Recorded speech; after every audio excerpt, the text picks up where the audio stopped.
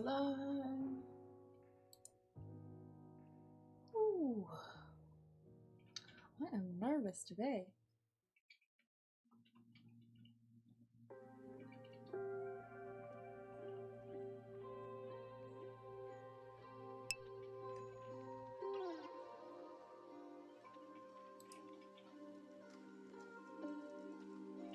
Why am I so nervous?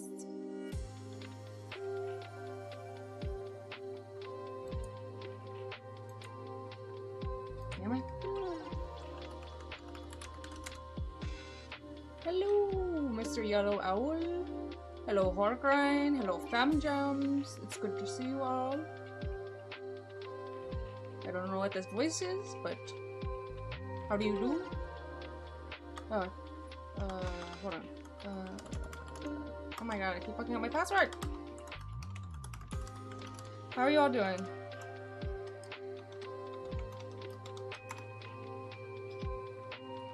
Howdy. Yes. Oh my god, guys, I'm so nervous. I'm so nervous today. Because, okay, I was nervous yesterday, right? Because it was my first day back. But today I'm a lot more nervous because today I actually have to do the hard stuff live. And it's been a minute. And I feel like I probably forgot everything and I have no idea. Holy crap! Famjams! Damn, Famjams! 35 stream streak. You're definitely the first person to get to 35. That's awesome. I'm nervous for this. Thank you, Famjams. Wondering if you would be live today. Yeah, I was actually just thinking about you like 30 minutes ago. Okay, cool. Well, here I am. I do the working fun what? I do the working fun SEO improving on that. I have no idea what you're saying, Mr. Yellow. I'm sorry. Hi Betty. You want to come back up? You were just up here, but you want to come back up. Is that the deal? Yeah, you're yelling at me. I might as well oblige. Come here. No, you're just begging for food, aren't you? You don't want to get up here. Sometimes I can't tell. But yeah. SEO? Oh, security engineer? What is SEO? Security engineer or something? What's an SEO?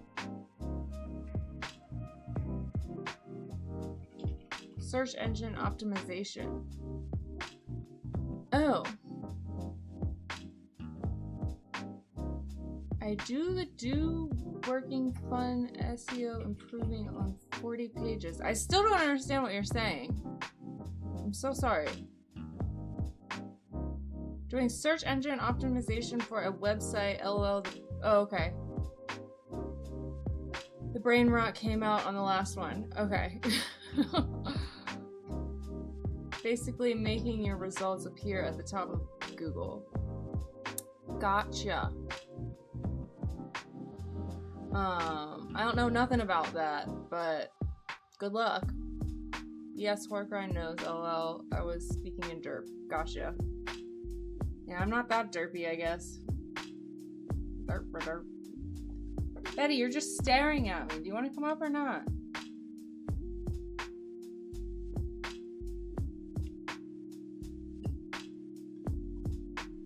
Here, come here.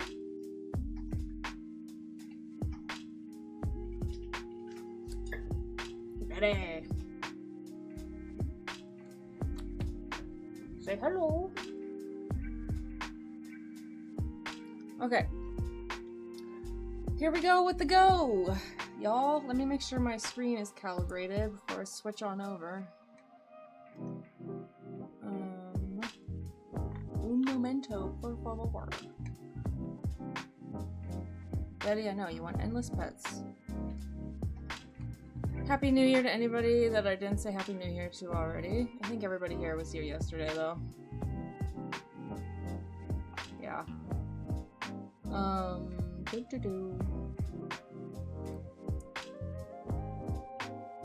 no, it is not calibrated.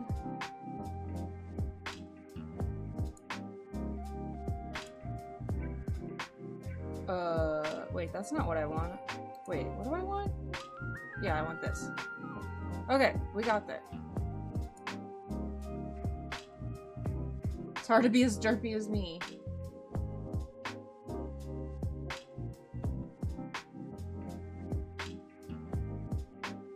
Okay. Luckily we are on our review page, so that's good. I'm so nervous. I'm so freaking nervous that I forgot everything. Ah! Alright. Here we go. There's only one way to find out, I guess.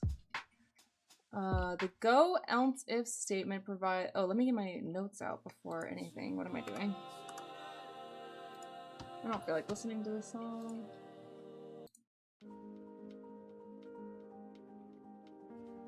Alright, I do need to get my Spotify. I need to do the dual. What is it? Not dual. Fix the audio tracks so that I can play copyrighted music and get new music, because I'm getting a little bored of the chill hop music. It's getting a little repetitive at this point. So, work grind. I gotta get that set up. By next stream, I'll have it set up. I shouldn't say that because I'm gonna set myself up for failure, but maybe it'll pressure myself to do it. Alright, can you see the notes? No. Okay.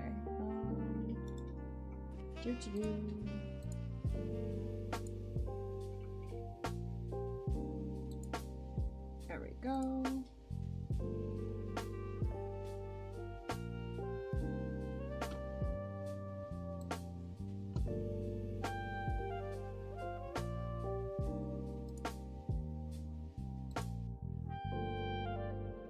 I gotta fix this. I gotta fix the graph. No, we want Golang. Golang notes. There we go. Okay.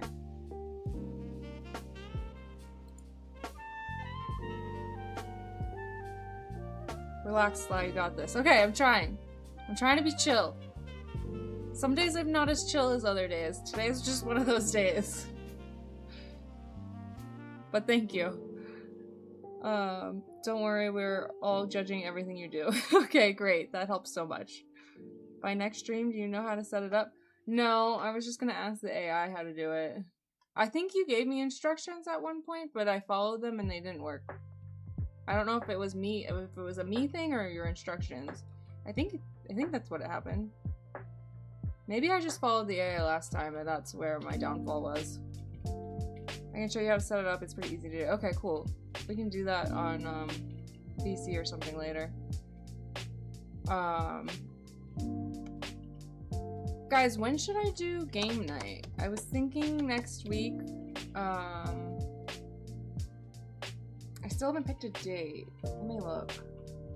I don't know if it would be good to do it after stream or like on a non-stream day. I think I'll maybe try and do it Friday next week.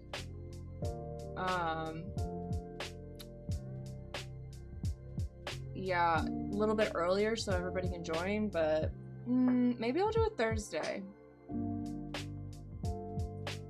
I gotta think about it again.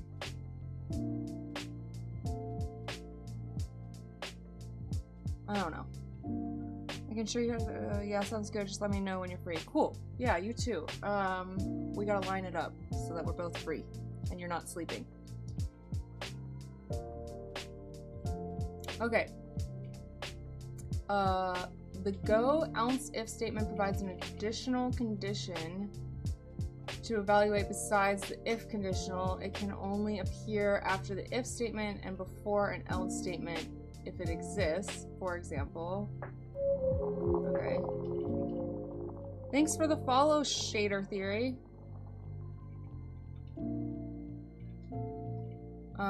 Maybe Horcrine, maybe we can set some time aside on Sunday. I think that would probably be good for me, if that works for you. Okay, so we know about the else if. Multiple else if statements can exist alongside the if statement. If the if else else if statements are scanned from the top to bottom, the only code block associated with a true condition is executed. If none of the conditions are satisfied, the else block. Okay, but I need to. What was the alternative to else if? Now I have to remember. It was. There's like a shorter version. What was it? I already forgot. Because that's what we learned right before I went on break. Oh god, I do not remember anything about seeding. Switch statements. So we can use switch statements instead of if-else statements.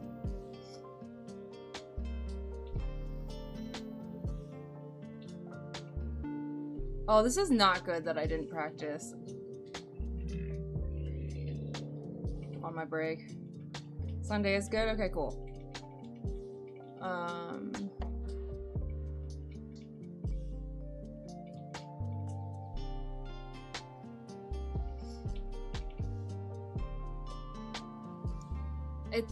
It says it's a more readable. It says it's more readable, but I find it less readable. I get it's supposed to be more simple, but it makes, for me, I don't get it yet. So maybe once I get it totally, it'll be more readable.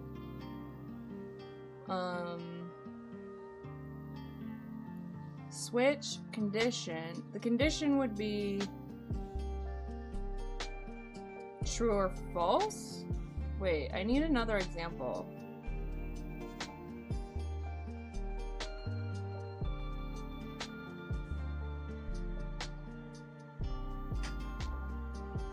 Yeah, I don't get it.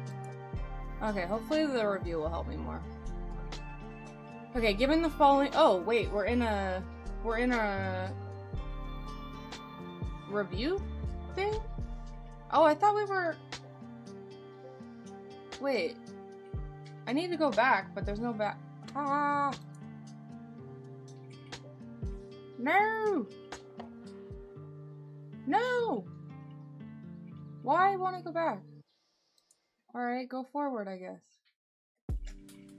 Yeah, that's where we want to be. Okay, the switch statement, that's what I want. Okay, the go switch statement can be used as an alternative to a set of if followed by else if statements.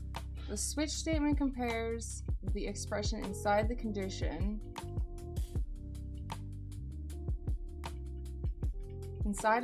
with a set of values encapsulated in case S. Cases. The code inside a matched case value is executed and the switch block terminates. So same as the else if statement. A default case value a default case without a value can be appended to the last case and its code executed if no prior match is found. Hi Armalus! Sorry I forgot to give you Betty Pets yesterday. I totally got an ADHD moment and forgot. So I did give you your points back. Just so you know. Because by the time I remembered, you weren't here anymore. Trying to be fair. Hi Sly, sending you energy for learning Go. Thank you! I appreciate it. I need all that I can get. If you have multiple potential outcomes, you use a switch because it's easier to add conditions later and they perform much faster. Okay. Oh, no worries. Alright, cool.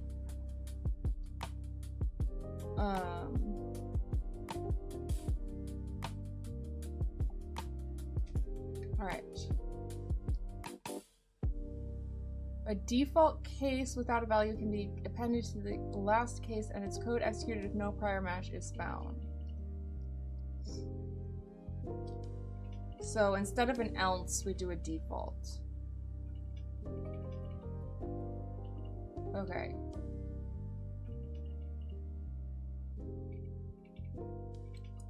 What does this say? A go if statement evaluates a condition and executes a statement block enclosed in curly braces. If the evaluation returns true, the condition may be potentially enclosed inside a pair of parentheses. I don't really get what they mean by condition.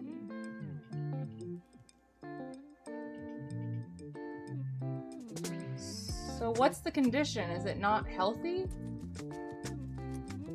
Oh my god, I did forget everything. I'm so confused. Alright, let's just see if we can get through this. Given the following code snippet, where would an else if statement go?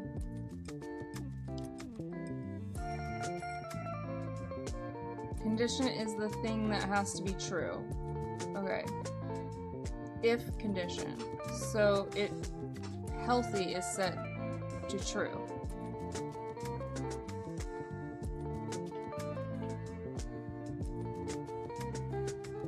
And healthy would be set to true before the block, right? That they just showed? Or it's already gone, so never mind. That's too confusing. Hi Judy Dove. Welcome back. Thanks for coming back.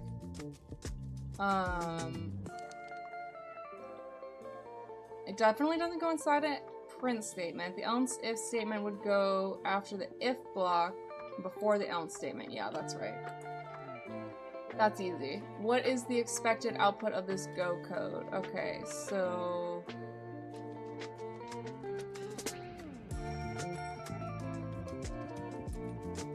we've learned about FMT, and what's the other package we learned? I mean, the other library we learned about. FMT, and there was another one that we learned.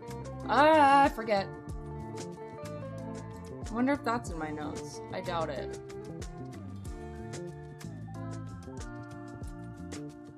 Yeah, I don't think it's in here. Okay, error code. Okay, error code is a variable that is set to 401. I'm trying to use the right vocabulary, but I'm definitely not sure if I'm using the right vocabulary.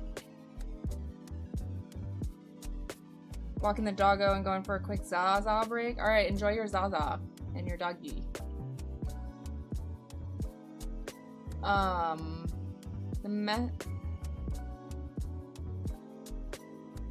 So error code. So we're setting a variable and defining it at the same time to 401.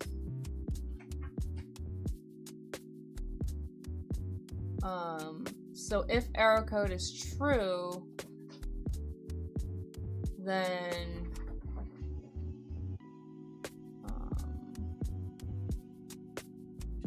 so it would print the default because it's not 400, 403, or 404.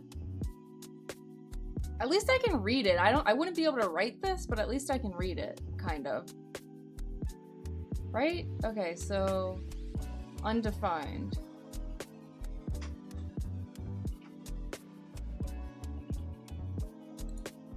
No, okay. Okay, it's throwing me a loop. It's throwing me a curveball here, I think, is what's happening.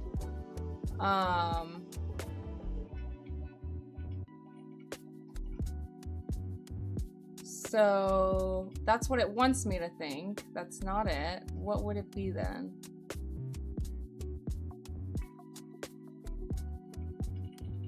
You were confused, but now you see it. Okay, at least it wasn't just me. I gotta think about it.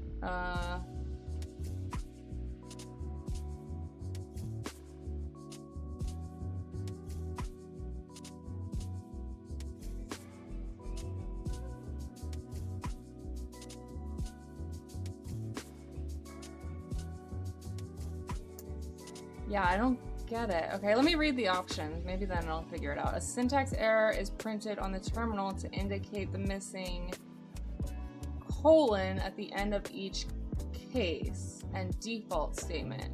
I feel like that's it.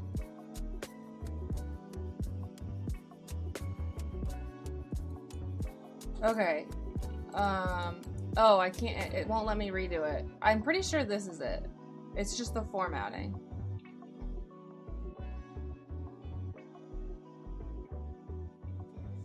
That was the thing. Okay, cool.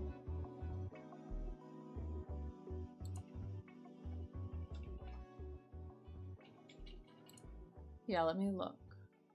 So, yeah, okay, so that colon was supposed to be at the end. Got it. Fill in the code to successfully print the message raise hand on the terminal. Oh god, okay. Need help is set to true. So if need help is true,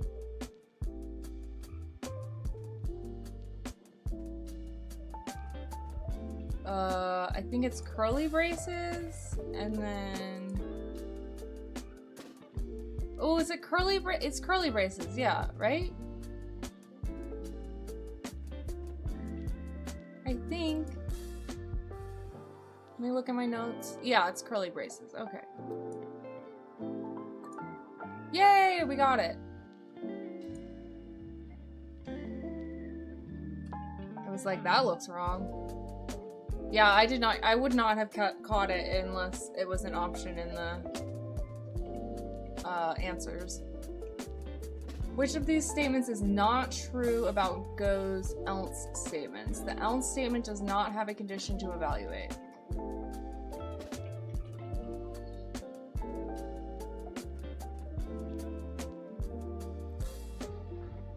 I think that's it. Wait. No, wait, that's true, I think. The else statement is necessary for every if statement. I don't know what it means by that, but I think that is false.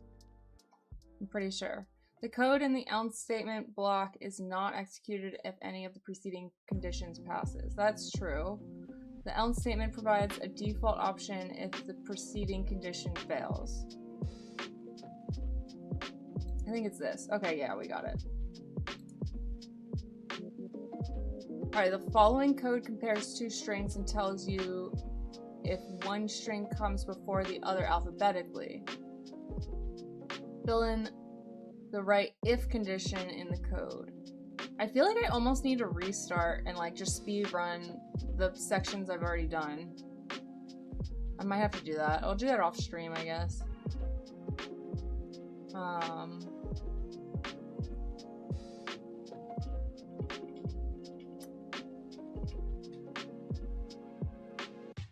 Fill in the right if condition in the code.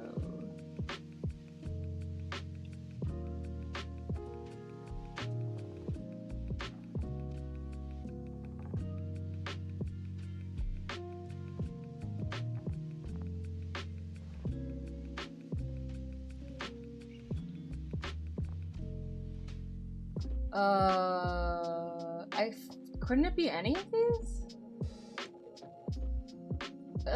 I don't know.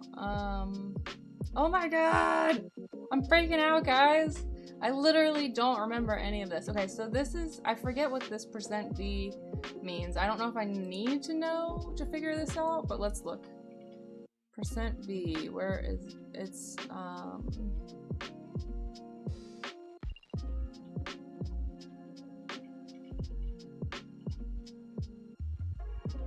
%B prints the value in default format. Okay, so that would print word 1. So that would print cave. Cave comes before cave.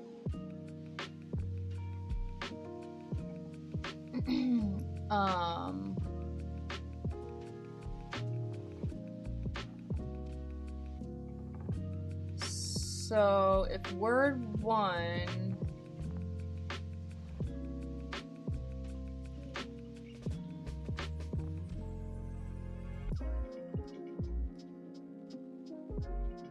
I don't know.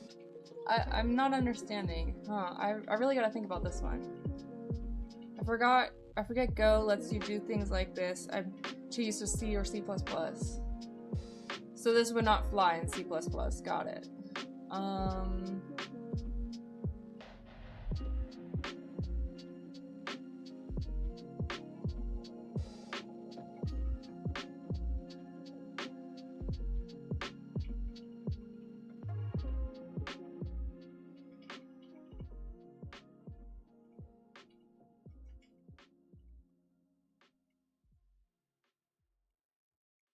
So it's about alphabetical. So cape is supposed to come before cave.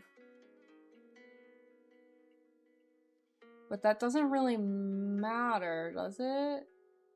It's definitely not this one. It's got to be one of these.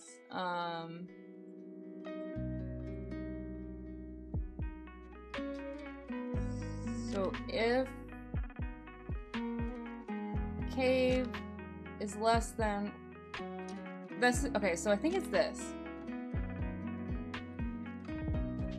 Because cape comes before, is less than, or cave is, no. Yeah. I'm confusing myself. I don't know.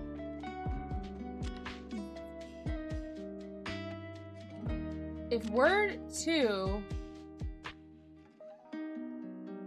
if this is true, then cave comes before cape. I think this is it. Damn it! If the condition is true, word 1 appears before word 2. Okay. I fucked it up. I got my logic backwards. Damn it. Hi, Hack the Planet. That's a weird syntax, but it's interesting. Yeah, I guess it's weird because it's trying to teach me the weirdness of Go. Possibilities. In most other languages I've done, you can't compare strings in this way without calling an strcmp library or something. Oh, okay. They phrase this very weird. Yeah, I think that was supposed to, that one was supposed to trick me too, but it did that time. What is the expected output of this Go code?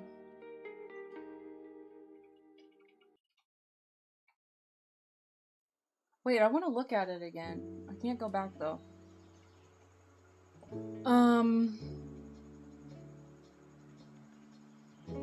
Didn't we just do this?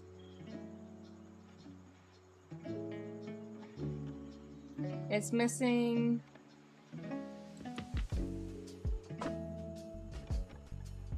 Yeah. Okay. The following code compares 2 strings and tells you if one string comes before the other alphabetically.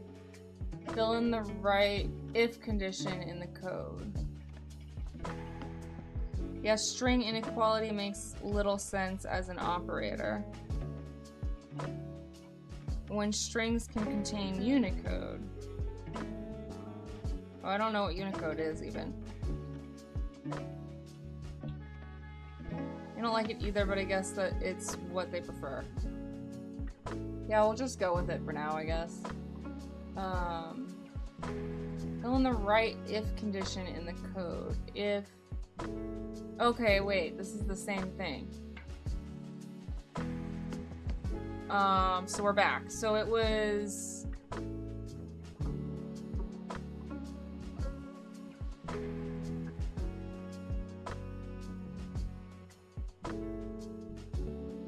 Oh, I don't know. I'm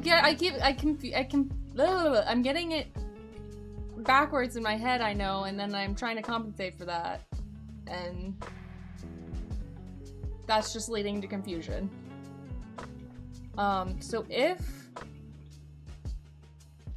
word 2 is less than word 1, which I think this is what I put before. But that would be true, right? Because cape becomes before, so it would be less than.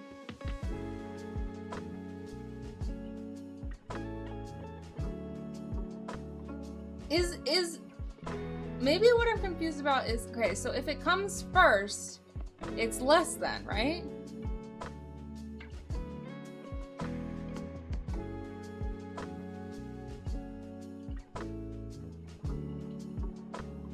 Tip, ignore the value cave and cave. Just look at the print formats. Okay. So which Unicode emote comes first? Happy face or sad face? I don't know. Tips, start with writing out what the printf would print and whether that makes sense. That's kind of what I was trying to do. I was trying to say, so...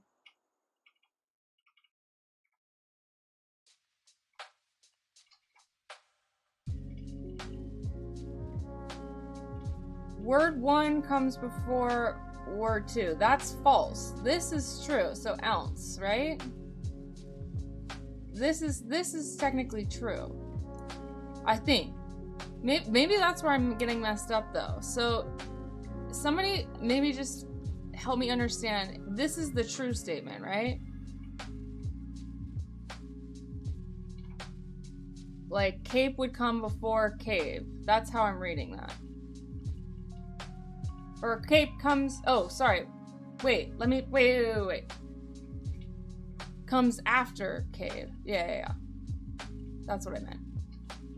I mean, cave comes after cape. Jesus, here we go. Not sure what you mean with true statement for, yeah, I know, it's because, I mean, this is true, not a true statement. Like, I just mean, this is technically true. Like, when you fill in the words. Logically, yeah, that's what I meant. Yes, good point. In programming, the default order is ascending, so comes before means is smaller than. Okay, thank you, Armalus. Thank you. So I was right about that. Okay. You are making the conditional... Hi, Finkval. You are making the conditional yourself, so none of those are right or false at this time. Okay. Wait, that's not true, though. I see what... Oh, I think I know what you mean. Yeah. But technically, that's not what I'm trying to say. I don't have the vocabulary to communicate properly.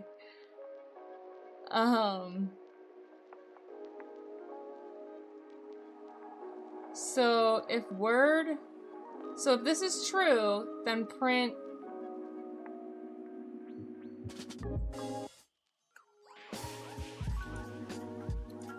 So if this is true, then print this. If not, the word 1 is not less than word 2, so that would, we want this one printed. So I think we got it. Yeah, okay, alright, cool. Woo! We got through it! Alright, I definitely need more practice, so let's practice more.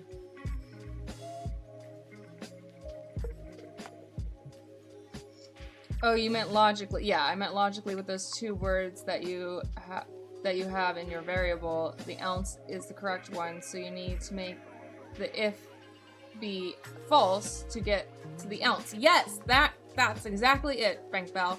Yes. It took me a minute to get there, but I got there. They really should have made a function without giving you words. LMAO, this is unnecessarily confusing. Yeah, I guess they're doing that on purpose, though. I don't know. Don't substitute cave and cape. You can solve with just reading the format string and the arguments. Okay, so I kind of cheated, I guess, by doing that. I don't know how- wait, I don't understand how I would have figured it out otherwise. I don't know. Thanks for the follow, Workshop Broturn. Alright, Go provides a function, mathran int in the mathran package to generate a random number. To generate such a number between 0 to 99, pass 100 as the function argument. Alright, let's see, alright, this is good. I'll go through the review, but I think what makes the most sense is just to try and redo what we did before I went on break. Either solving it abstract using word 1, word 2, or an example cave. Okay. Oh, okay, I see what you're saying, I think.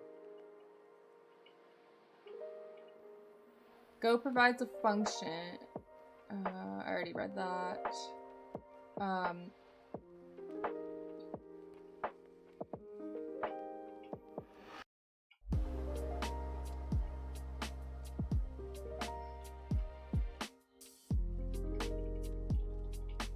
I don't even understand this. To generate such a number between 0 to 99, pass 100 as the function argument.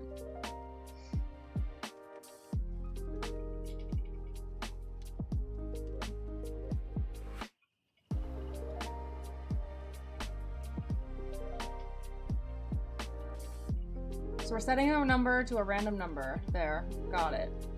A short variable declaration. Wait, let me put this in my notes. I don't think I have this in my notes.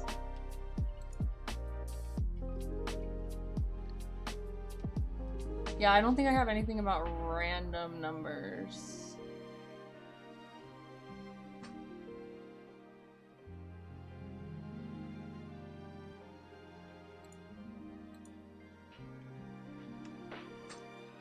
So we'll say random number generation.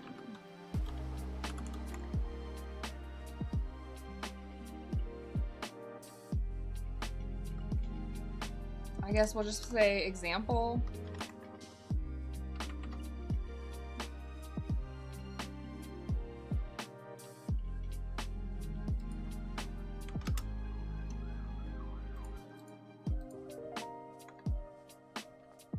Number.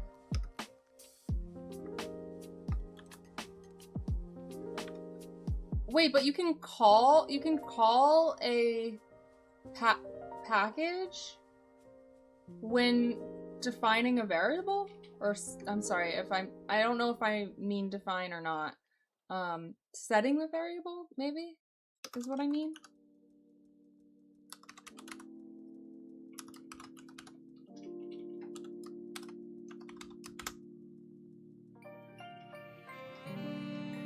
Their test was confusing as hell.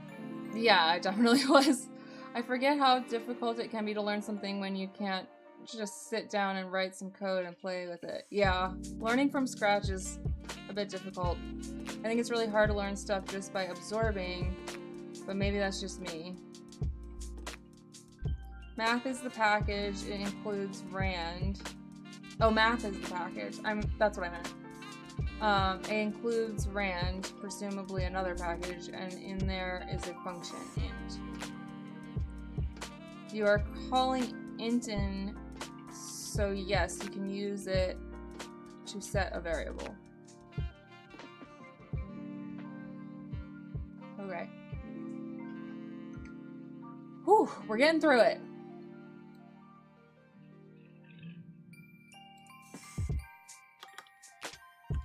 Example of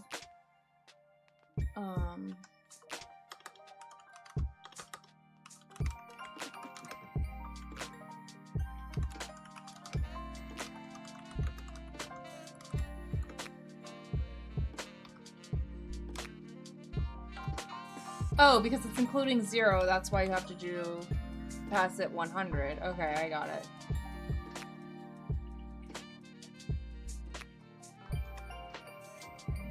Ooh, this shit is confusing. Go short variable declaration. A short variable declaration can be made within the scope of an if or switch statement before the condition is specified, but after the if or switch keyword. A semicolon is appended to the declaration to separate it from the condition.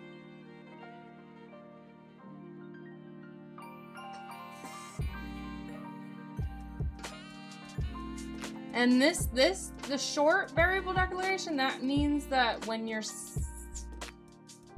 let me say this right.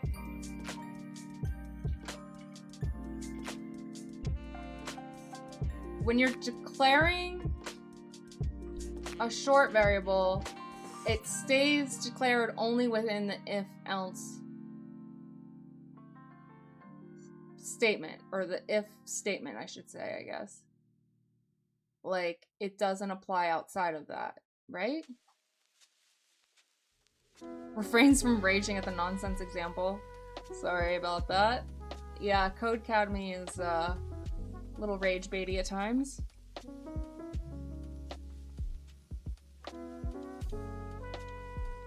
I think you can ignore this one. I don't think anyone uses this. Oh, okay.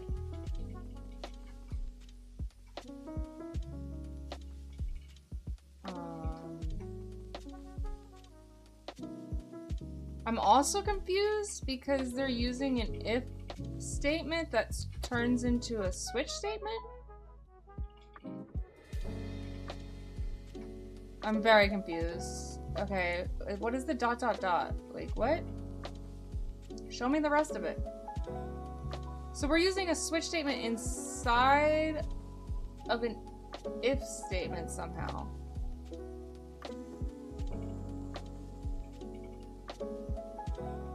It's an if statement followed by a switch, but there's no else at the end of it. I thought you had to have an else.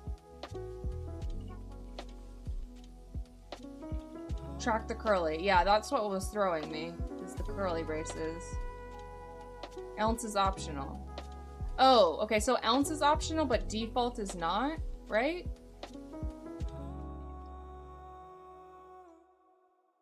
You have to have a default, right? Default is also optional. Oh.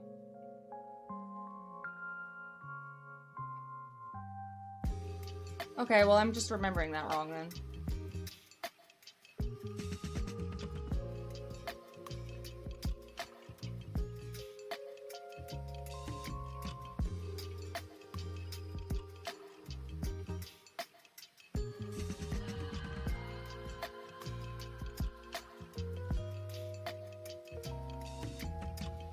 Okay, I think I can move on. Go else if statement. The go else if statement provides an additional condition to evaluate besides the if condition. No. It can only appear after the if statement and before an else statement if it exists. There are languages where default is required in one way or another, but Go doesn't. Okay, gotcha.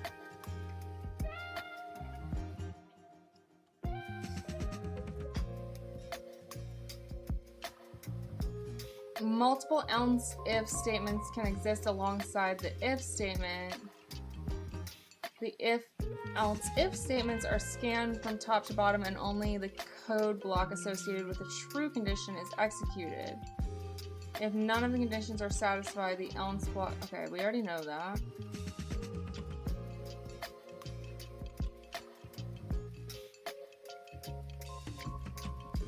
It does say if it exists, so that solidifies what you were saying, Judy. Alright, I guess let's keep going. What is the purpose of a seed value in Go? Oh my god, I don't know. I don't remember anything about seeding. Generating random number with seeding. Oh, okay.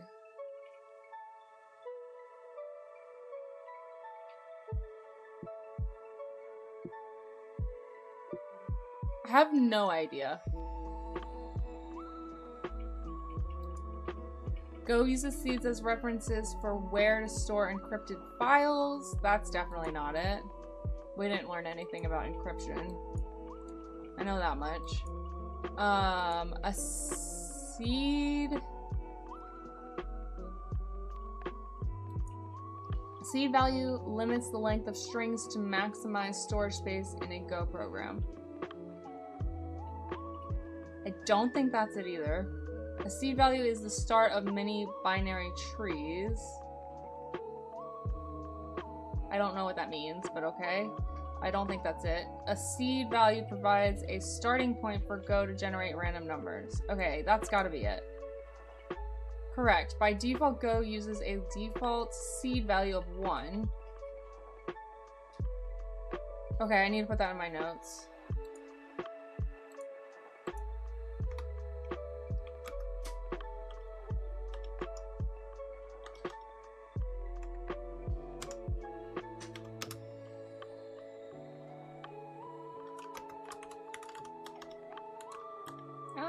Default Go uses a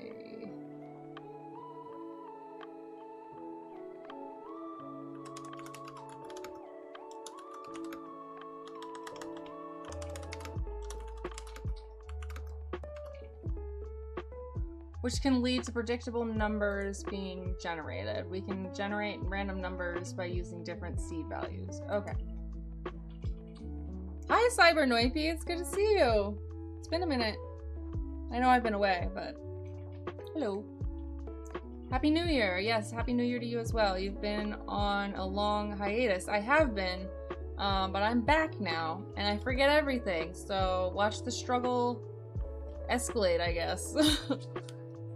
Have they explained how random number generators works? A little bit, but I don't really remember exactly what they said. I think they explained it a little bit. Yeah. Why did they add in Go?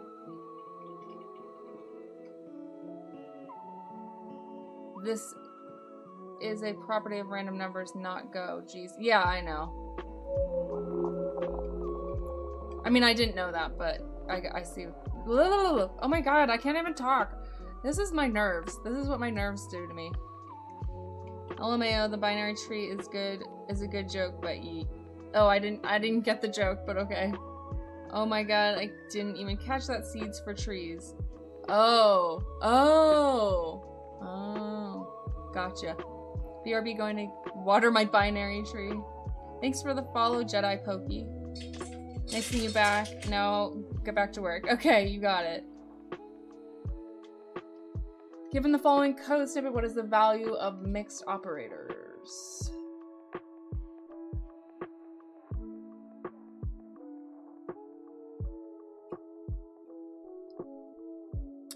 So mixed operators is true or false. Right? That's an or, I think. Yeah, or. True or false. Which basically means that it's true. So this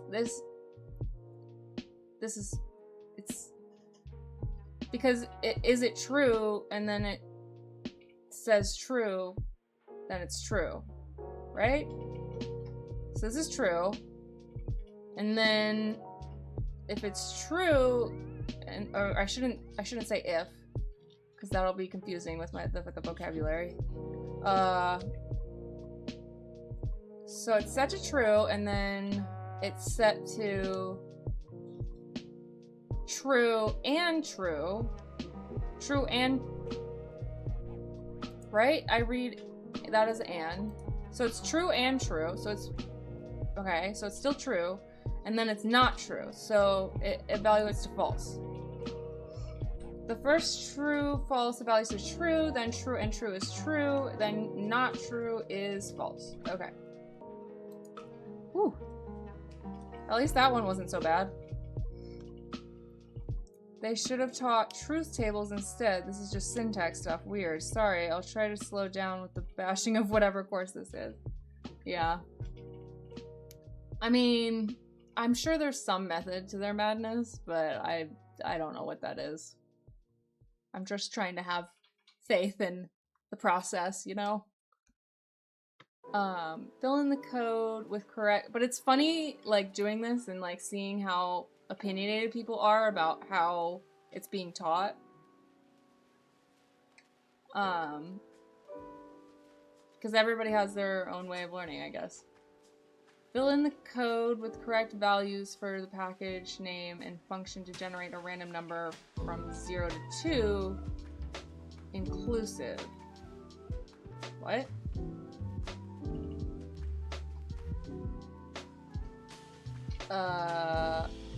What was it? Wait, what? Ah!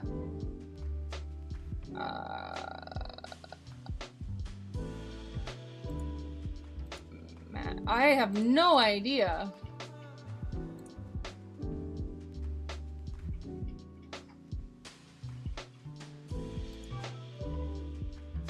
What? Package name And function. This is a terrible question. I don't understand at all. We're just gonna guess.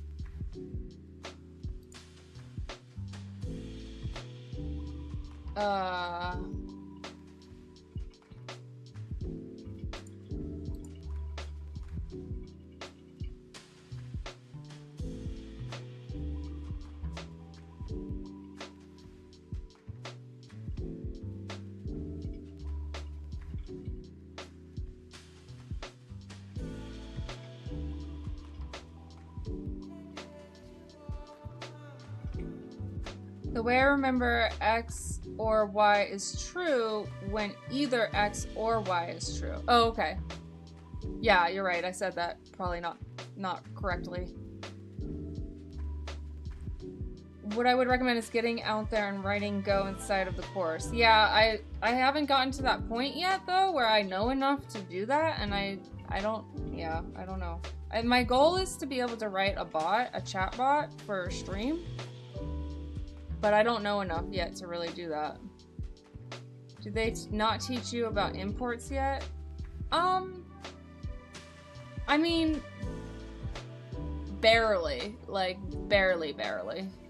Not, like touched upon it, but not really explained it. Wow, they just want you to now know what the namespace is. Like, what the fuck?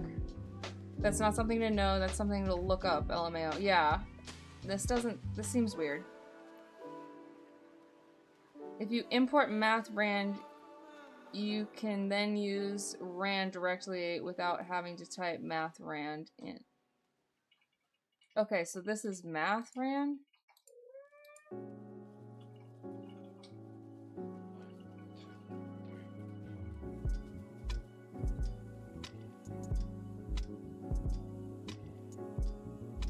I'll give you this. The namespace is math rand int.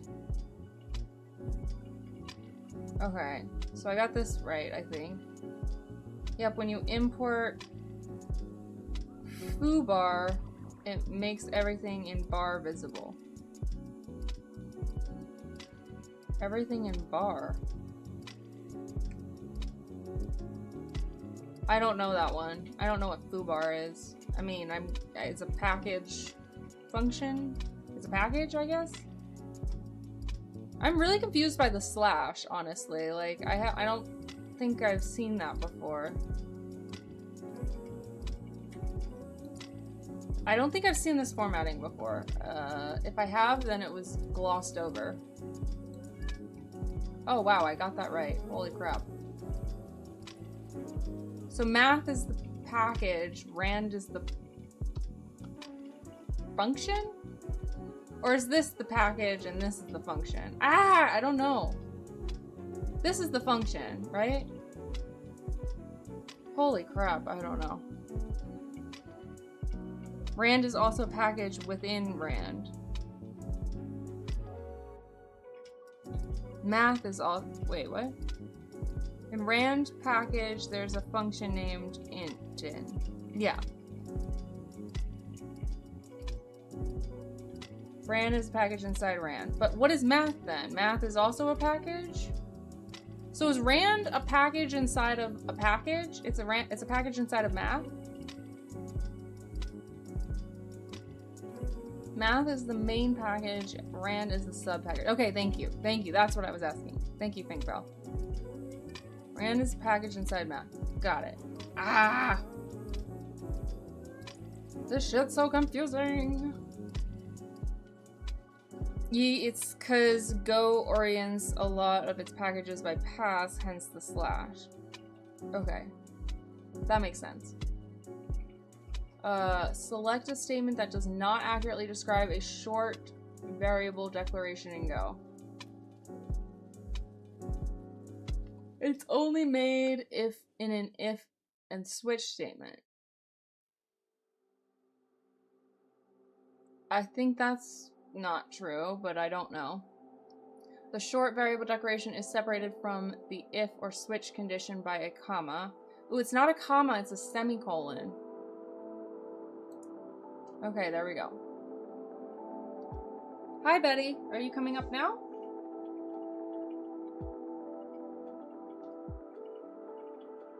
Yeah, you can sit on my lap because I'm not really typing much. Whew. One day I'll be able to write code in my sleep. One day. If fave color equals red,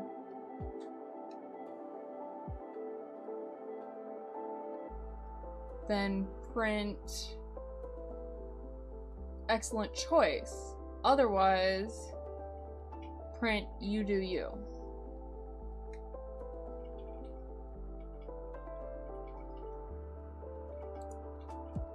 That was easy.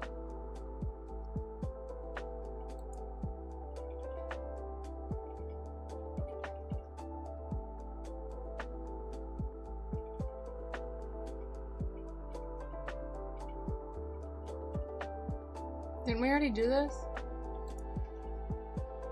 Yeah, we already did this.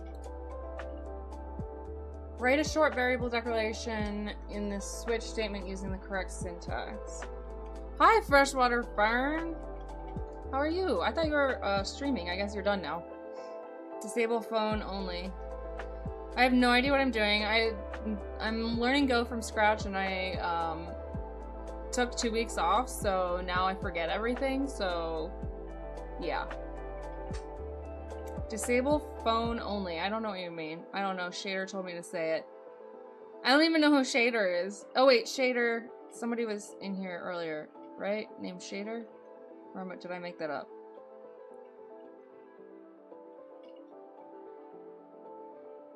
Maybe I made that up. Shader theory. Yeah, somebody just followed with that name? Oh my god, I don't know. I'm like so confused on everything right now.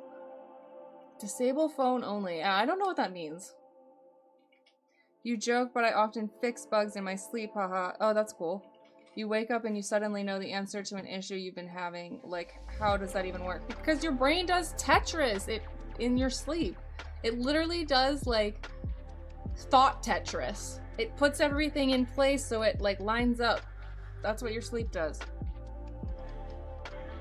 Also, I think she's already gone. Yeah, I think so too.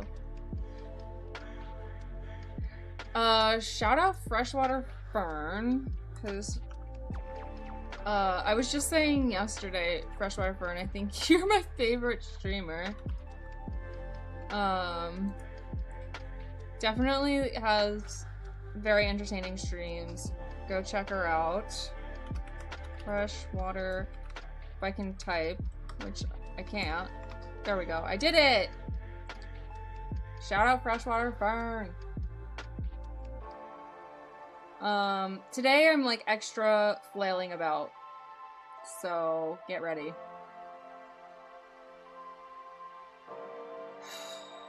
Using the correct syntax. Okay, switch. Alright, let's see if I can do this. We're gonna start with either savings or 5 point. I think we're gonna start with savings. Saving. Or no. Yeah. Savings is the condition. No. Yeah, savings is the condition, but we're also declaring it right now. So savings equals 5.0 semicolon? Ah! I think that's right. Yeah, I freaking did it. Oh my god, I finally got something right without even thinking too hard about it. Whew.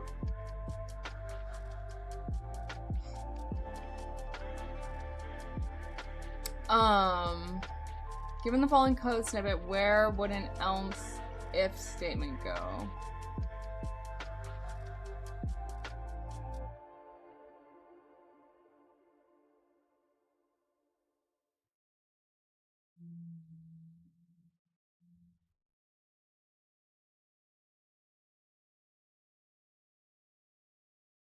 We already did this, didn't we? Yeah, we already did that one. Fill in the code successfully, print the message, raise hand on the terminal. Okay, so need help is set to true. And then it's set to true. So if need help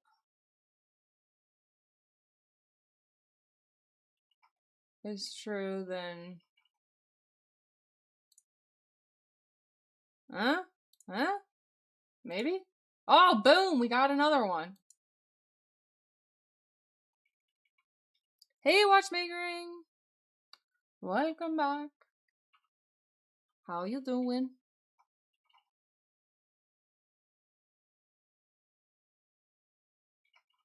Ah! Thank you, Watchmakering. Boom goes the joint. Oh, it's gonna say it in a second. Right?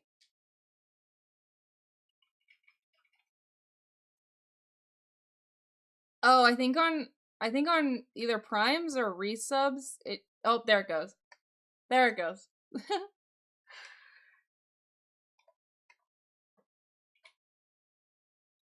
Thank you very much for your prime. I appreciate it. We didn't hear it. You didn't hear it? Probably because I was talking. I talked over it, sorry.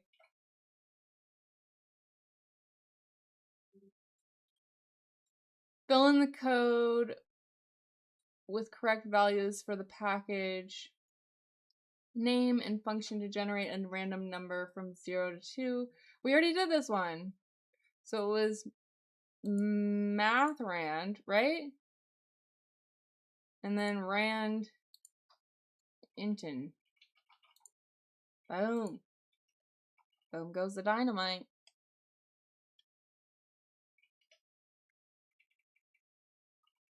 I was too impatient and started talking over it. I'm sorry.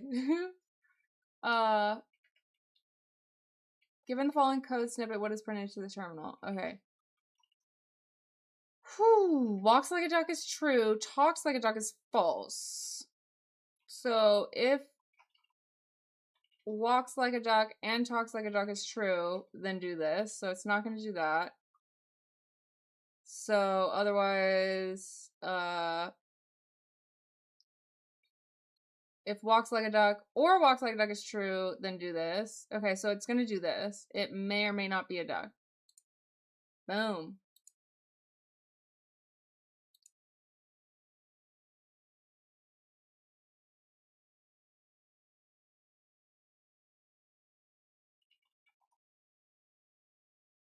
I get what Fern was onto earlier. Shader Theory is watching but can't talk because the phone number verification required in chat. Here, let me turn that off. Because I thought everybody did that, but I guess I thought that was like a good screen for bots, but I haven't. It seems like other people don't have that on and don't have a problem with bots, so let me fix that. Let me see. So, verification. Follower verification. Yeah, let's fix that. How do I do this?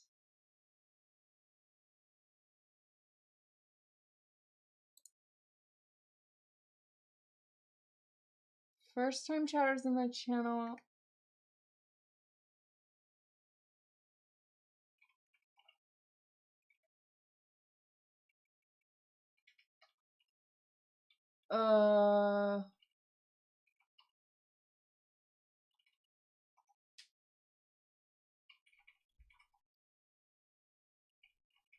First time chatters must have okay, I'm gonna turn that off.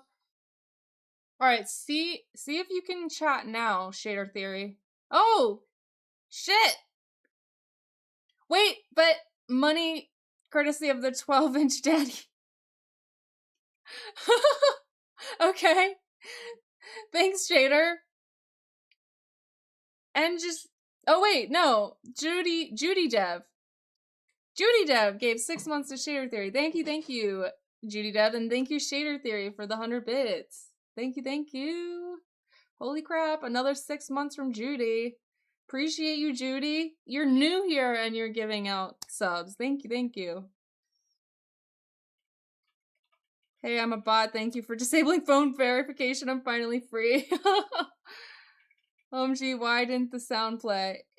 I don't know. I think because it was Hi, Ryan. It's good to see you. Glad you're here. Of course you're here on a Friday. We didn't hear the alert dance, by the way. Yeah, I don't know why it didn't do that. I'm guessing because I don't know. Here, I can play it for you. If I can figure it out quick enough. I think I can do it.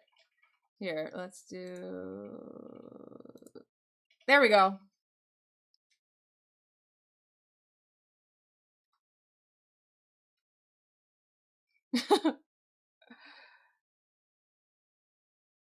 You still can't hear it?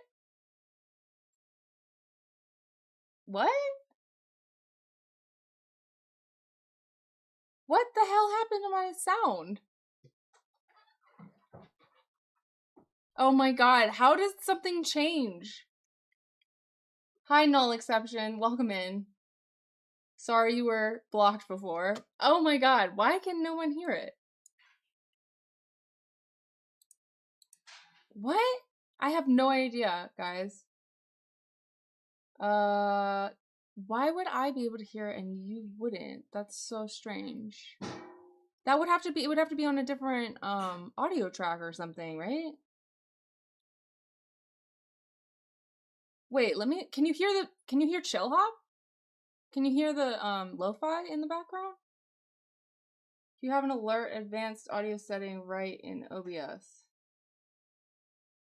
Alert advanced audio settings. Hold on, guys. We're gonna have to figure this out. I don't know what's going on. Just you talking? You can't even hear Chill Hop? What is the dealio?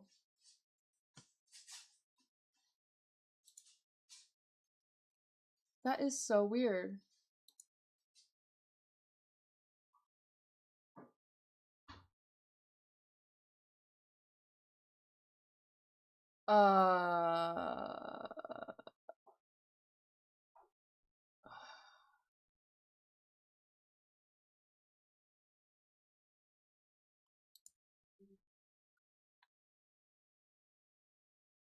Welcome in Shader Theory also. This is what happens when you don't stream for 2 weeks. Yeah, I guess so. It's like Streamlabs is punishing me. You see the volume bar for the alert go up in OBS?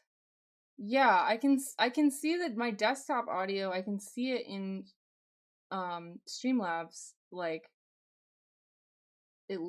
I can see the bar going. Same as my microphone.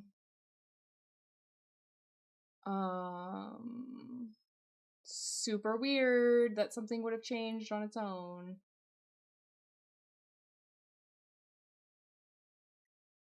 Behave yourself, pet. Gremlins, yeah. The gremlins got me. I just don't know.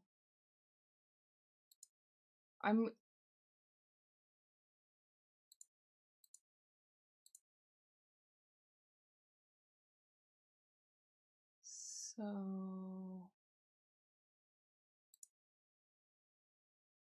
I can't change enable muted notifications. What does that even mean?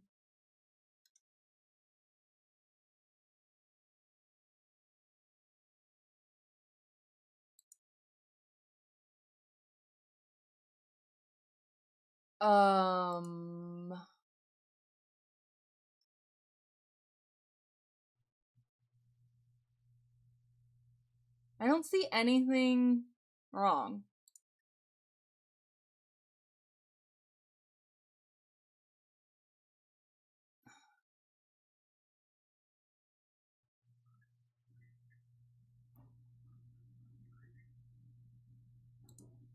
Don't make me regret giving you a sub. Minecraft server access? Okay, Shader Theory. Let me get you that. Is your name... I'm not signed into... Shit. Shit, I'm not signed into the thing.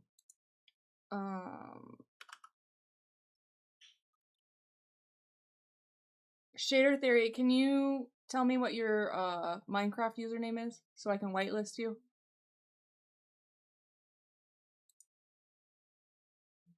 Alright, this is gonna be a minute. We're gonna derail because I gotta figure out this audio thing and I gotta let Shader Theory into the server. Which I don't even remember. Oh my god, I don't even remember how to do that. Let me see.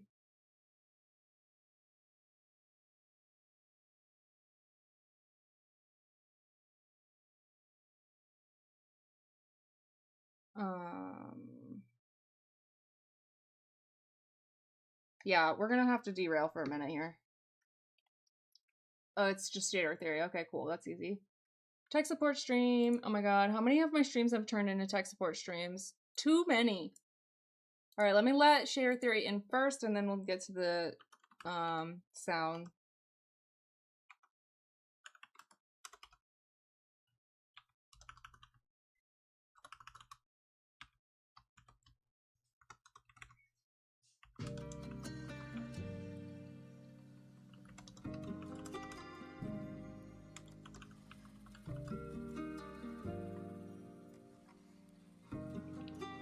This is all gonna take a minute, so just buckle up.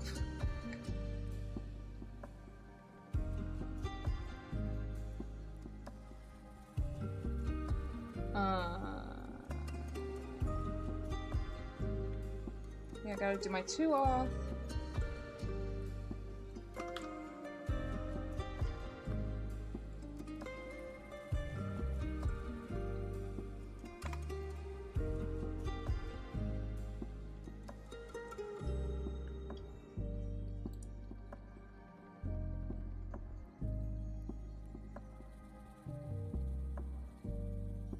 Okay, I'm in DigitalOcean. I just gotta let you in now.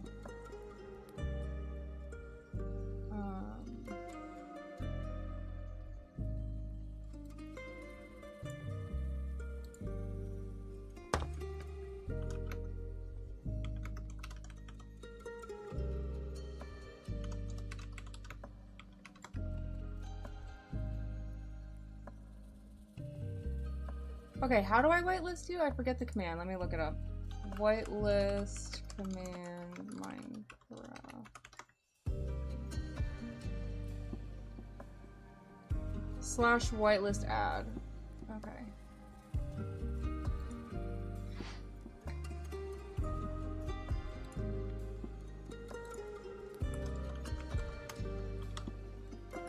I can't believe you guys can't hear anything. That's really wild. I'm still very confused about that.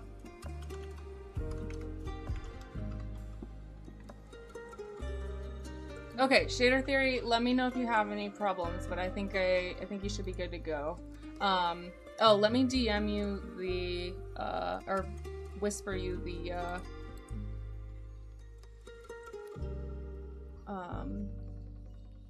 server.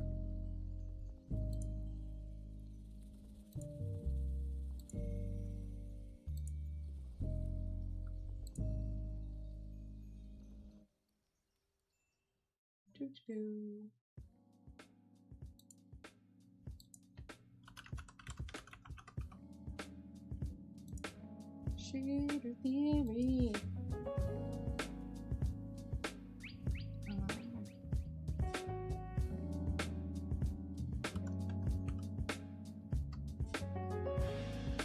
Wait, what is it? I already forgot. Oh wait, yeah, I know what it is.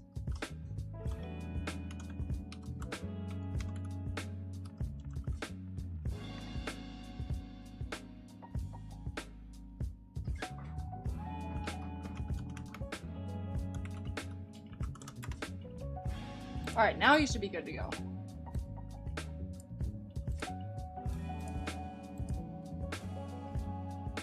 And now let's see about this alert box situation.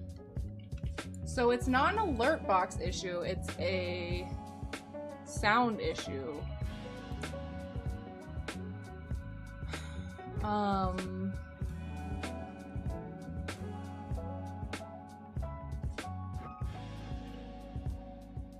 Let me ask the AI. Why can't why can't viewers hear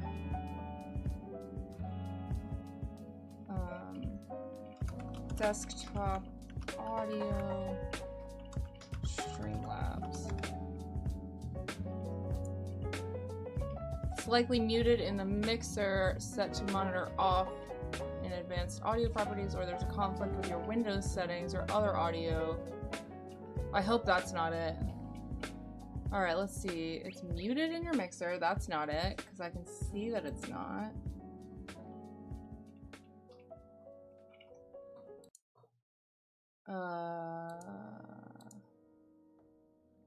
Okay, yeah, that's not it. Set to monitor off in advanced audio properties. How do I get to advanced audio properties?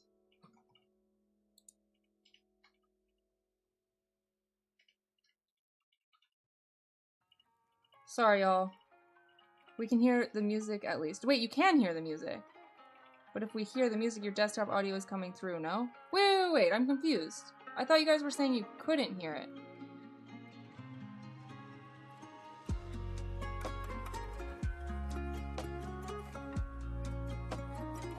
Just can't hear the alerts. You can hear music playing right now. Okay. Okay. That's really confusing because I can hear them. So why would I be able to hear them and you not, but you can hear my desktop audio?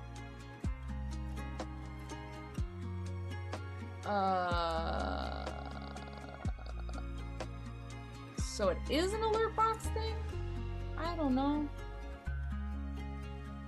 There's always something going wrong with the alerts.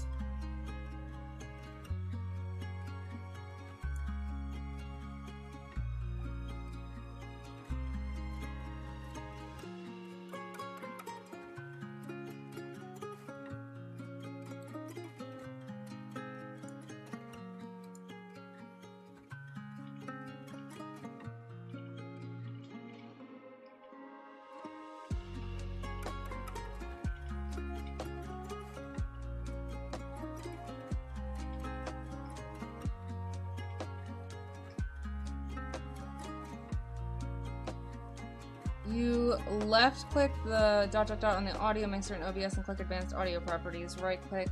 Sorry. But I don't think that that's it because you guys can hear the music. Do you have more than one sound channel on your desktop? I think so. I don't know. You mean on Streamlabs? I don't know.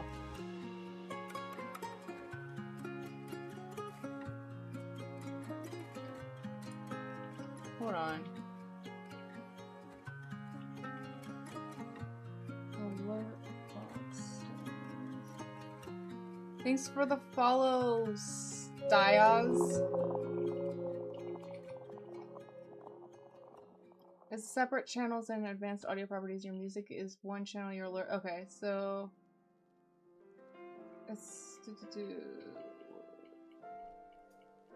I don't see a ... on the mixer. Let me see. There. Okay, I'm in the advanced settings. It was a wheel. The only thing that's muted is my webcam microphone. Alert box is set to 100. This is so weird. It's not mute, it's monitoring.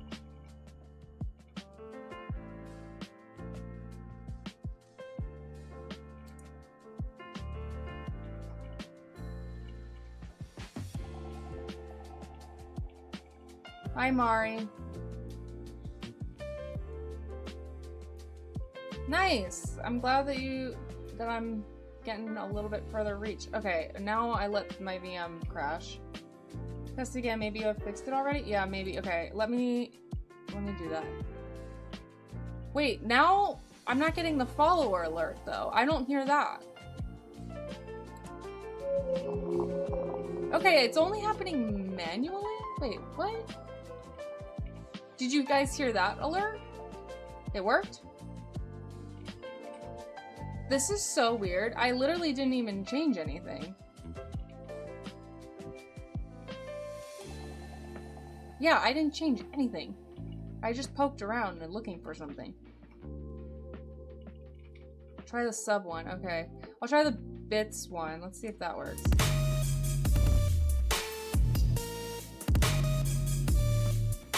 You guys hear it? It works? Alright, I must have done something and not even realized it. I don't no idea. I like muted it and unmuted it. Maybe that just triggered it. I have no idea. Gremlins, I'm telling you. Yeah, right? But earlier I don't think we could hear music. I only started hearing music after you noticed the issue. That's so weird. Alright. Well, glad that's resolved. Alright, I think my VM crashed, so that's awesome. Yeah, it totally crashed. Alright, well. That's gonna have to close and reopen.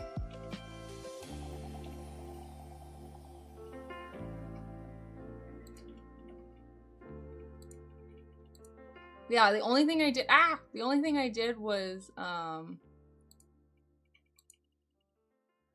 mute it and unmute it. So that did it for some reason. Go numb or go home. Hi Bedro. I finally got some iron last night in MC. Nice! I was getting so much iron yesterday. I don't know what was happening, but I was getting so much. Look at the lounge in Discord. Alright, let me take a peek, see.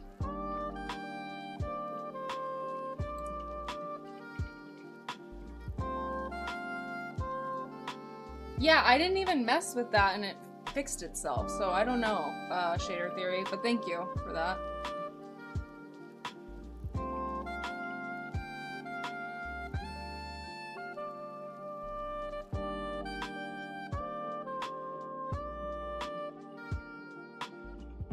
Oh!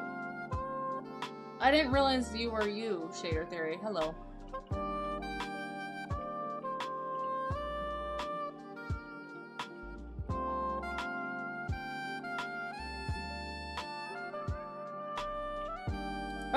Okay, we can get back on track now.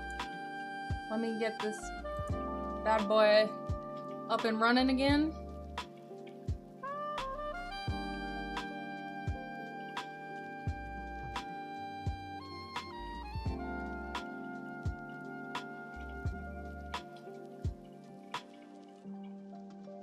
Oh damn! Is it gonna work? Is it gonna work? Yeah, there we go. Holy crap-a-rooney, Coding! Thank you for the 8 months! Hello, hello! 8 months in a row, let's go! Thank you for your subscription!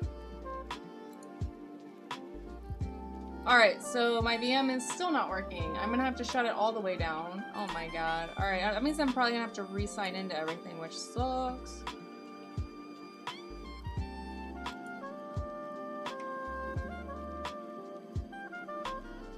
Sorry, y'all. Hi, Sly. Happy New Year. Hi, Coding! Happy New Year to you, too.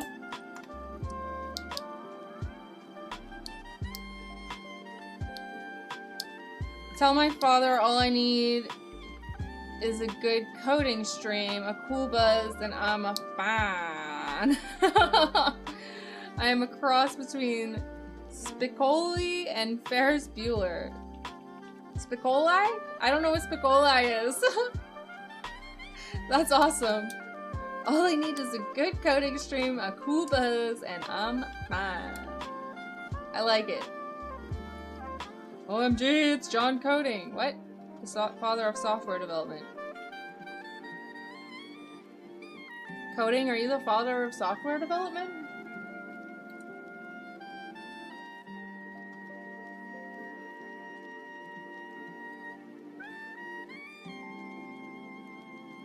We got through it, guys. I don't know how, but magic happened and everything's fixed and we are back on track. Let's go.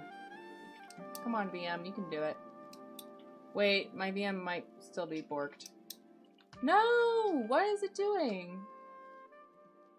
Are you for real? Okay, no, there it goes. It was just being slow.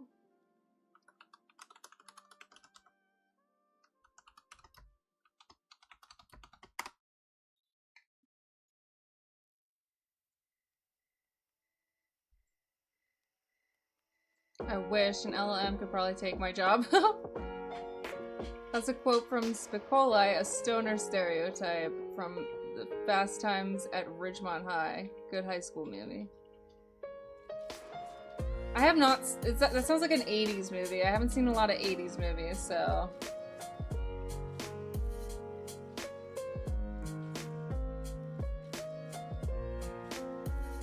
Spicoli is a stoner stereotype. Gotcha.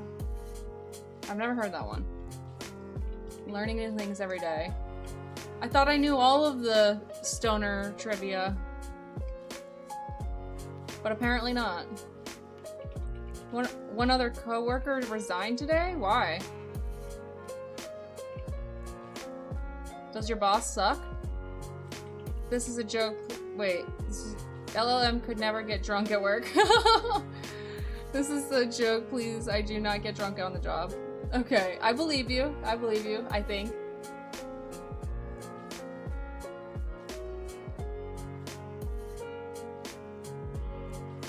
Different job, and his site client may not renew.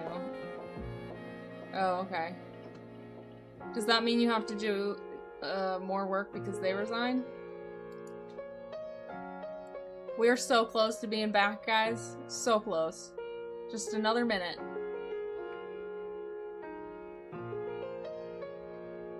My viewership is going all over the place. It keeps, like, going like this.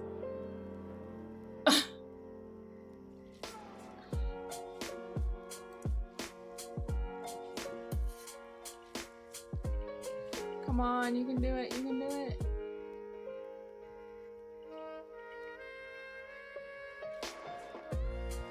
Gonna play some fort with your brother. Alright.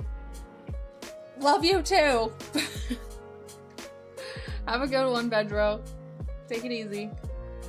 My client is good for a few years at minimum. I'll have to pick up some slack on the remote end, but just for maybe 3 months. Okay. I guess that's not the worst. 3 months is a decent amount of time, though. Alright, we're back. We're back. Alright, back to coding, guys. Stop messing around. We're coding here, okay? If I can figure out which screen it is. I have to recalibrate everything, damn it.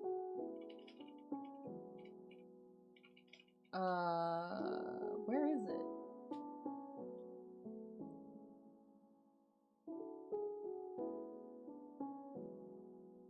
What the hell? Huh?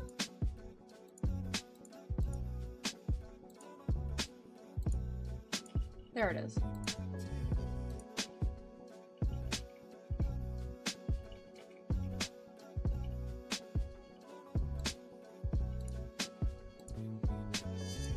And we're back, baby.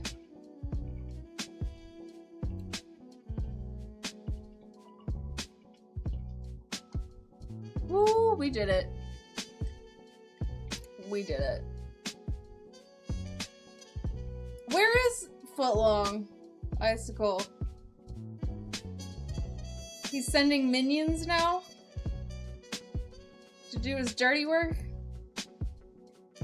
With the 100 biddies? Wait, was it the 100 biddies or was... Yeah, it was the 100 biddies.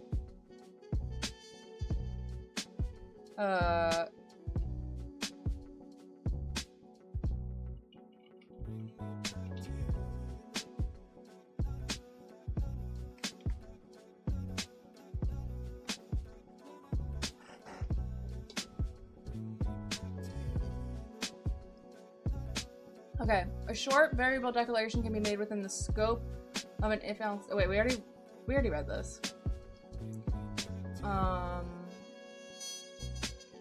but after the end or switch keyword. A semicolon is appended to the calculation separated from the condition. We know the logical operators. All right, let's keep going. When is an else statement used? Else statement check a provided condition and runs code if the condition is true. That's not true. Including an else statement provides a default block of code to run when none of the previous conditions are true. That is it.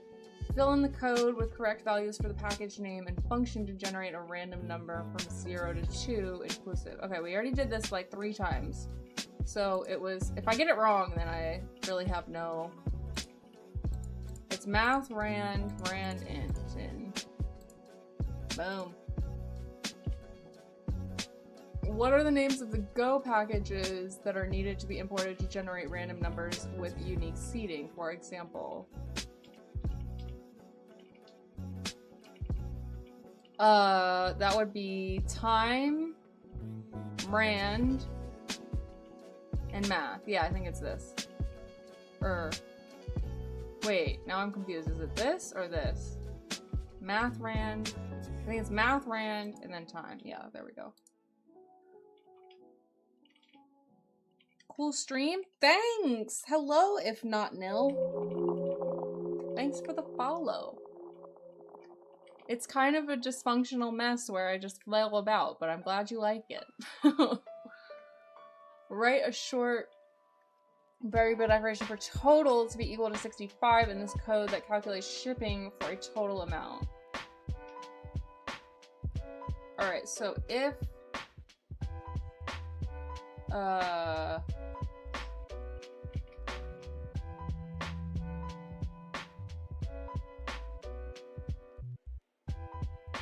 total to be equal to 65, so total equals 65.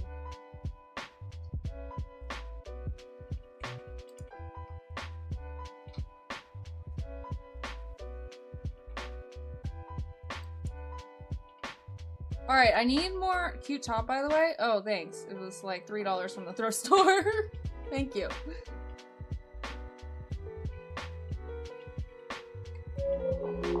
Thanks for the follow, Drip Advisor. Alright. We're getting going here. Let's do this. In the following Go code, fill in the blanks with the correct logical operators and ensure that grade C returns true. Alright.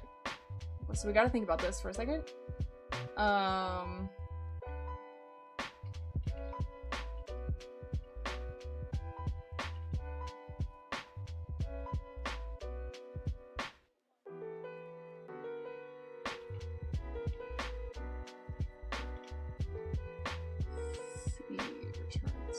Oh my god, I'm overwhelmed by this one. Okay, here we go. Hey, Peter Schwinge. What's on the agenda tonight? I think we're gonna focus on Go. If we have time for hacking, we'll do some, like if I get overloaded by Go, we'll switch to hacking. But I think we're just gonna focus on Go today and then pick up on hacking on Monday. But yeah, just trying to remember everything that I forgot over the past couple weeks. How are you? Go nerd here. Oh, hell yeah. I strongly recommend Go tour. Welcome. Okay, I looked at it. I looked at the Go .dev tour thing, but it is really for people that already know how to program or code. Like for a total noob that knows nothing about programming or coding, like I had no idea what it was talking about. Or it didn't teach me very much. I don't know. Right on, it's go time. It is go time. Alright, this one's kind of confusing, but I think I can do this. So, GPA. So it's just setting all of these variables, or declaring all of these variables. And then comparing them. So GPA is 2.8. So if it's greater than or equal to 3.5, So this is false. We want this to be true. So I guess everything else needs to be false. 2.5.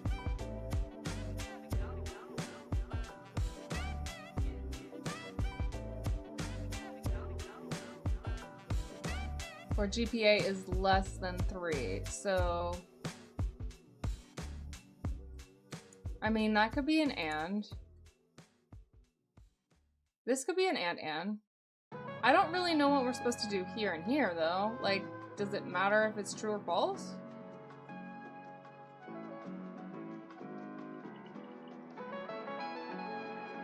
So can the GPA be greater than or equal to 3 and less than 3.5? Yeah. So we can do and. And.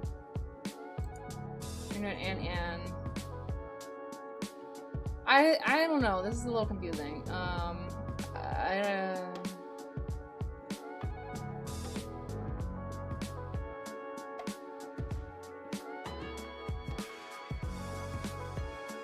Like, does it even matter what we put here?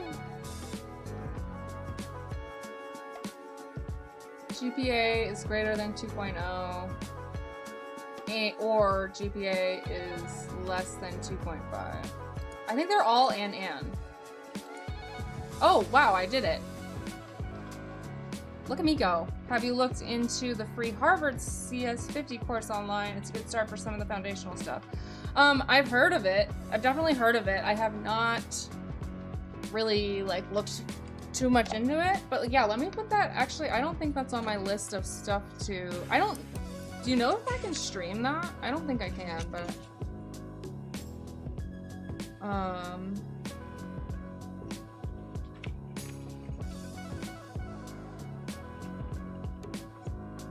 Let me see. Where is that list? Here it is.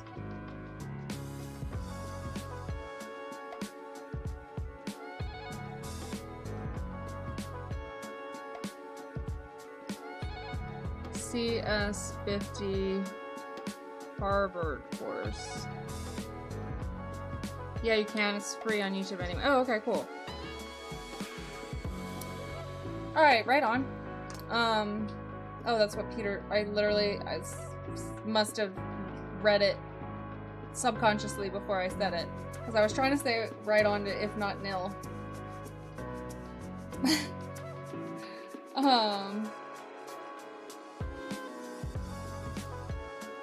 From my experience, the biggest hurdle for most programmers is how to think like a programmer, not really learning languages like Go. Okay. Alright, well that's fair. Fair point. But, I'm gonna continue with this for now.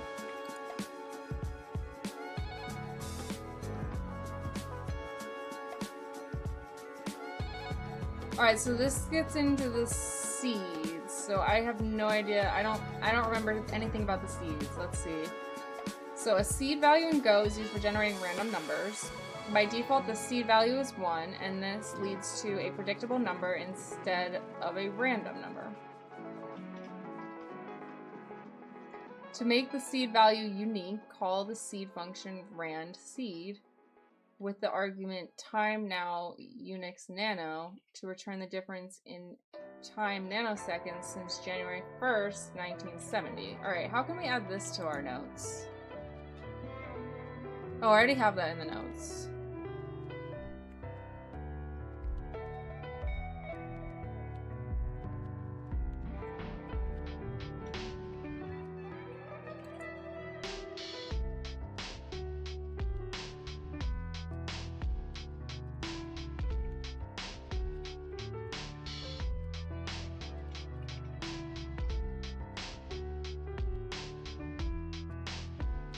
Hard to go. Okay, we already went over this. Alright, let's skip it. Thank you, if not nil, for the good luck. Never thought of it like that, but yes, that's what I meant by getting out there and doing the thing. Yeah. In the following Go code, fill in the blanks. Also, what a Golang name. I like it, if not nil. Aw, I don't understand enough about Go to get it. In the following Go code, fill in the blanks with the correct logical operators and ensure that grade C returns true. We just did this, so it's all ands. Wait, so how do I move on from this? I feel like we've... Have we done this one yet? Yeah, we did this one too. How do I get out of this?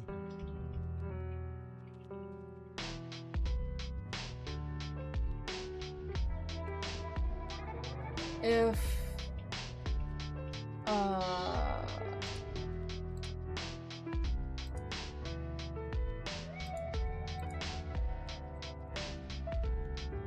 Hi to Crazy! How is Golang treating me? Pretty okay, I guess. It's kind of kicking my ass a little bit, but not too bad. In a good way, I guess. How are you? If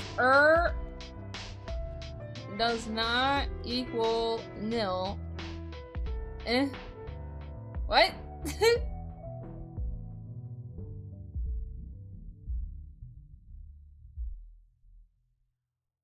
I'm great, thank you. How are you? I'm pretty good, pretty good. I'm like, my nerves are not great today, but we're just going with it.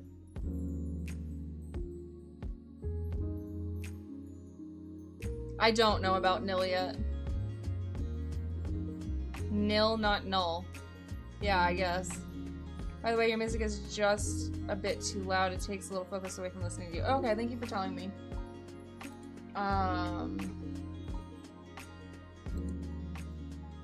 It's like, it depends on if you have headphones on or not, I think, but let me, is that better?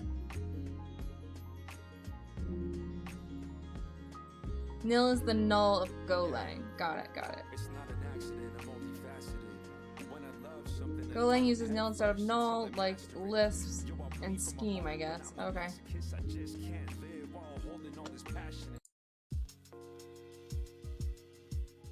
If error does not equal nil is a very common line of code in real Go. It's memed on because it's considered ugly and or unsophisticated. Gotcha. Nil, null, null, nulliter, undefined, none. Alright, so we've... Okay.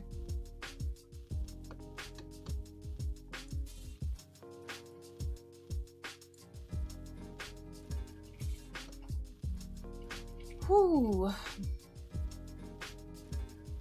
I feel like I need a drink to calm my nerves, but that would not be good.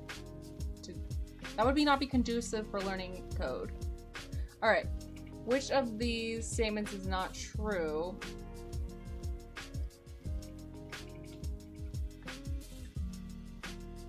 JavaScript is both null and undefined because why not, right? Yeah, that's weird. Which of these statements is not true about Go's else statement? We've already done this one.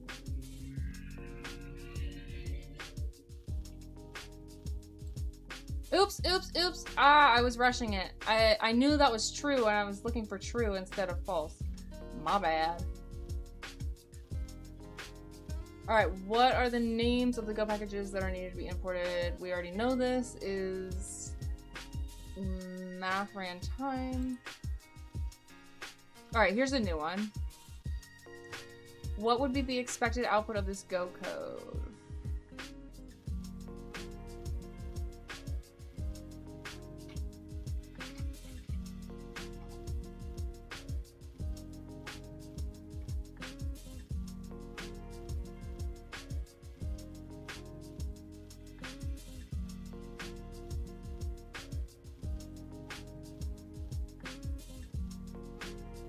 You're ahead, right? Oh! Damn it. What is the actual value of coin?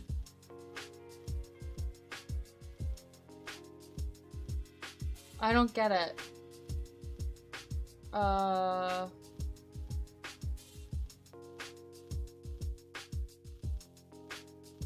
It's just a string, right?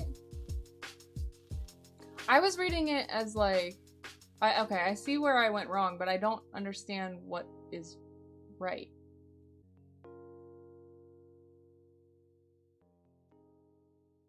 Yes, it's not assigned yet. So it would be the default. So it would be you're neither. So it'd be this. Don't read my messages. Too late. So is this the correct answer? You're neither?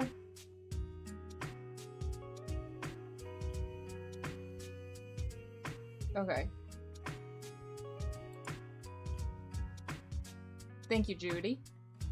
Which of these statements is not true about Go's else statement? The code in the else statement block is not executed if any of the preceding conditions passes.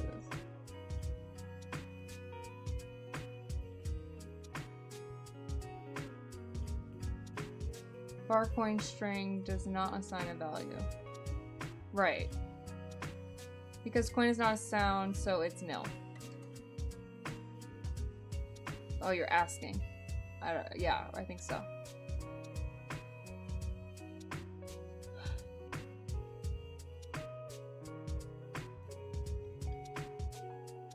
Which of these statements is not... So, it would have been the default, which is blank. It's a blank string. So yeah, then, okay, that makes sense. Which of these statements is not true about Go's else statement?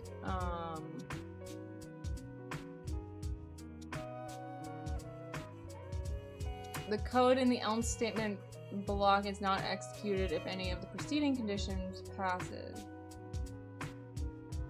The else statement provides a default option if the preceding condition fails. The else statement is necessary for every if statement. Okay, that's not true. Yours. Too crazy. Too crazy. What? This is a weird song, but I kind of like it. Is the music where we need it to be, levels-wise? Somebody let me know, please. Or should I turn it down more?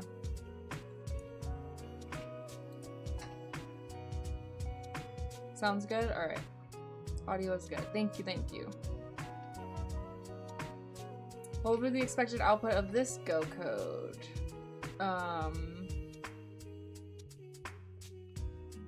Music is chill. Nice. Bam Jams, you're still here. Yay.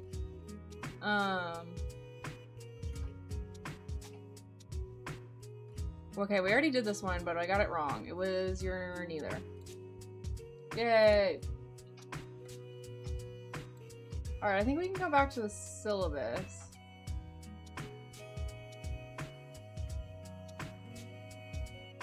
Oh, I almost want to reset my progress. Should I reset my progress? No, let's just keep going.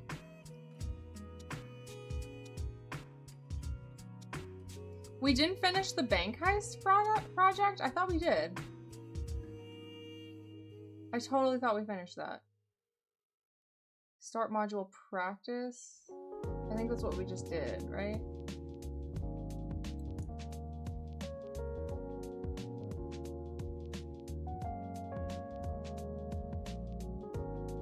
I thought we finished this.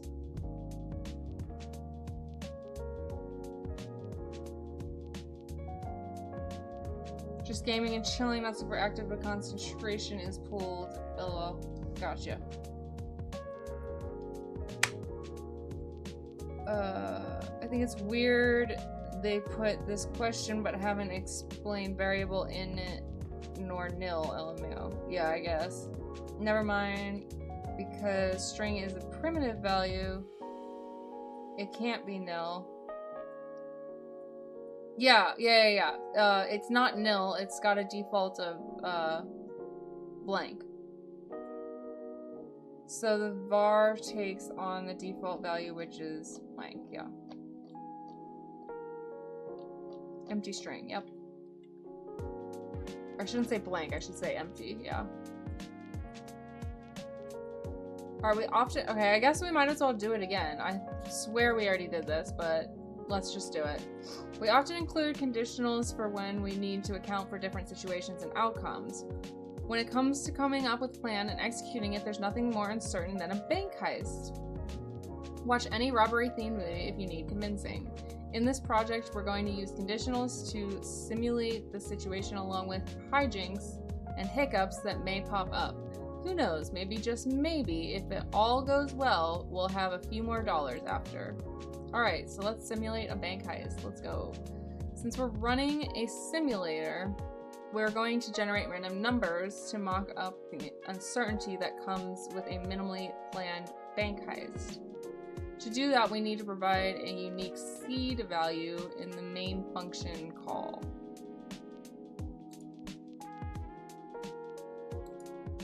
Alright. Boom. Alright, so we did that. I guess we are supposed to put that on a new line.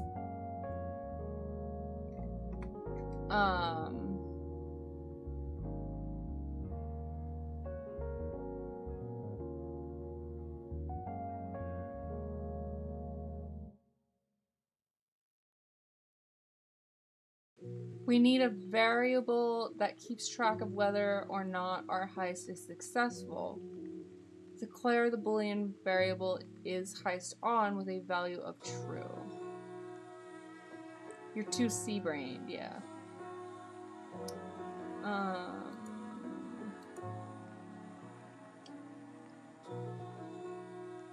So var declare the Boolean variable is heist on.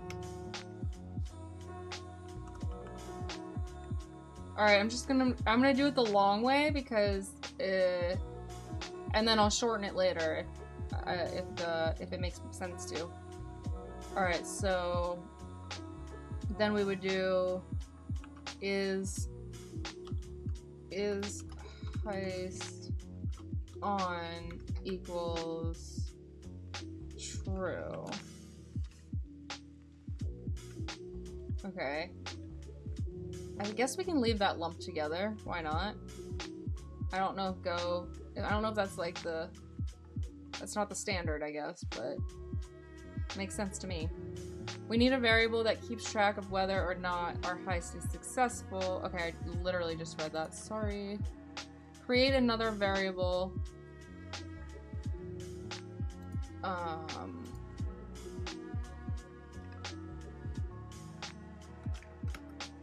Eluded guards.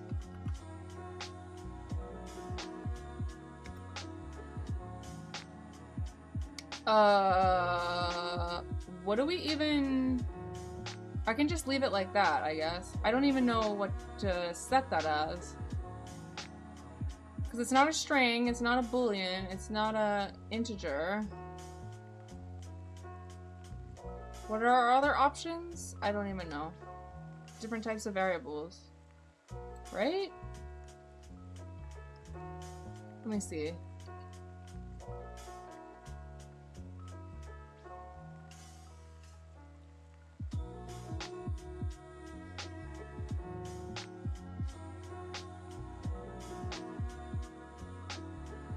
I don't have a list of types of variables, I don't think. Okay, types of variables. String, numeric, Boolean, int. Yeah, float, complex. I forget what a float is. What is a float? A float is a decimal? Decimal, okay. Decimal values, thank you. Hint, use...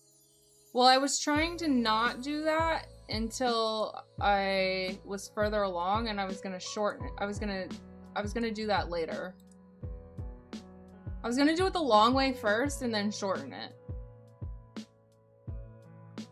If those bangs go boom, then they are a nuke. Epic hair. Thanks. They're a little long right now. I needed to get them cut, but I couldn't get in until next week, so we're just gonna have to deal with the longness. Decimal is not quite the same. Float is a real number. Okay, gotcha. Hi, Absashovi. Welcome. Happy weekend. Happy New Year's. How are you doing? Are you here to distract me with some gossip? Yeah, Happy New Year. If looted guards assign the value of... Okay, so we're gonna do... looted guards equals...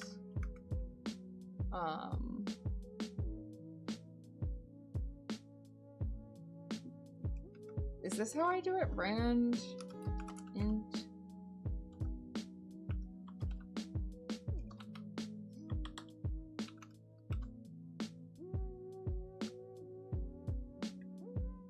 Okay, this variable will have a value between 0 and 99, and we'll use it to simulate if we have made it past the guards or not. I don't know how we're gonna do that, but okay. No, not today. She spent Christmas with her Spanish boyfriend, so... yeah, that's rough.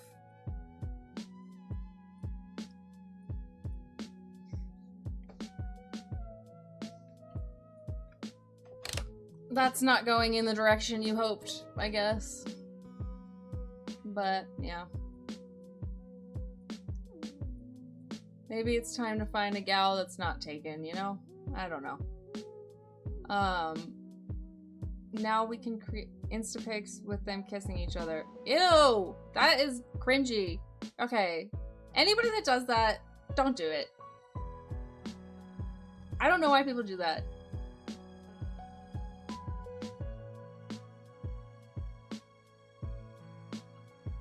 I feel like I've done it before. I feel like I did it in high school once. I'm pretty sure I did. But that's it. PDA, PDA. It's cute. Is it though? But she is my age, like 25. A bit cringe, but what isn't? That's true. I mean... I guess if you want to be cringe, you know?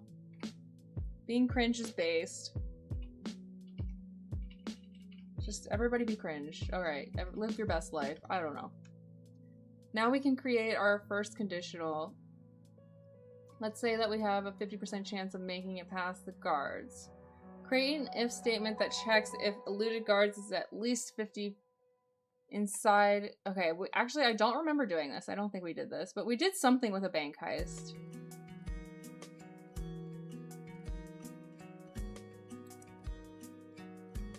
Okay, so I forget the format.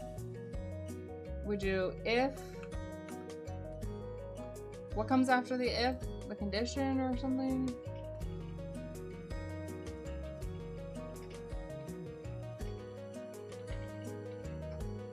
If variable, curly abrasive.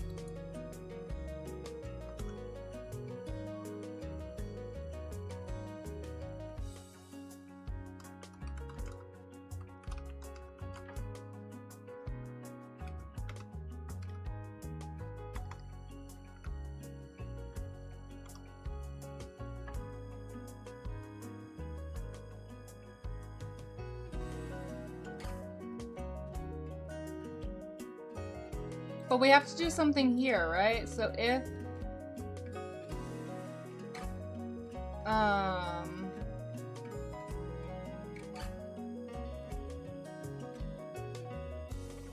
totally gonna get this wrong.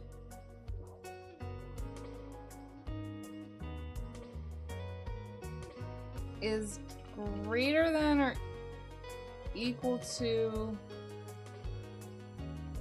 50. Wait, I put this part... Do I put this part in the curly braces? I don't know. Ah! I don't think I do this part.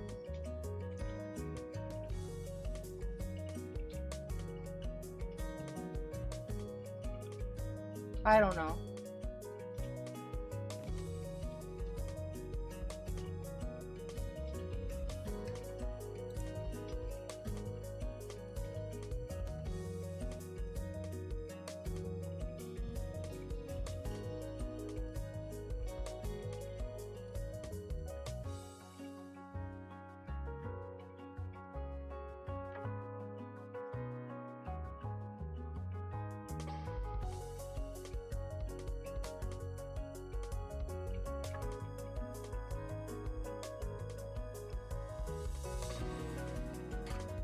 But there's an if ounce in between. Oh my god, I don't know.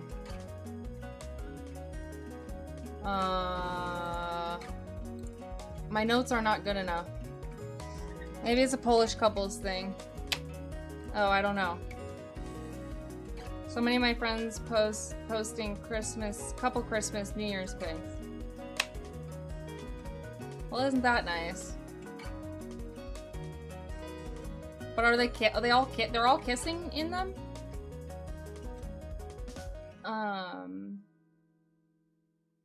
I feel like I need to turn the music down a little bit more, maybe for me.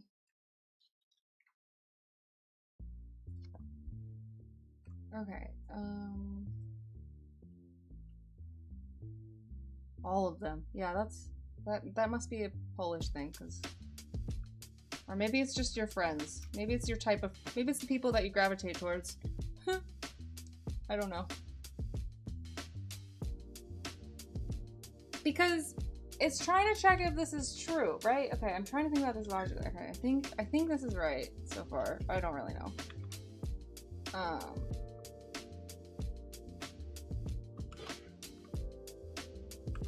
Print, wait, what is it? Print LN.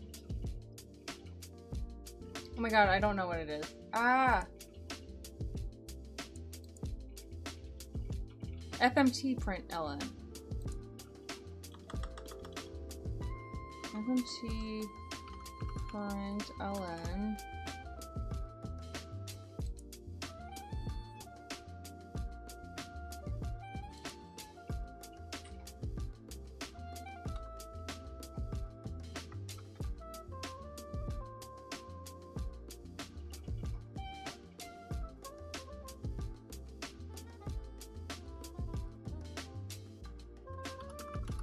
Looks like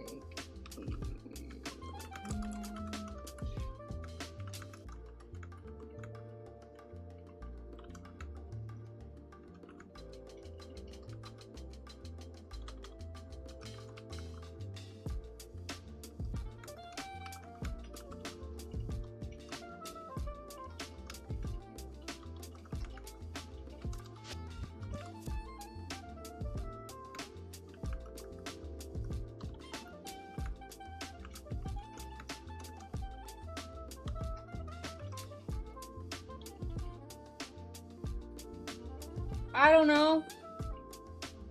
We don't need an ounce statement. We don't even need an if ounce statement.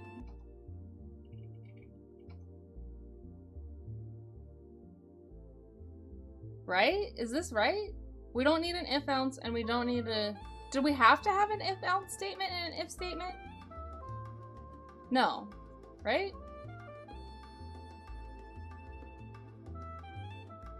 This just looks wrong though. What is wrong about this? Like French kiss? Wow. That's... Wow. Alright. I don't know that everybody needs to be seeing that. That's all I'm saying. Nah? It's okay? What do you mean by no? Hi, Silver Slurpee.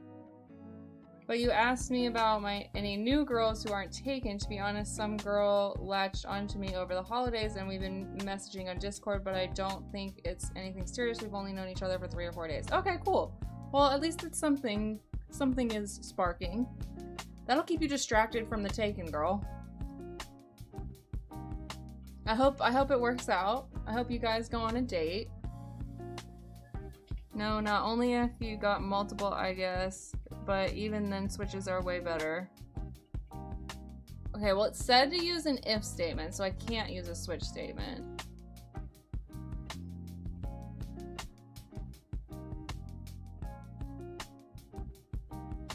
Need, okay.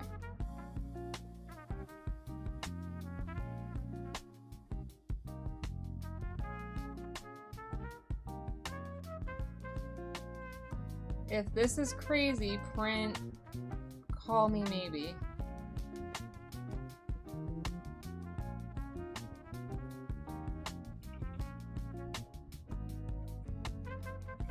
Okay, so I did it right, I think, is what you're saying.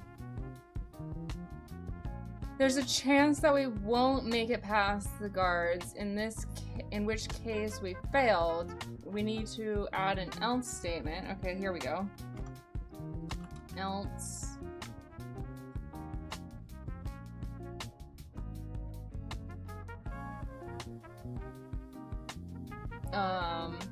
Inside the else block assigned is heist on.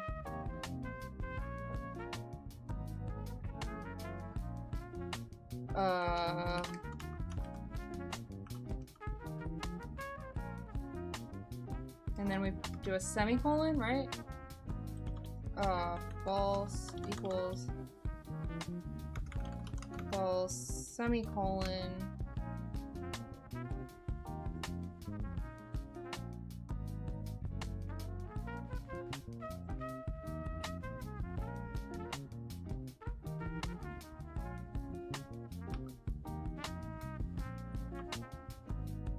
Do we put eluded guards here?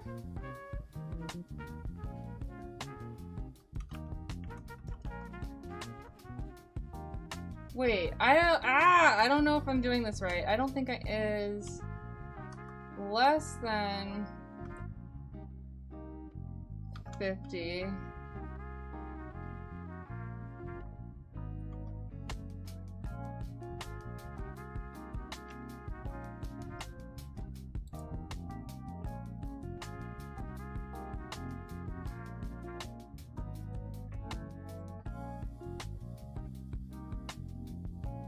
Okay, wait, I need...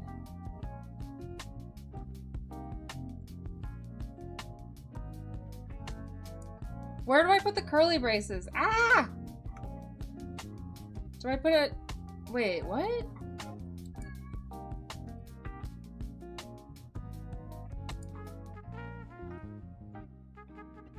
Where do I put the curly brace here? I don't know. I think I put it here? Shit. This is so confusing. Is this way wrong?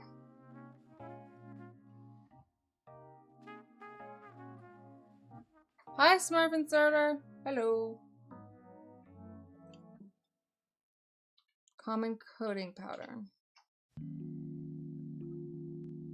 Thanks, she's not from my city. I really don't know where she's from. She sounds like someone who has a lot of insecurities and is shy. She wants to write some weird roleplay or erotic roleplay shit in Discord chat. Wait, what?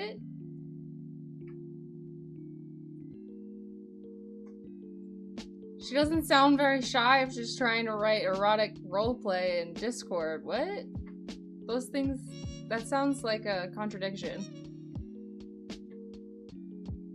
Gotta watch out for the shy girls, though. You really do. Alright, I think I'm, like, almost there, but I still feel like it's probably wrong to some degree, but I'm not sure what's wrong yet, so, like, we're just gonna go with it. Because based off of my notes, we needed more curly braces, right?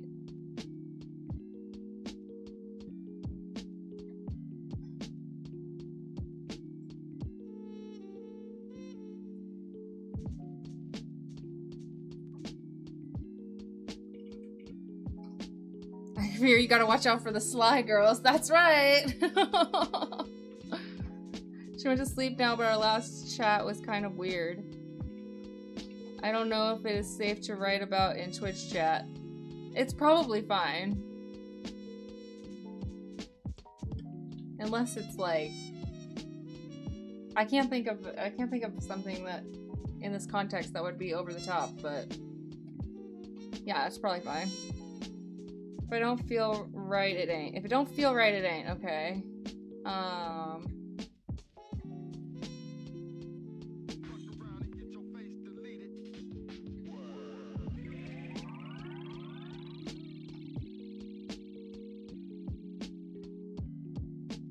I'm definitely missing something.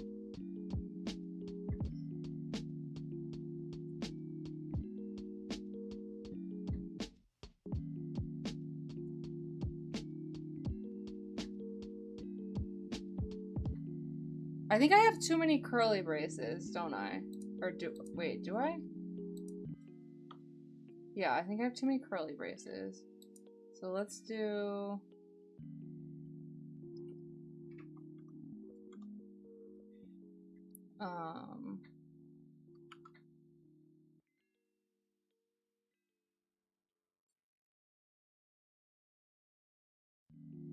Oh, wait, I don't need to do that.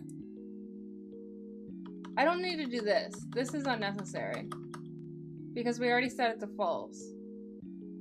So, yeah, that's fine. So we don't need that. Alright, so I feel better about it so far. So, FMT println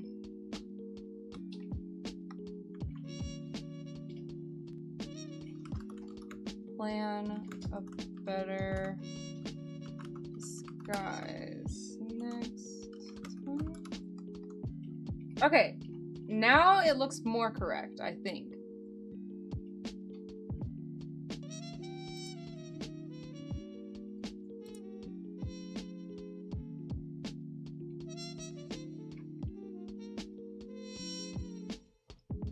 Okay, we just need to clean this bracket up, I think.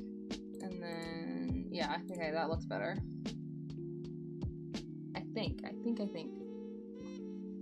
don't know if,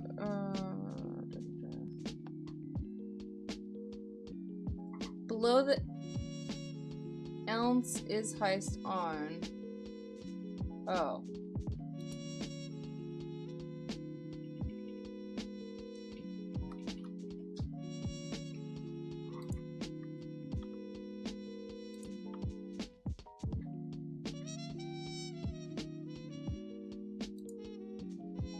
Wait, what? You're saying do this? And get rid of this one? Like that? That doesn't look right either.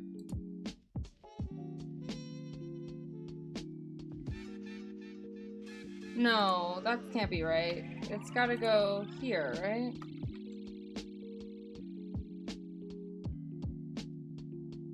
Hi, Cloud Surf.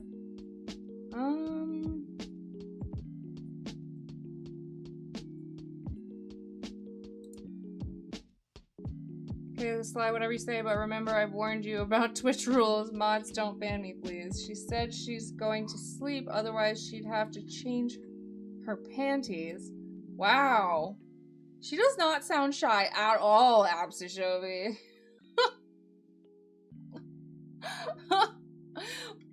Whoa.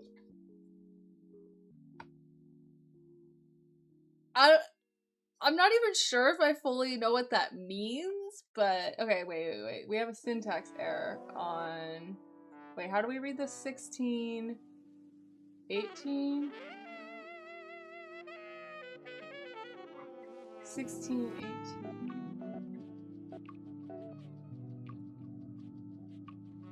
Unexpected new line. Unexpected new line on 16. Okay, so all we have to do is get rid of... Wait, what? No, that's not what it's talking about.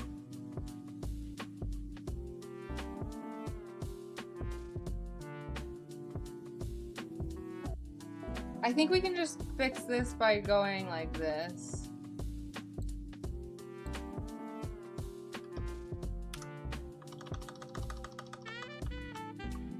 Right? Is heist on is declared and not used. Yes, it is. It's used right here. Wait.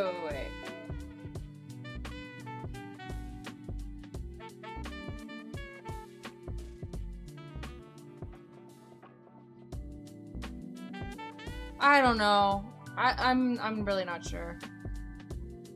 You asked for some gossip. You got it, Sly. Yeah, I sure did. She's being very forward with you very quickly, I feel like. Because you said you've only been talking for like 3 or 4 days. But maybe she's into it. I don't know.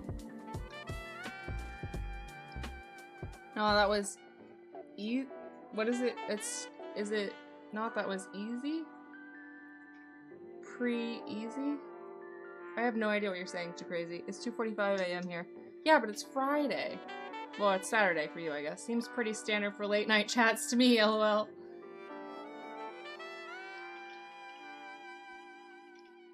I don't know. I don't like talking about my panties to people I've known for 3 days. But that's just me. I'm not judging.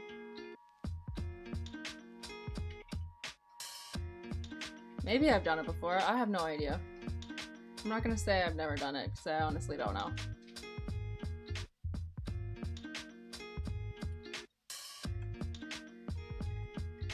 Just where I'm at in life right now, you know? Pre-easy slide. Yeah, that's what I thought. But I don't know why it's like, start out.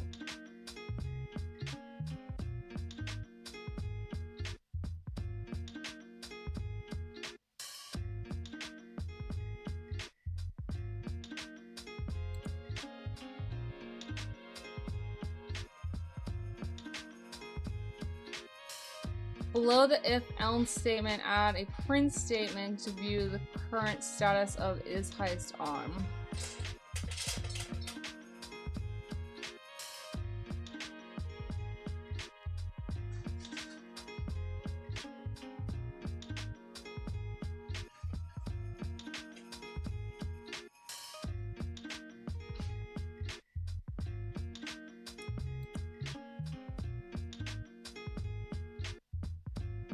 Have I turned into a prude or something? I guess not. I don't know. Because I feel like that's scandalous, but now that I'm thinking about it, maybe it's not that scandalous. I don't know.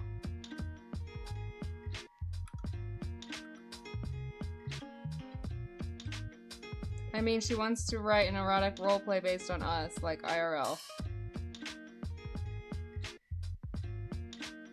The girl sounds into smut. Yeah, she's definitely into smut.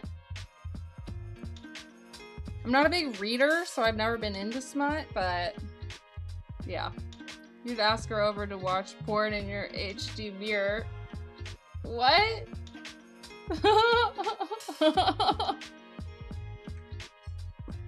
This just got so weird.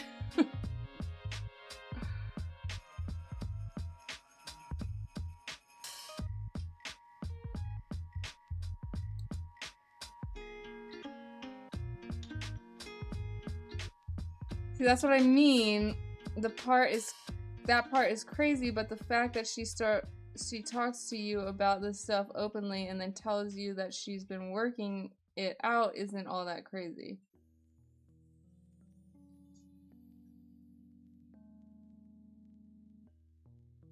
Wait, what part is crazy?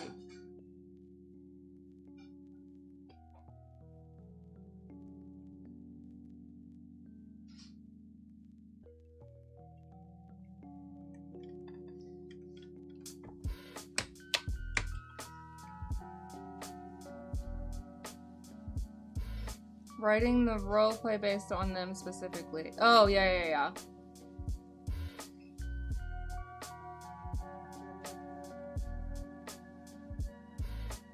Yeah, I hear you, FamDim. I don't know. I feel like none of it's actually that crazy. It's just, surprising, I guess?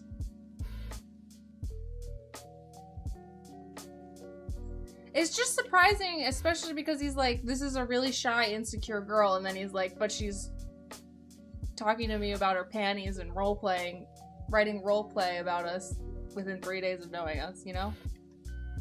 It's more out of the ordinary than crazy, yeah. That's the right term.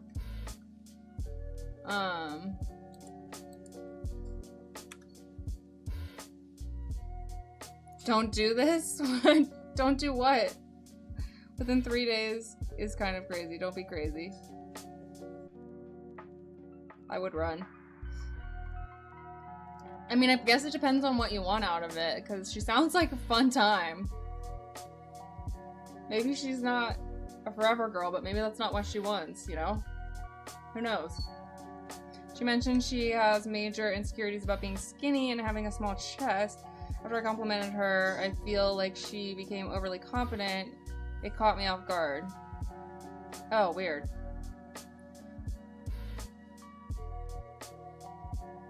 Okay. I mean, not weird, but gotcha.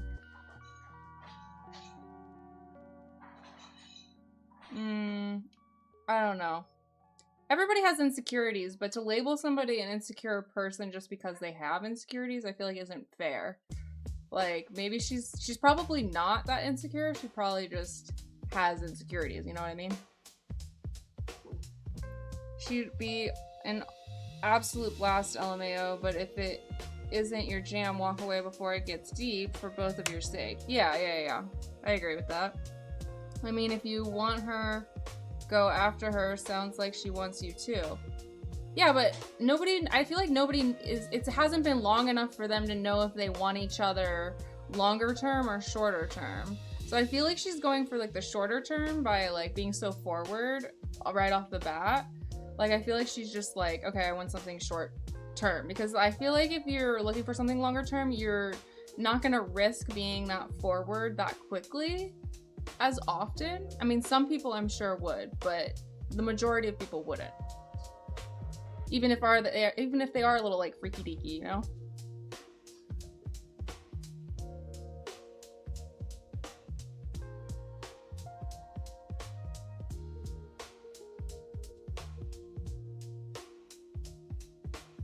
Low self-esteem can do that. Yeah, I can. But it can, but it's not definitely like what's going on. She could be really confident and act the same way. We just don't have enough intel to know.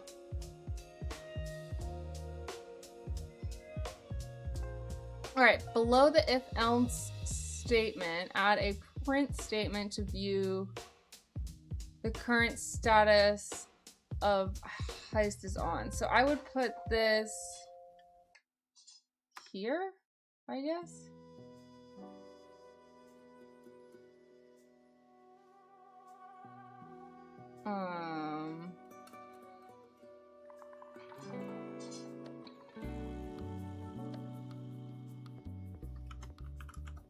Oops.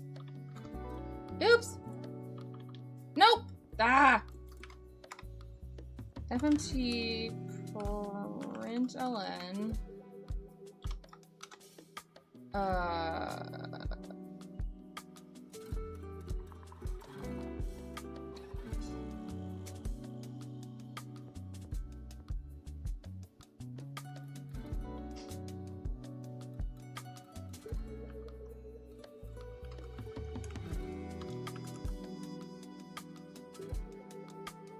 Right? That's all we do, I think, right? Or will this print the value of is the heist on?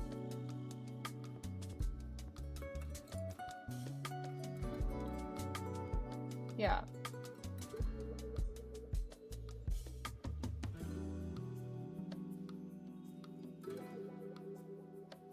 I feel like this is wrong.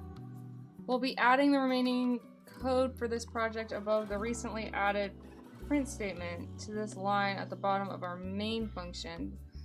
The print statement allows us to keep track of is heist on value as we manipulate it later in the steps. We can test our current program now by saving our code. Okay.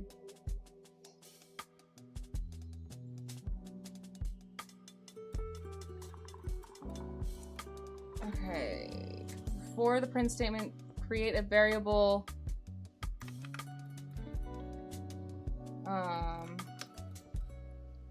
open vault and assign it a random number between 0 and 99 using rand int 100. I think I can do it like that, or I can just wait. Let's just do it this way. Let's do it the short way.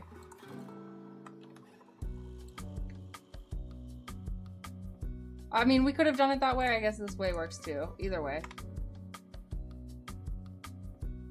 We'll use this to determine if we can open the vault. Okay. let's say that opening the vault is harder than sneaking past the guards and we only have a 30% chance of doing it. Create an if statement that checks, oh god, here we go. Checks if heist is on is true and if open vault is at least 70. Okay, so if is heist on,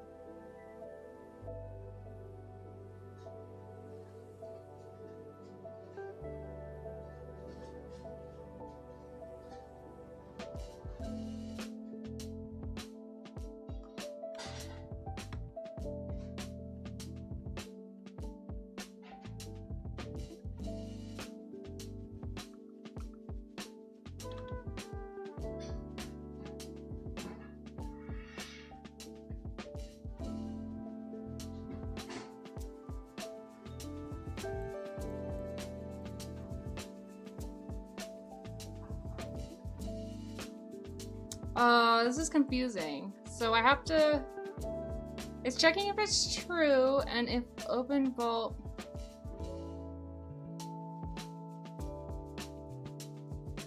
she's 5'3", 5'2", she's 18, she is 20. I think you have to do FMT print. I don't think I have to do that cloud surf, but I mean, I think that would work also. I just don't think I have to do it that way. But I think what you're saying would also work.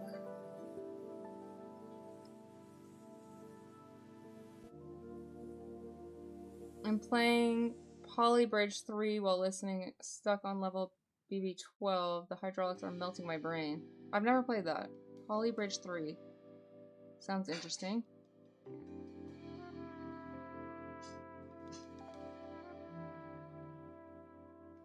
Oh wow, I missed a lot. Sorry, guys.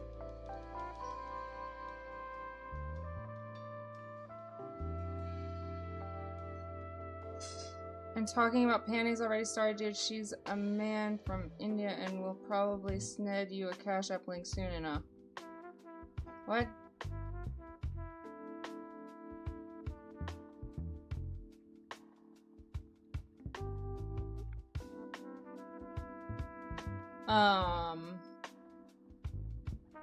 I don't know. I feel like some of us are judging her a little bit. I'm not trying to judge her, I'm just saying, I don't know.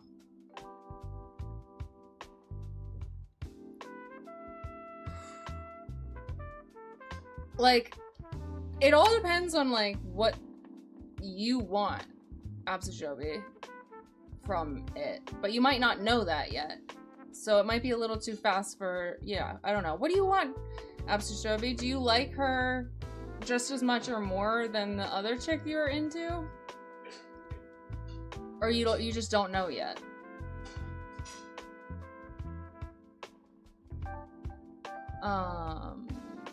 I don't know. So let's check.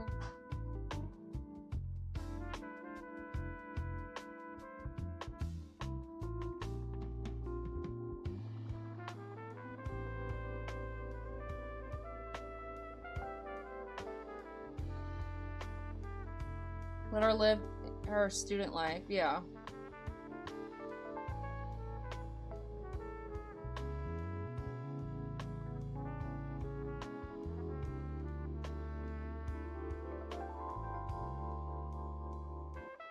Yeah, I don't even know what you guys are talking about anymore. Yeah, uni is the time to be freaky deaky anyways. You might as well get it out of your system, you know? Uberstone, hello.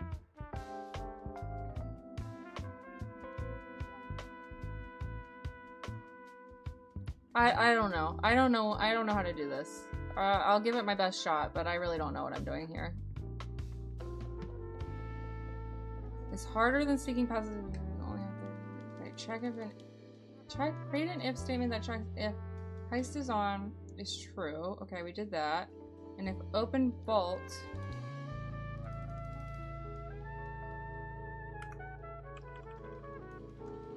Do we do an and?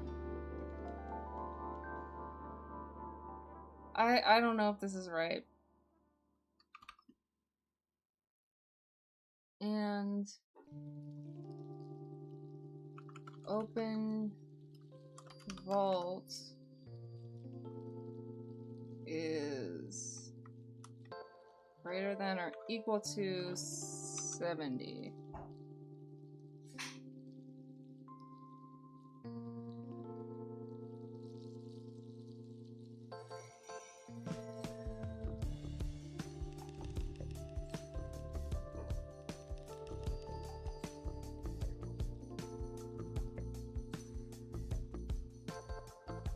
Estonia!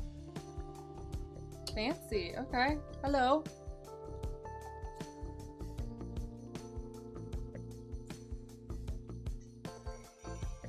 Baltic neighbor, yes.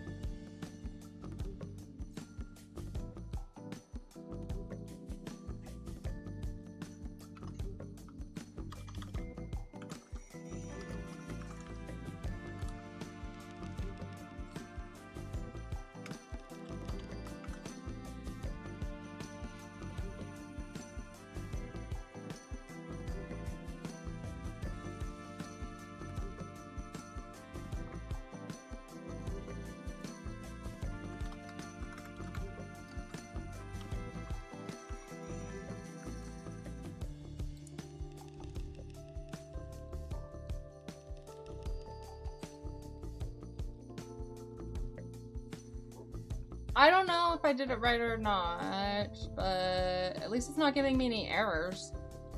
Looks right, but I haven't written go in a long time. LOL. Okay. We need to account for failure. Add an else if statement that only checks is highest on.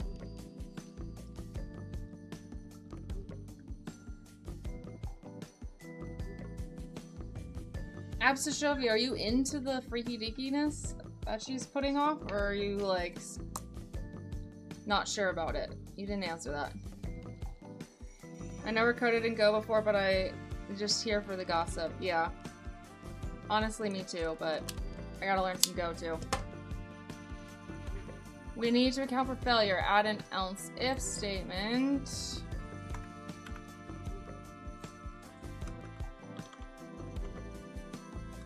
Else if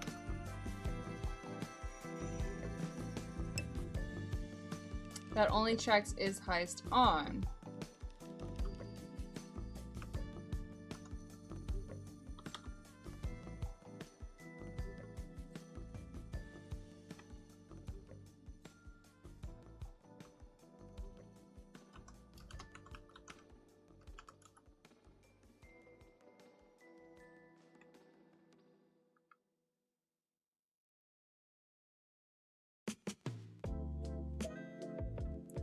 To meet this condition, this means that up until this point is highest is on is true, but open vault is less than 70, so we couldn't open the vault. Inside the else if block, assign false to highest is highest on.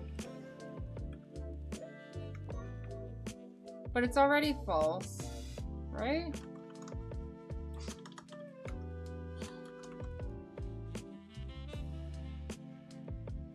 Oh, it's only false inside here.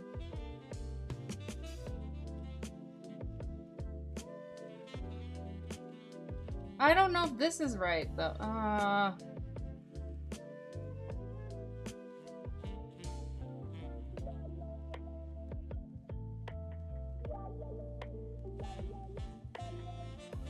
False.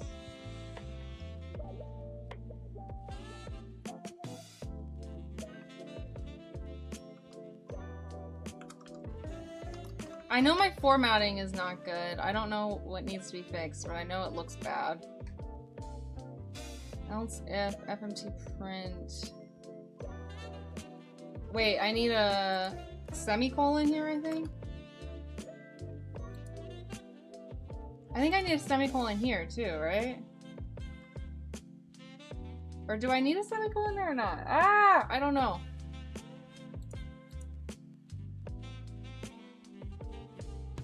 Else if...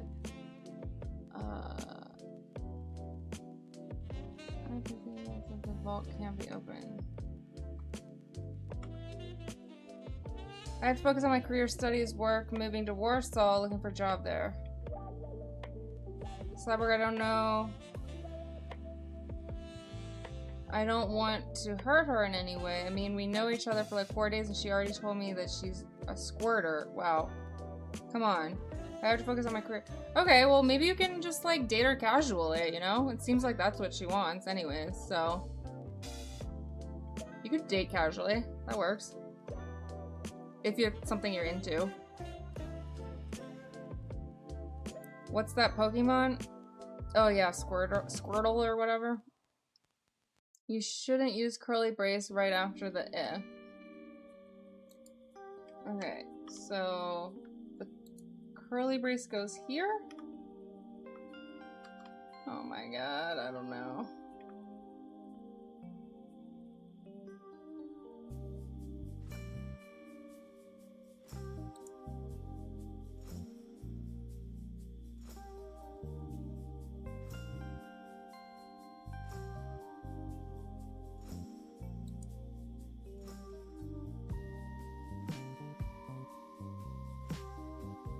Wait, don't I need a curly brace here?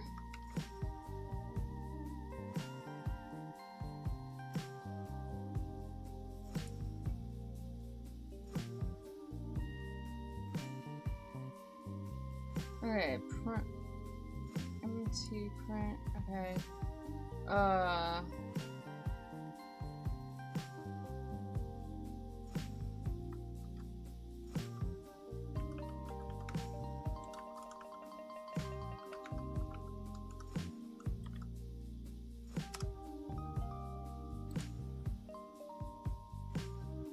$28.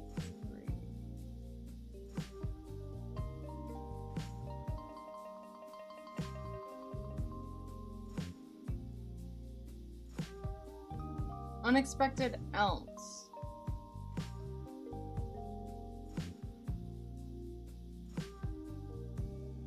Okay, so I need to get rid of this.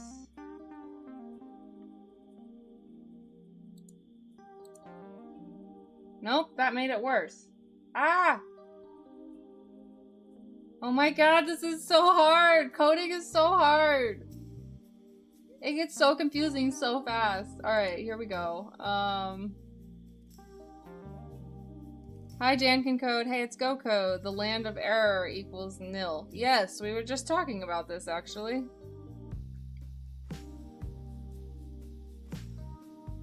Are we debugging an error? I guess that's what we're doing. If condition execute. Okay. Thank you, Cloud Surf. I didn't understand that.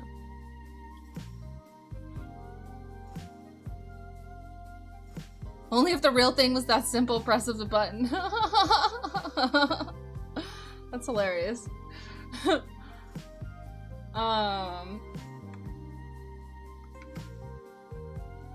Let me look at my thing.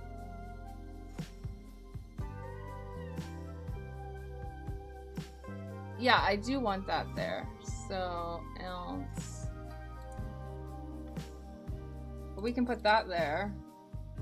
Oh my god! What is going on? Now I thought this was how we had... Ah. What is happening? So my brackets are messed up. I don't know. So this one goes with this one. This one goes with this one. This one goes with this one. This one goes with this one. Where does this one go? This one goes with that one. So we need to get rid of that.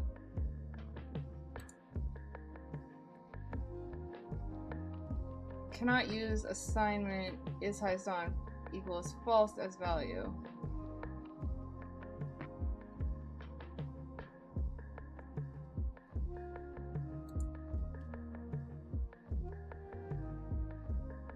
How do we do a short declaration? Shit.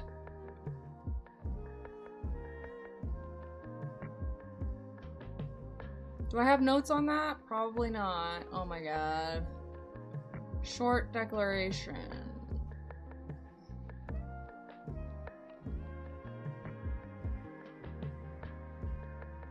I don't have anything on short declarations? What the hell?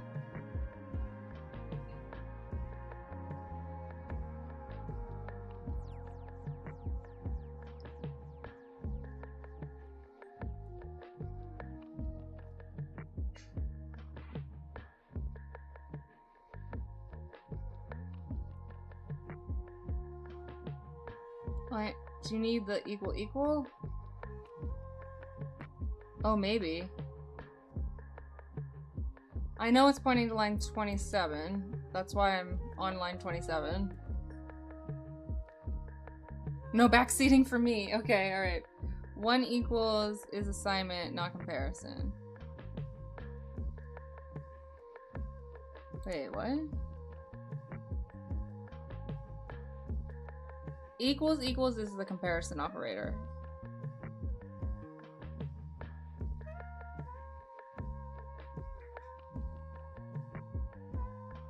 So I do need the double equals? Wait, are we comparing it? I thought we were trying to re-declare it. I thought we were trying to do a short declaration, not compare it. Are we comparing it?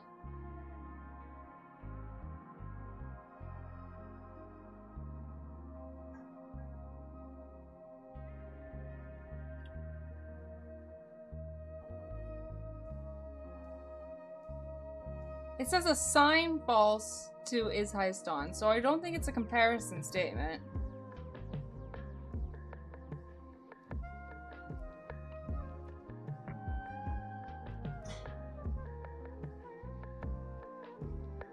The else if requires the conditional. Oh, okay.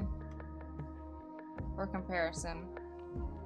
So in C, you are allowed to assign inside a conditional, but then the outcome is always true that the operation succeeded. Okay.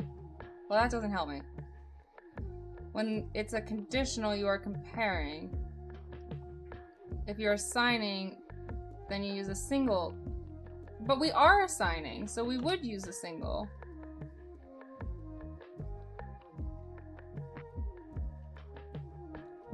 What's my actual goal overall? To get a job in cyber? Yeah, pretty much.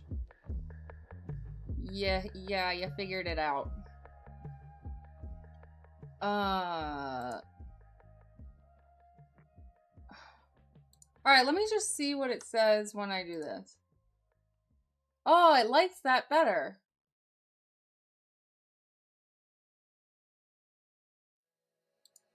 But that's not what we want to do. We're assigning it. So 19 is a little goofy formatted.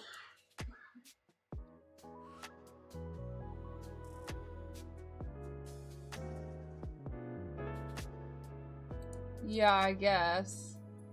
I don't know how to fix it though. I suspect Go is not going to allow you to make an assignment within the else if statement. You can, I just don't know how to do it properly. It's a short declaration or whatever.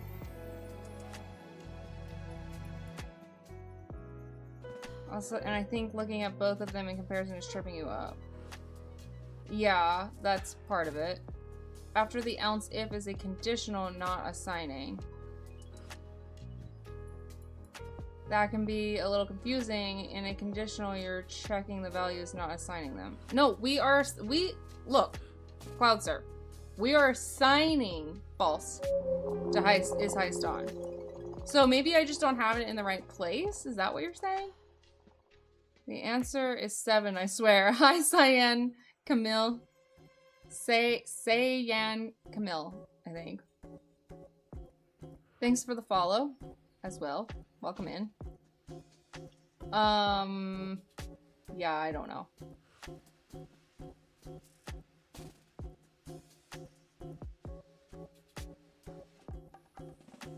Why can't we use this as a value? Okay, so I think I have to do it. I think what I have to do is I think I have to take this out. and put...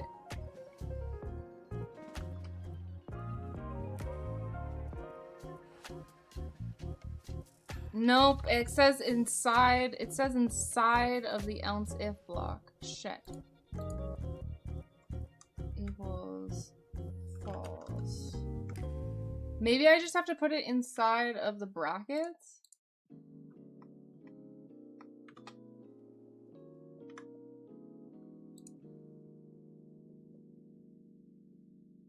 So we need it. Okay, so is placed on. Oops. Boom! Okay, I think that's it.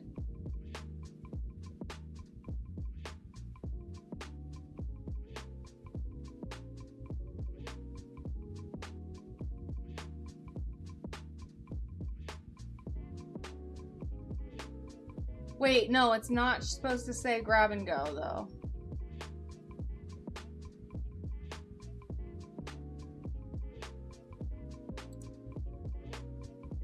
Okay, so that's because it's a random number. Okay, alright, I think we're on track. Yeah, we're checking if is highest on is true, and then we're setting it to false.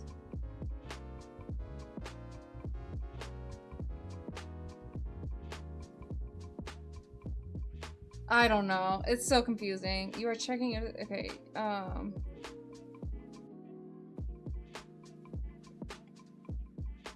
Say Yan Karmi. Say Yan Karmi. Gotcha. Say Yan Karmi. I'm gonna try and get that right next time. Sorry.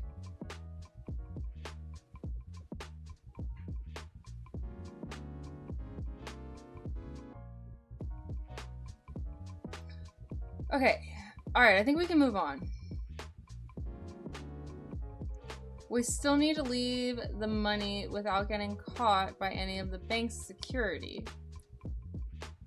I suggest to put both assignments on their own line. Get them off the else if line. I only do that if there's only one thing to do inside the block, but you have 2+. Put assignments on their own line.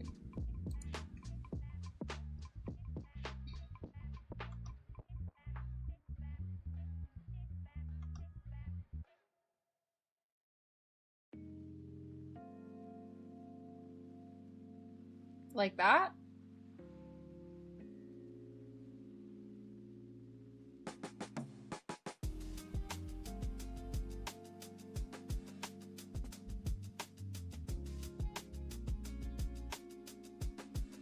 OCD and whatnot, yeah. Oh, it doesn't like that. Why doesn't it like that?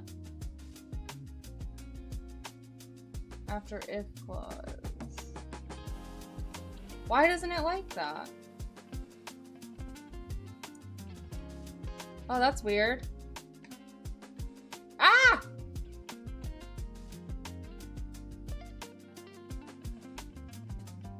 Alright, well, it doesn't like the OCD, so we'll just leave it. Alright, how much of this do we have left? Oh, we got a lot left. Oh, shit. Oh, man, I'm a snail.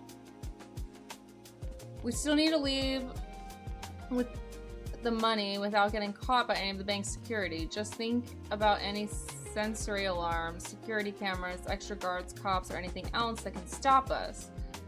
Like we've done before, we'll use a random number that represents possible outcomes. Under the previous conditional, create a variable left safely that has a value of rand intin 5 to account for 5 different situations. What?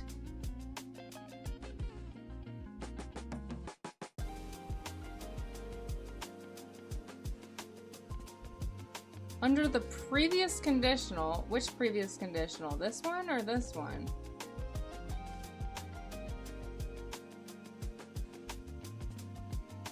Wait, which condition? What?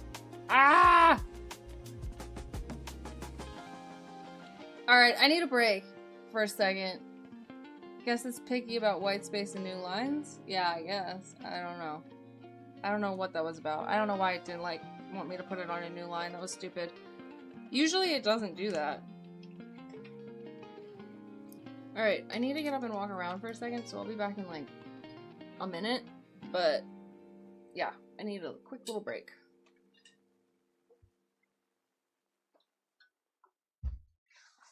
Ah.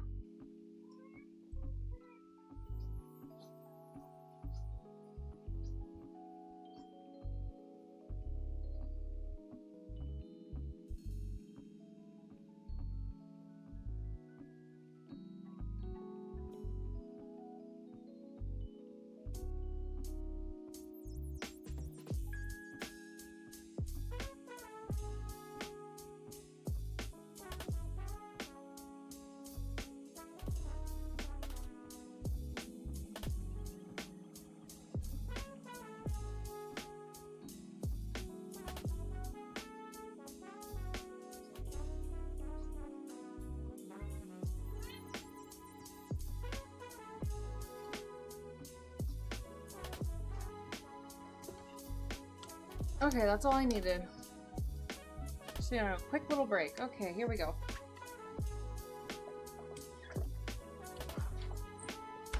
I was getting a little swirly there in my brain.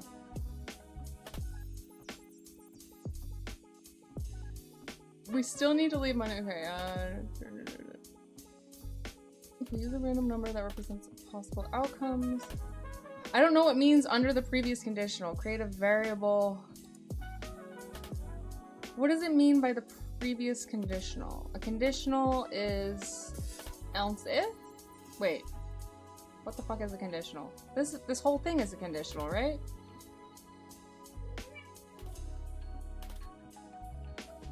Wow, I'm bad at the vocab. Okay, here we go.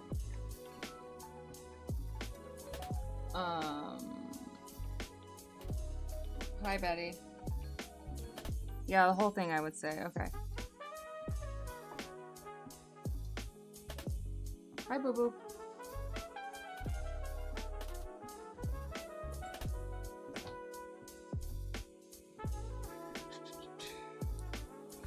Do you want to go up here or do you want to sit on my lap? Where do you want to go?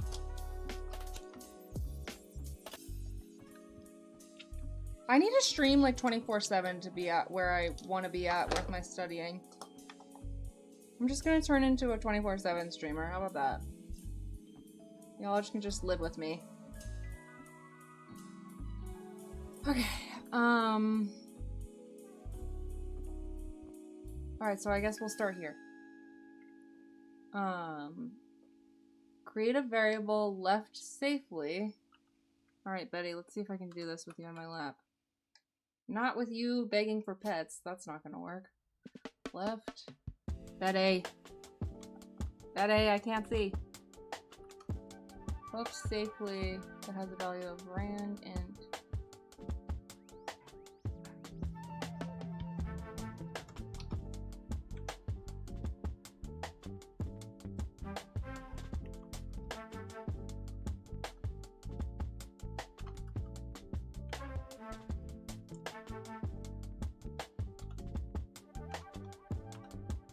oops. I can't see. Okay. To account for 5 different situations. Alright, so we did that. Create another if statement that checks if is heist on still evaluates to true. I'm gonna have to put you up here, girl. You're gonna have to get cozy right there.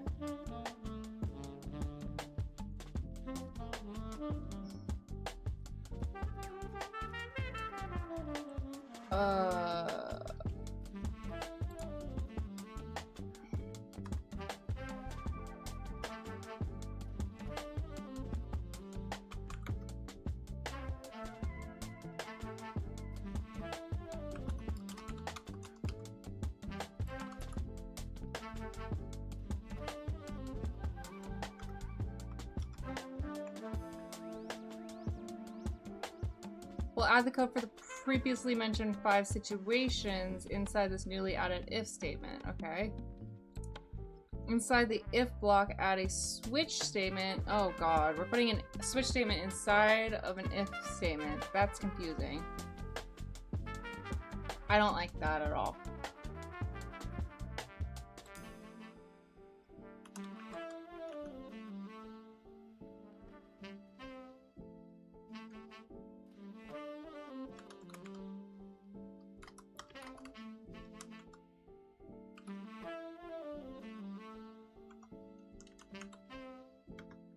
Something like that? I don't know. Oh, we don't need an indent here. Okay.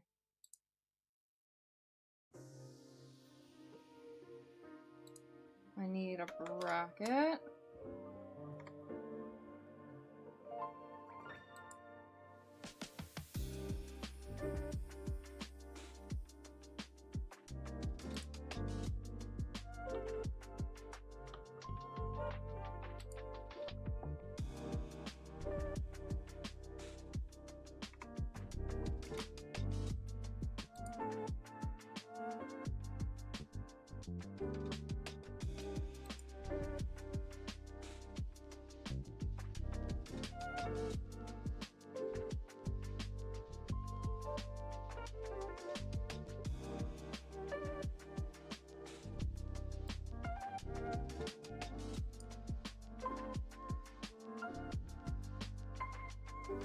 Do you find streaming helps with studying? I found the multitasking difficult. No, I can't.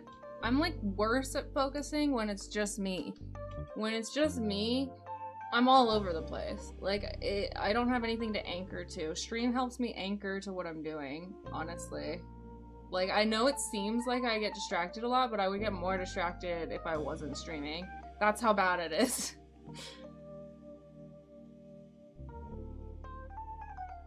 Nested conditionals do get crazy pretty quickly. Yeah. I don't like it.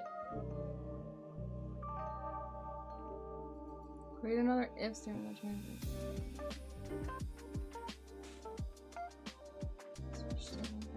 Left. Safely.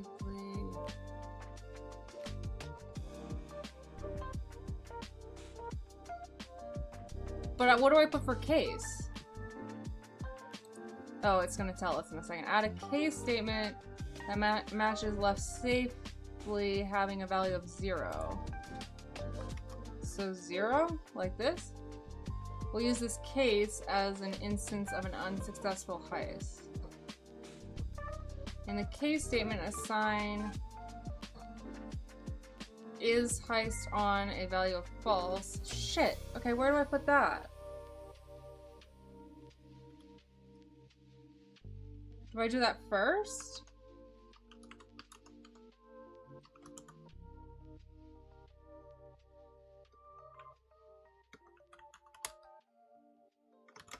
Like this? And then... Oh, pets for Betty. Alright, let's do some pets for Betty. Betty, come back.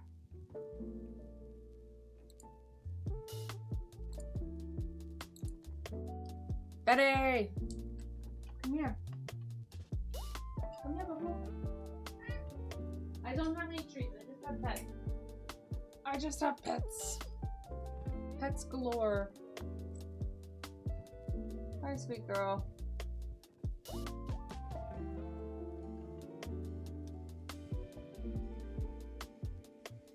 Black Betty? She's gray Betty, but yeah. Black Betty. Hi,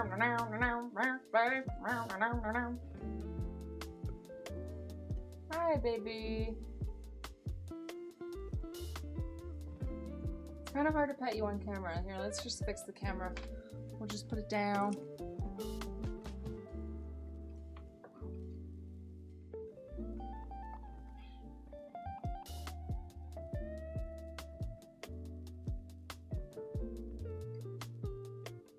Oh, you're out of here.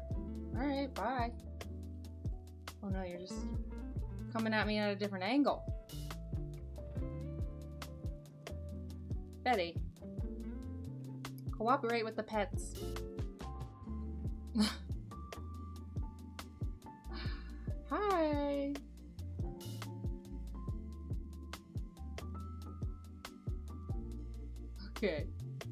Alright.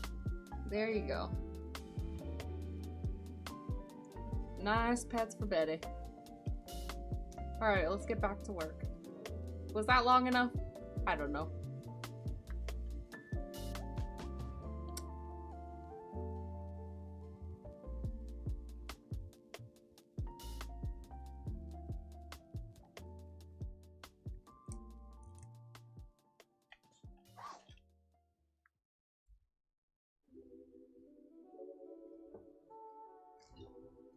Okay.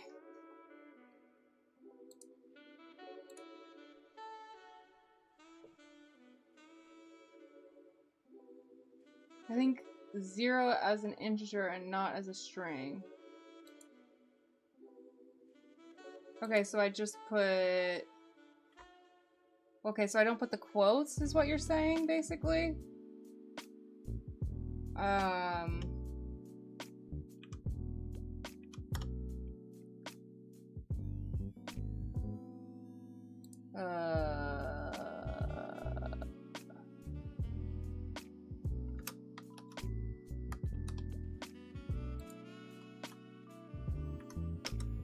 Something like that, maybe?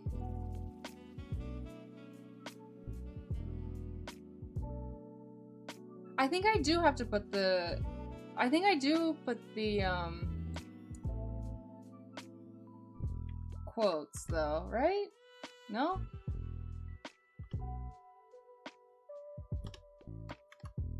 I don't know. I'm gonna leave the quotes for now, because I'm not sure.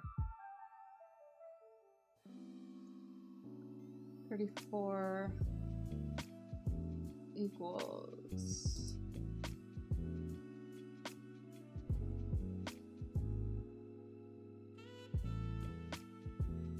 Unexpected equals... Okay, it doesn't like it again, so I have to put it in... Do I have to put it in curly braces?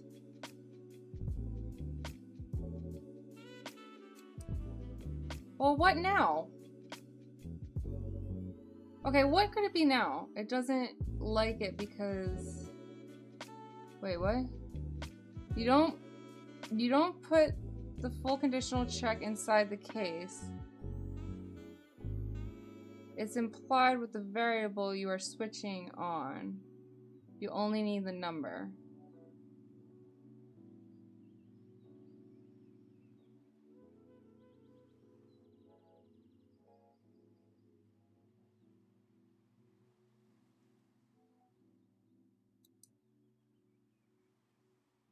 But it says to assign is highest on a value of false. So how would I do that without doing that? What?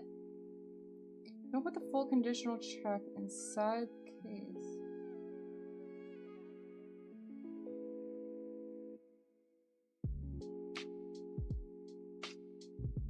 The switch statement will only execute when if is highest on is true, so you don't need to check it again inside the switch.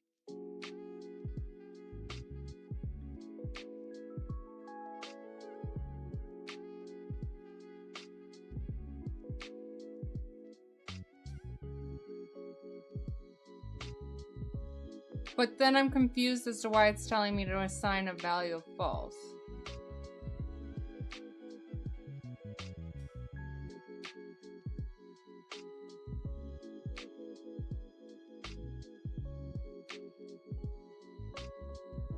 He's trying to do the assignment before the check. What check? What do you mean? I don't know what that means. Sorry. If you want to assign it, it would be something case 0 assigned to false. So you're saying it's out of order? But the conditional goes after the whatever, the declaration.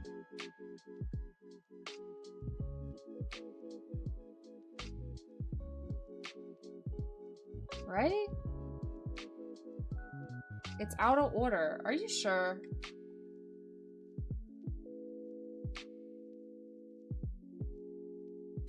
That doesn't make sense to me. Okay, so it would be 0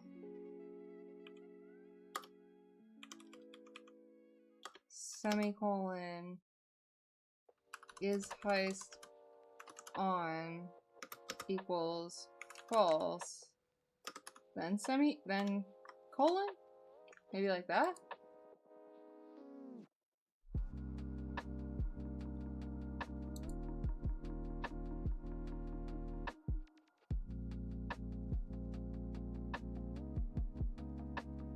In certain circumstances, you may be able to have your condition at the end, but it's not great practice and reserved mostly for do while loops, for instance. Okay, I guess I'm thinking of...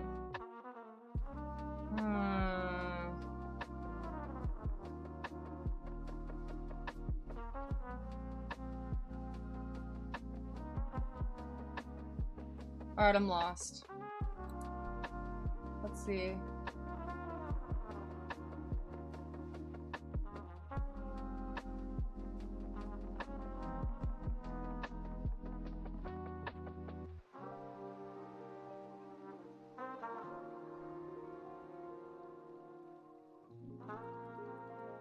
Use case followed by a value, not a string for integers. Okay. So case 0, so you were right about that. Then colon.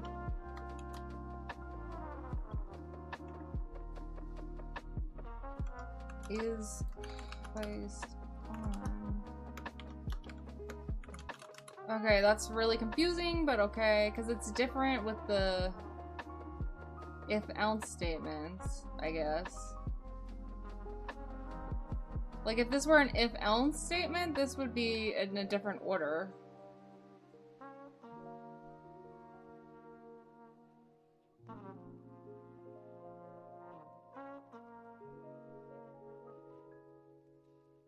Semicolons are for after statements. You want a colon because you aren't stating if the case is 0, you are checking or triggering based on it. Okay.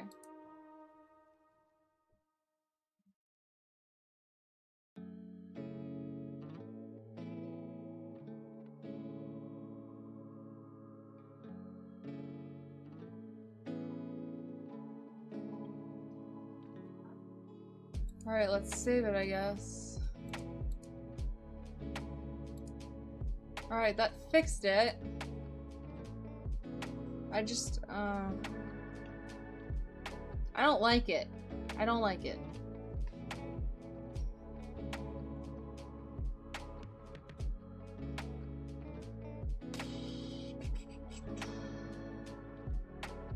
Because see how we did it here? Well, I guess that was without a statement or a conditional. What is this? What is 0? What don't you like? What if you wanted to do 20 things in that specific case? What do you mean do 20 things in that specific case? Ah, I don't know. I died. I just don't like the formatting. It doesn't make sense to me, but it's not clicking yet.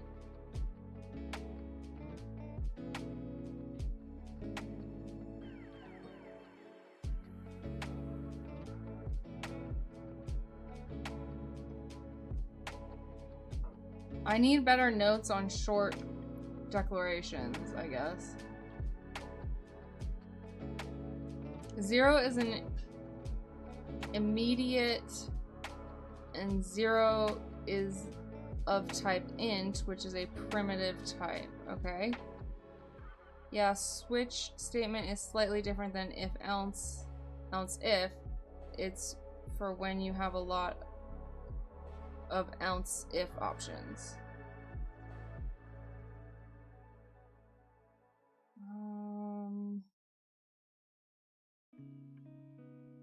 Okay. I just need more practice. Add a case statement that matches left safely having a value of 0. Oops.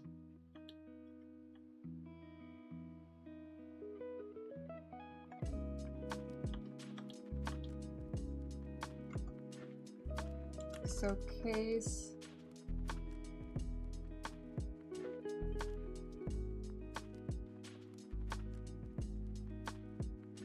What does it mean? Statement that matches left safely having a value of 0. We'll use this case as an instance of an unsuccessful heist.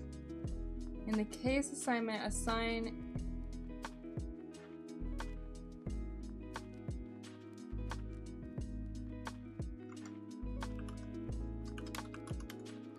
so we have to do that again.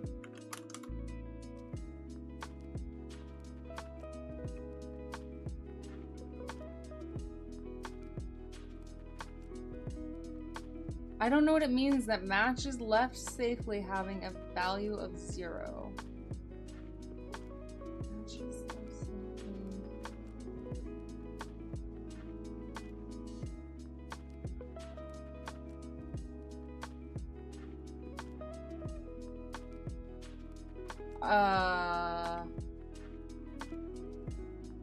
Alright, I'm more confused than ever now. That's what you already have there. Yeah, that's what I'm confused about, because it's saying to add a case statement, but we already have one that matches left safely having a value of 0.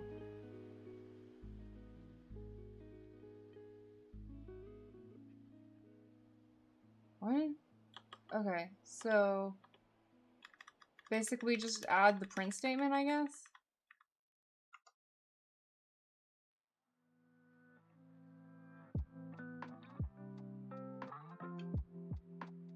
Alright, do we need brackets or anything? I don't know. Okay. FMT. That's what I meant by what if you had 20 things to do. Print ln.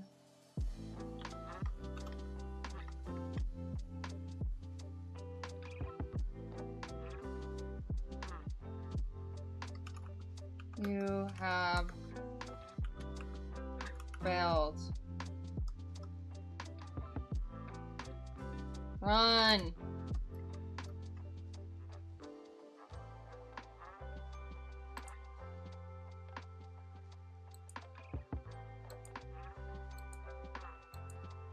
Okay, so this is only... Oh. Okay,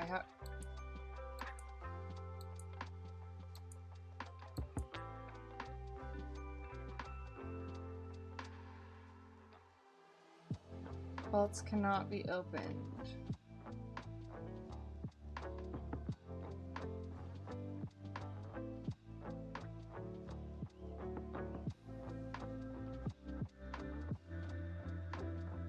I'm losing the plot here too with the whole heist thing. I mean the story that we're telling here. In that case, I need to do these 20 things.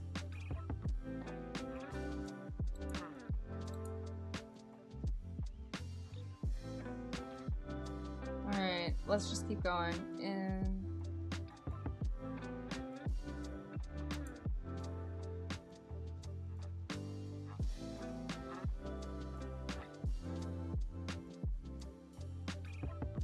Oh! I'm dumb. I confused myself there. I was like, why is it telling me to do the same thing twice? It wasn't. Alright, add up to 3 more case statements which indicate an unsuccessful heist. For instance, we can add case 1.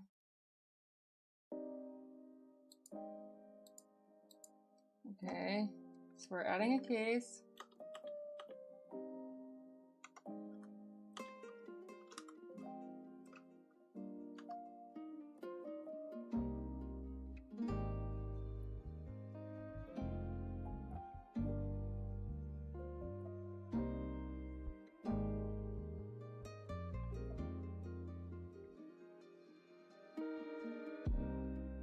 I can't read my own code right now. Yikes, that's not good.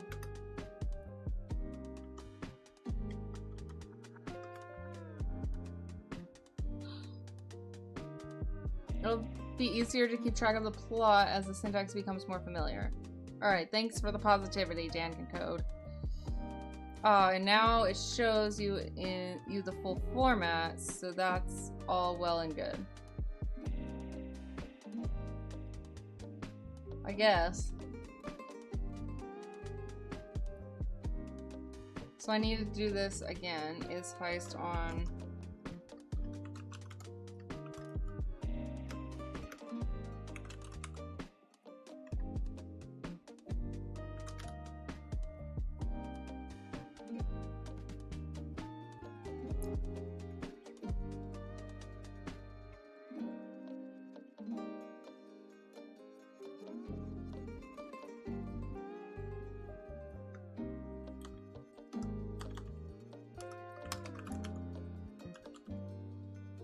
I'm just gonna copy theirs, because I don't know.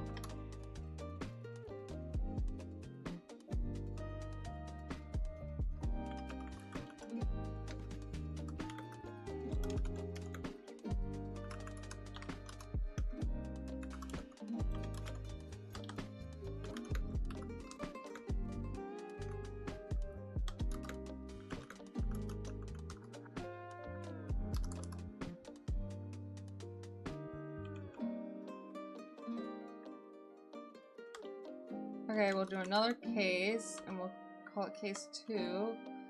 So if it comes up with 2, then we'll do...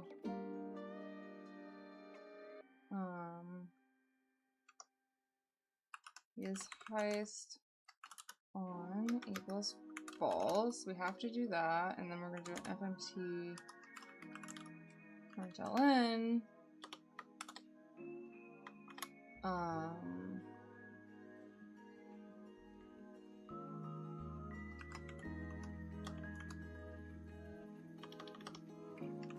You've been compromised for... Wait, what is this? Is heist on... This is if...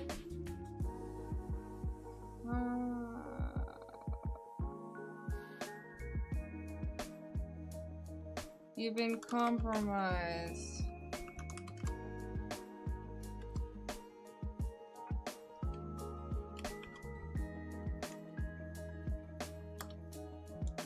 Case 3.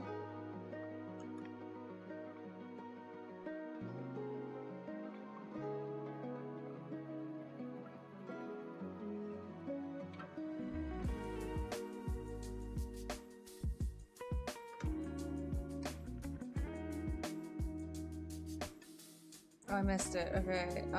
You can add curly braces to create a block for each case if you want. You should be able to at least, but it's rarely done in that fashion. That kind of makes me, I kind of want to do it because I feel like that would keep it more organized. Mad too. Also, I'm a little mad Go doesn't make use of break like in most languages or switch case.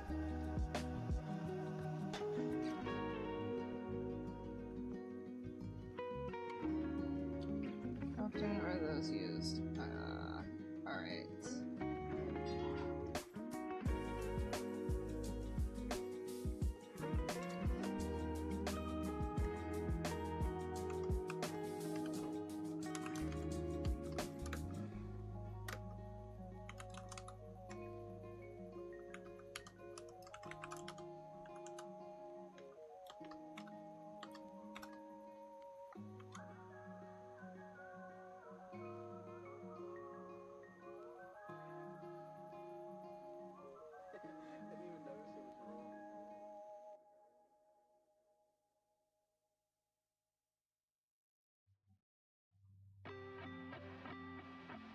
What should it say?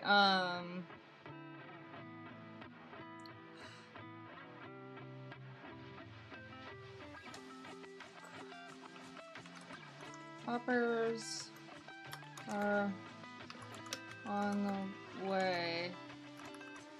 Run.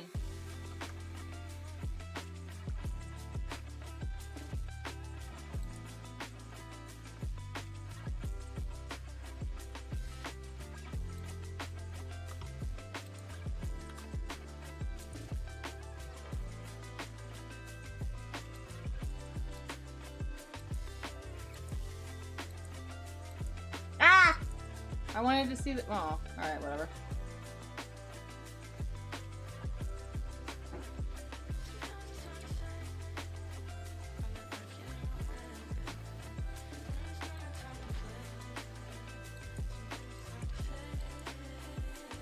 I'm trying to get it to say different stuff.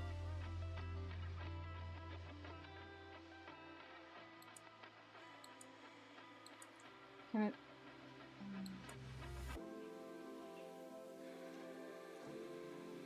Okay, we got it to say different. Flas. Yeah, I know, I saw that. Break in other languages is how you tell the switch conditional that you are done with that specific case. But Go doesn't have them, apparently, so don't worry about it. Okay. Woo! We're getting there, but slowly.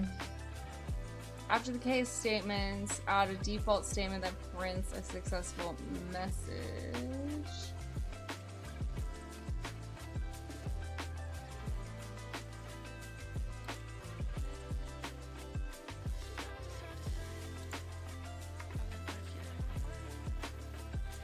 So...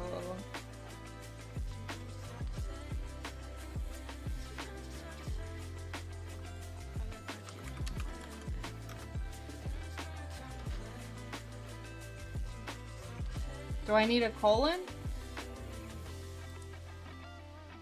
Yeah, I need a colon. Okay.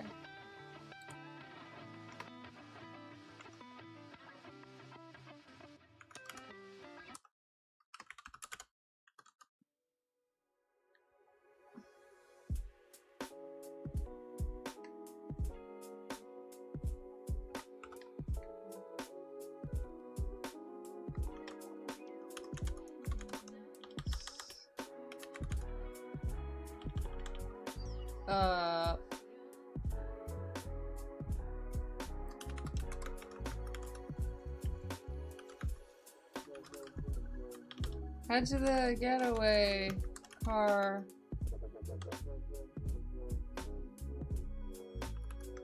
We did it.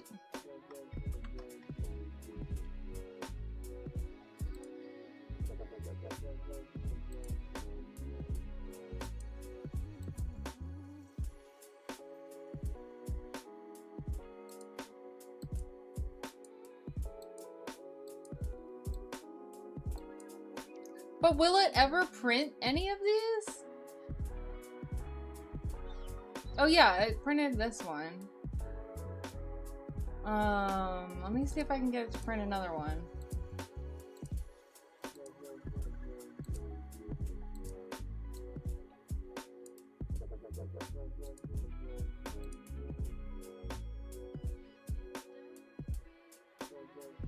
Okay, there we go.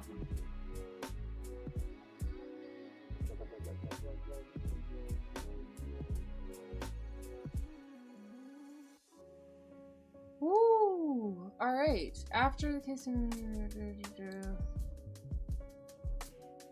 Wrapping it up. Alright, let's wrap it up. We did it! Yay! We robbed the bank. You do need a polling, yes. Oh, Obsidian. I really like that software. Yeah, Obsidian's great. Oh, that reminds me. I really need to make it so that my Obsidian backs up to my GitHub. That's on the agenda. I just don't know when I'm gonna do that. I don't know how to keep up with all my like learning and do all these side projects. Because the side projects are a learning process too. Under the conditional, we used to check if we safely left. Add another if statement that checks is heist on.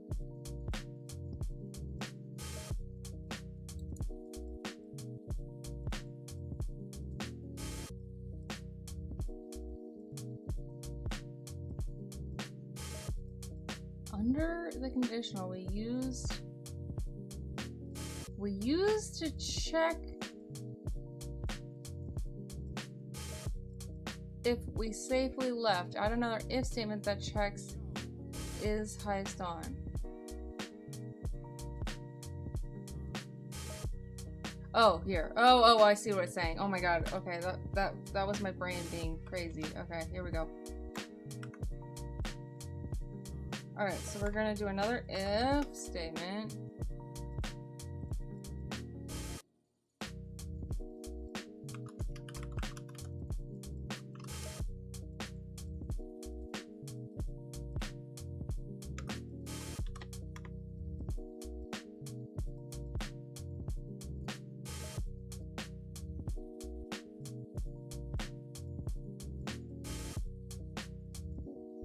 Okay, create a variable empty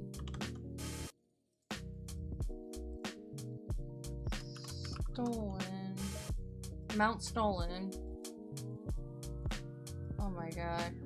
No need to check again. You are already inside that if block.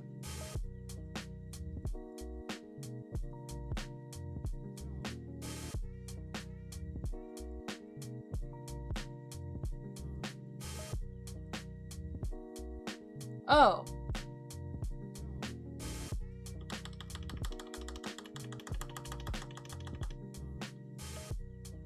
Right. Okay, so we don't need to do that again.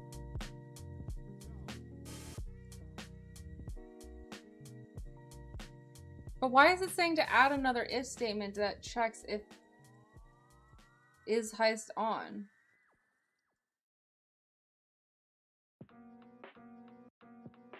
So we don't need to do this.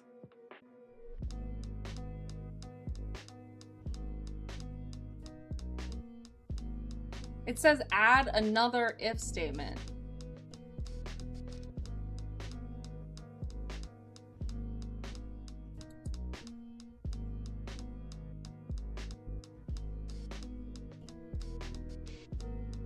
Are we both looking at number 18? 18. No, I'm looking at this one, 16. Add a print. Read every word for us, please. It says, under the conditional we use to check if we safely left, which is this one. Add another if statement. It's saying to add another if is highest on inside of it, the if is highest on? That's what I'm confused about.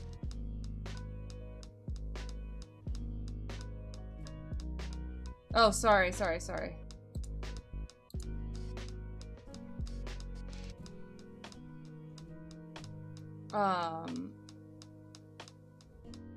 I'm on this one. We can do that? Okay.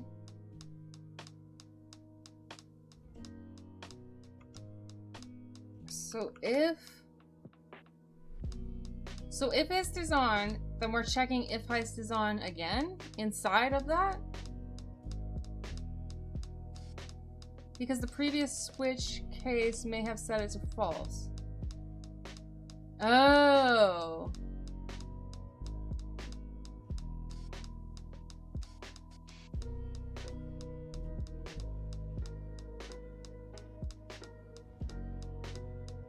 Okay.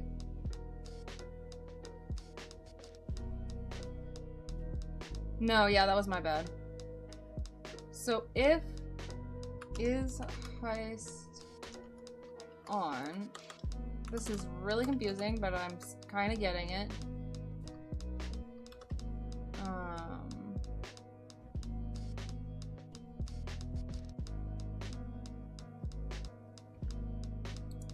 All right, inside the if statement, create a variable amount stolen.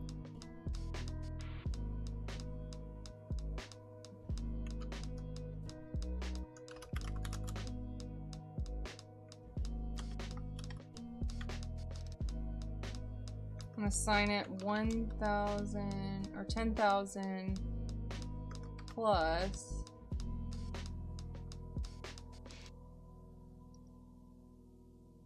rand Mountain.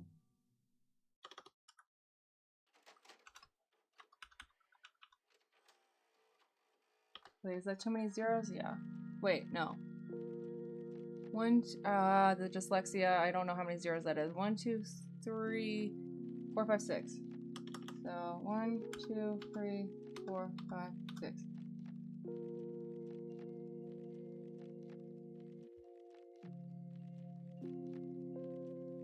That guy Eddie! Thank you for the follow.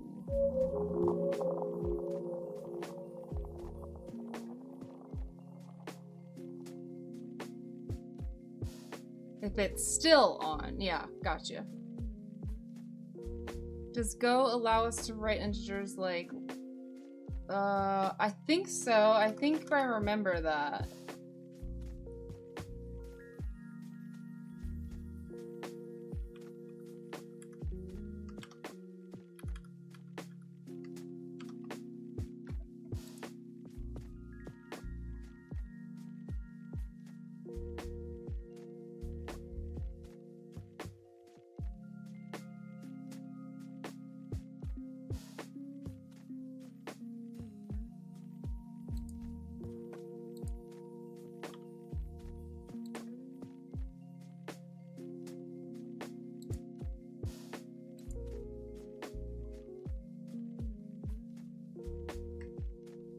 Yeah. Okay. We'll use the milestone to simulate how much was in the vault at the time of our heist. Okay. Still inside the latest if statement, add a print statement to show how much was taken.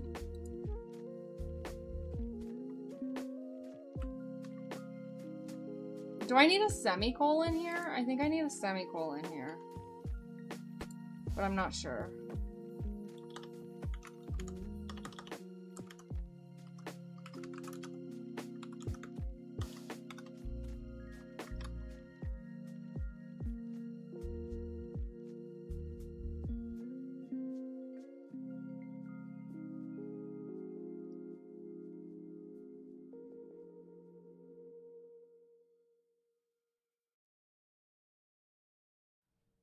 What do? We do like a percent V.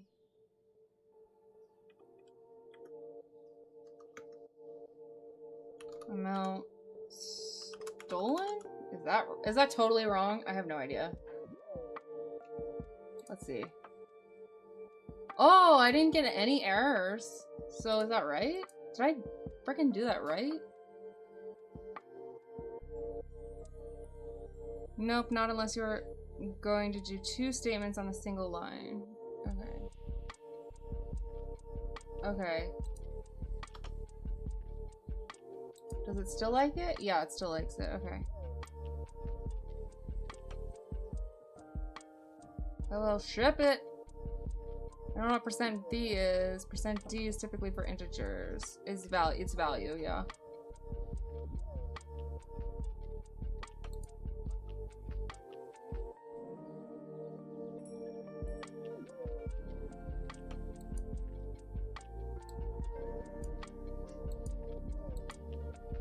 Let's see if we can get it to say an amount that we stole.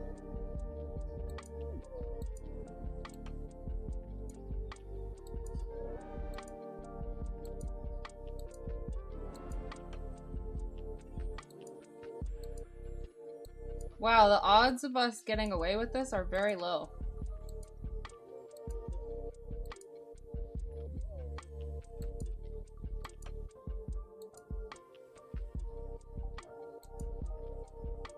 There we go. Oh, shit. Wait. This is not in...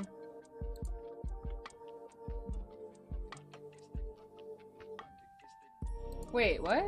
Okay, I did that wrong.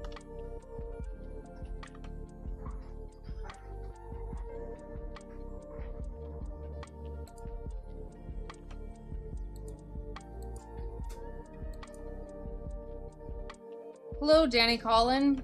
Huh, I guessed value too. Yeah. It's in my notes. I saw it earlier. Oh, not a printf.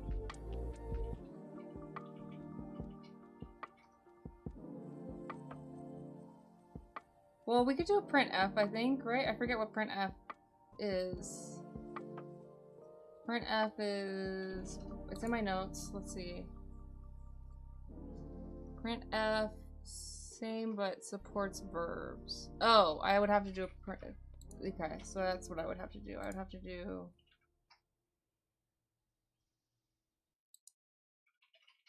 Wait, why do I want to do this? I already forgot. Add a print statement to show how much was taken.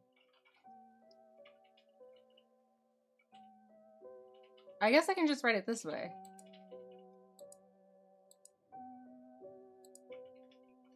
Did I close Obsidian? Yeah. Okay, there we go. So let's see if we can get it to give us a number again.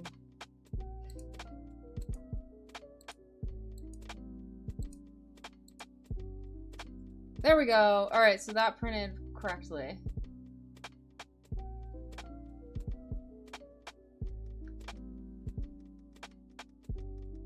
Okay, so I need to add in like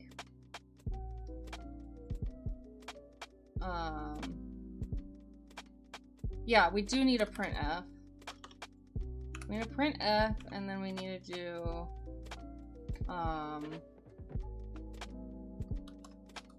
we got away with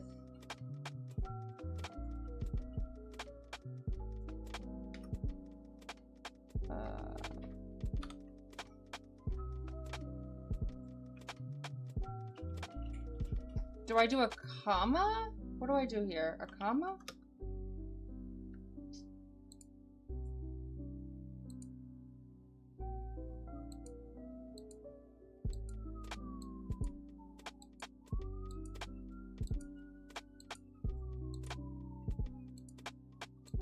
Come on.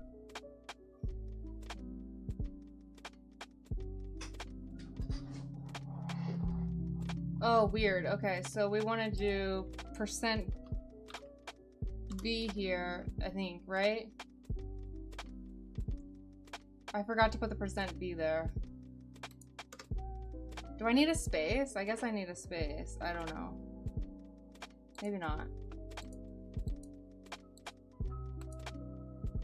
Printf is a formatted string. You aren't formatting anything.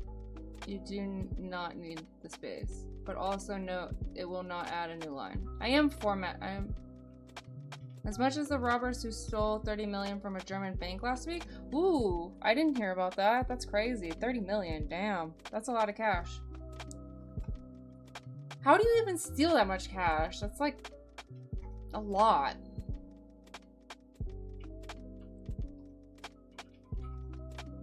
We're rich. Yeah, we're totally rich. Alright, let's see if it worked.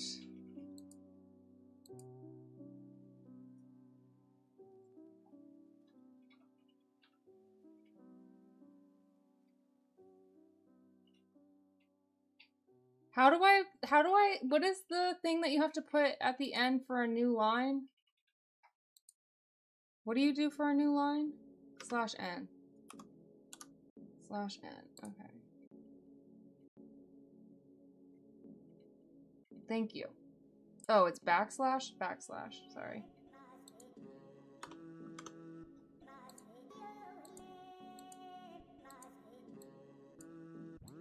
Alright, let's see how long it takes us to get it to do it now.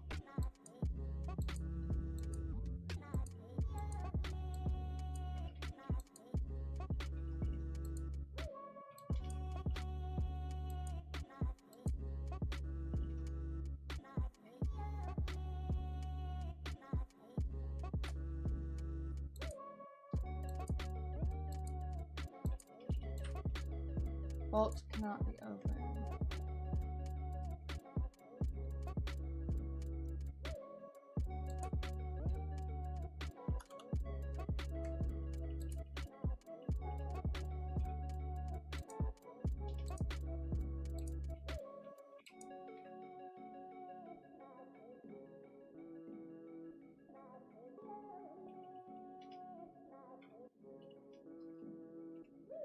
It was valuable as jewelry. Oh, okay. Estimated to be 30 million instead of money. Gotcha.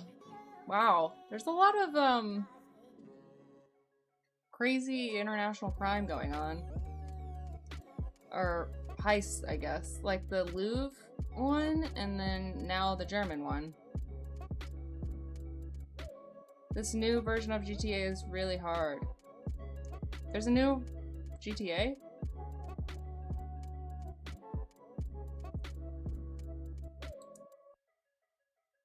Or is that a joke?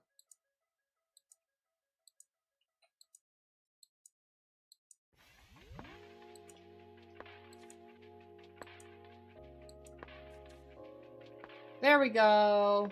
Alright, that looks right. Looks like you've managed to make it past the guards. Good job, but remember first is grab and go. Head to the getaway car. We did it. We got away with 688,593. Nice. Woo, okay.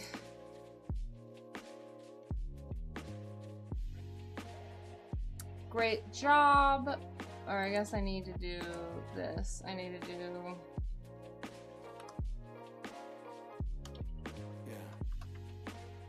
like that. Great job implementing a series of conditional statements and created a flow of logic. Run the program a few times and see how your heists go. If you want to challenge yourself, change the maximum generated values and then adjust conditionals in response.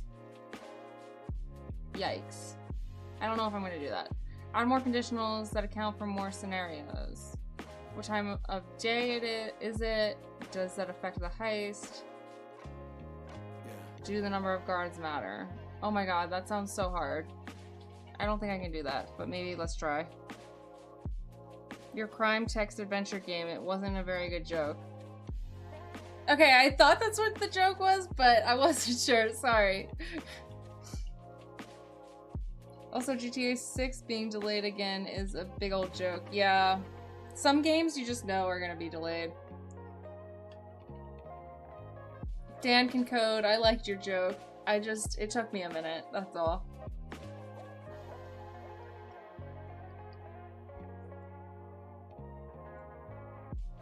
Oh my god, okay, that took how long? Forever.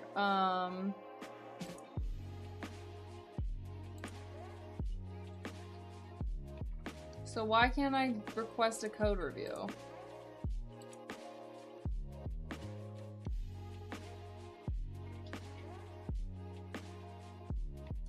You can request one AI-powered review per project when you complete all the tasks. I did complete all the tasks. Did I check them all off? Oh, I didn't check this one off.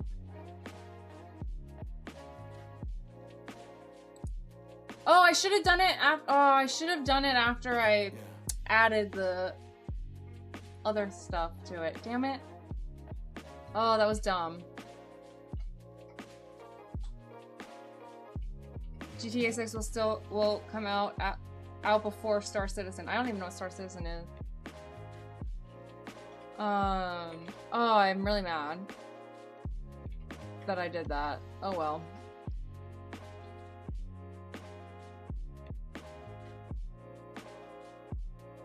Does the code do what it's supposed to do? Your Go bank heist similarly largely follows the project task. Seeds randomness, uses guards. Well, okay, cool.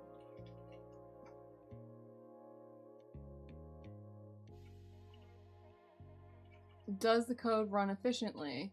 The program uses a straightforward flow with minimal allocations. Randomness is... Okay, you know what I didn't do is I didn't go back and look.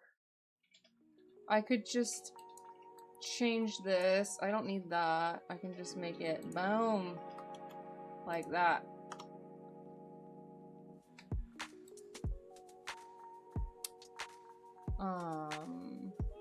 I think that was the only one that I did that, like. Some space game that is forever in development and will never be fully released. Walrus operator. Yes, it's a walrus. The program uses a minor improvement, avoid redefining or redeclaring variables inside blocks. when not needed and ensure all branches are mutually exclusive for clarity. Okay, so... What? Redefining variables. Where did I do that? This? Is it talking about this? I don't know how I would fix that.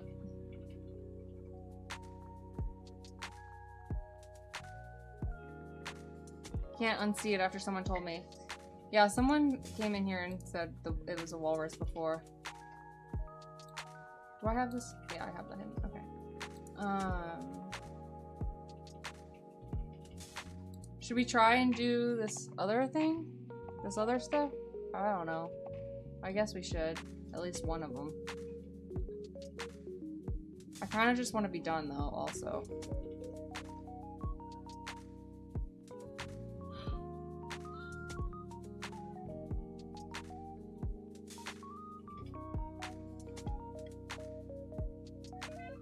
Oh, I might need to get up and walk around again, though.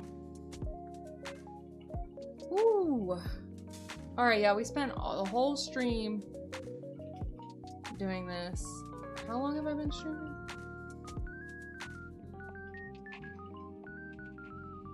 I guess I could go another hour. I don't know if my brain's gonna keep up with it for another hour, but we'll try.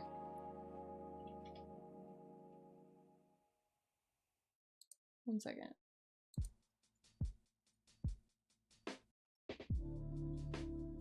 How do I tell how long I've been streaming? Oh my god. Okay, I've only been streaming for less than 4 hours, so yeah, I gotta go another hour.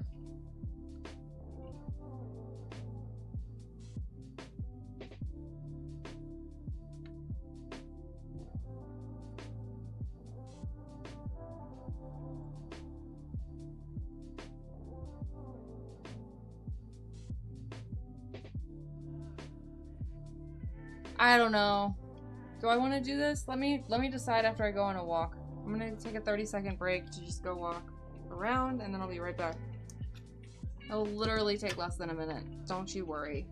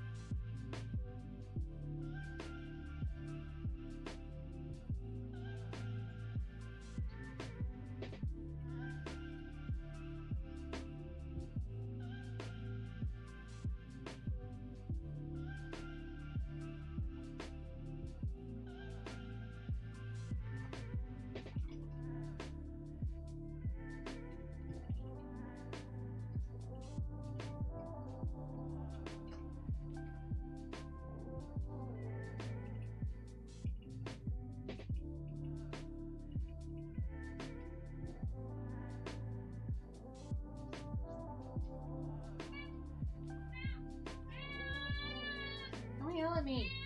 Oh my god. Chair stream. Hi, B Theo. Wow, you came right when I got up. I came back with chocolate.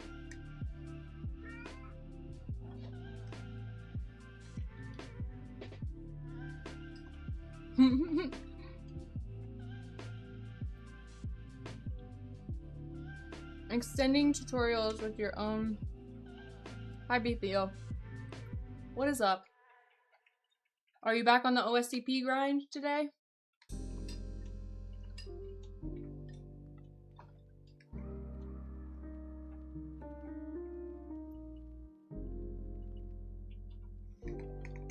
Extending tutorials with your own additions is really good practice, but maybe only if you feel inspired.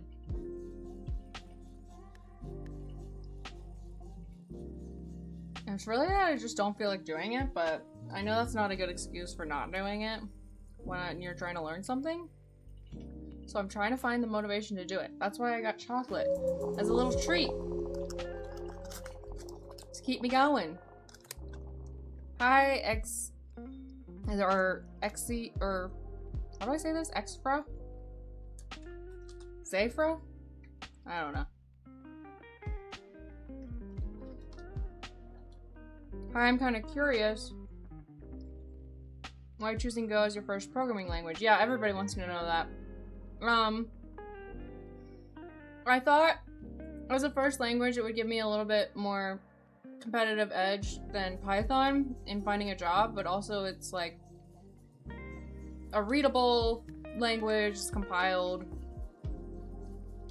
and it's I don't know. It's a good first language alternative to Python, I feel like.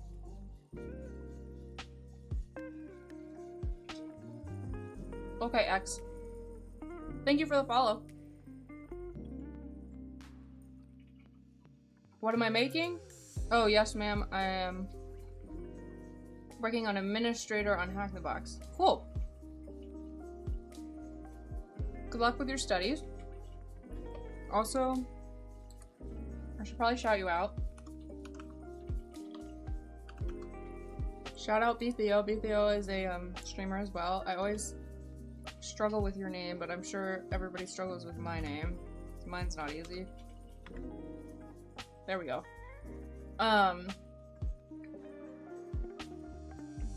Yeah, everybody go follow Bethio. Bethio is pretty cool. Bethio is studying for the OSCP right now.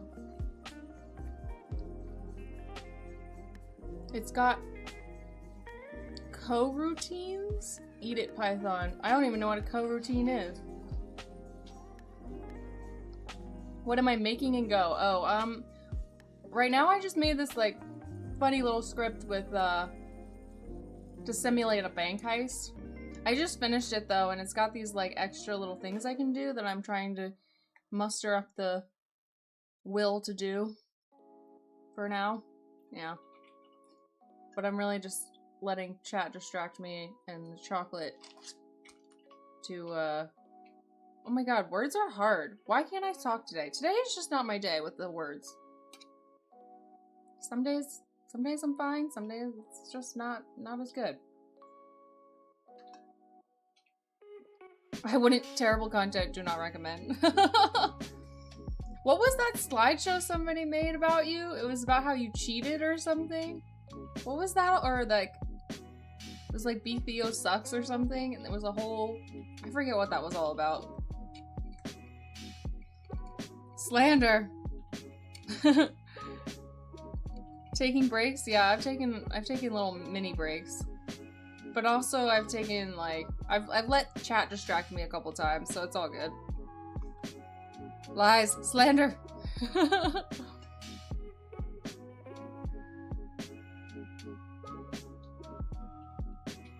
Theo is a filthy cheater. Yeah, that's what it was.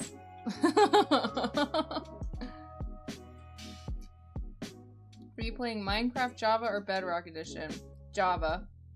I think at one point you could use either one, but I think that plugin doesn't work because of other things that I've done to the server.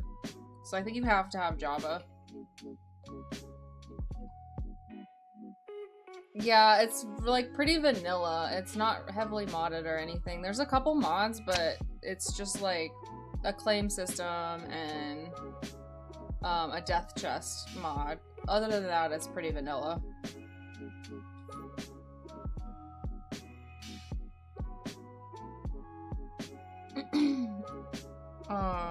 I mean, it isn't a bad choice. Often you learn Java in university, and Go offers the same features, especially the ability to use static typing. Okay, cool. Good to know. I love Go too, but couldn't find a job with it, so I went back to Java. Ooh, okay, well that's not good news for me.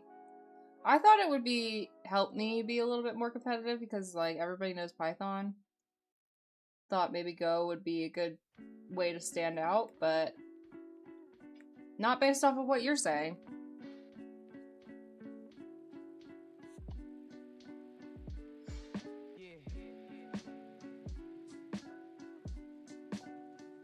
But don't let it distract you any more than you are. Okay. I guess I should get back to what I was doing. Whatever language you pick, the second language is much easier to pick up, so if you have to pivot to Java, it's not like you're doubling the work you needed to learn. Yeah, that's what I'm hoping. I'm hoping that once I get in with Go and I get efficient with Go, that I can just learn all of the languages. Maybe not all of them, but a couple of them. Why not recreate your existing projects to Go? Yeah, that would be very difficult.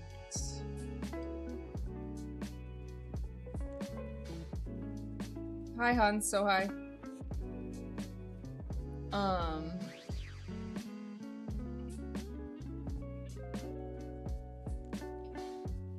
I don't know where you live, but I'm from France. If you're from the US, Go is way more used. Yeah, I am in the States.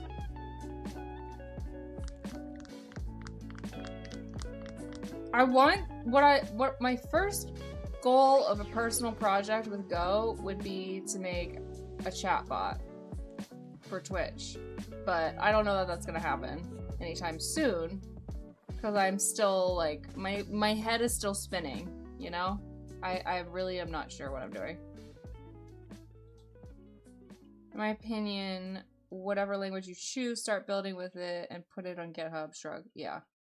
Everybody's like, start a project, start a project, start a project. I do not know enough to do a whole project yet. I am like on the very, very, very, very basics of stuff, so I don't know. I guess, okay, alright. My head is always spinning, just do it. Okay.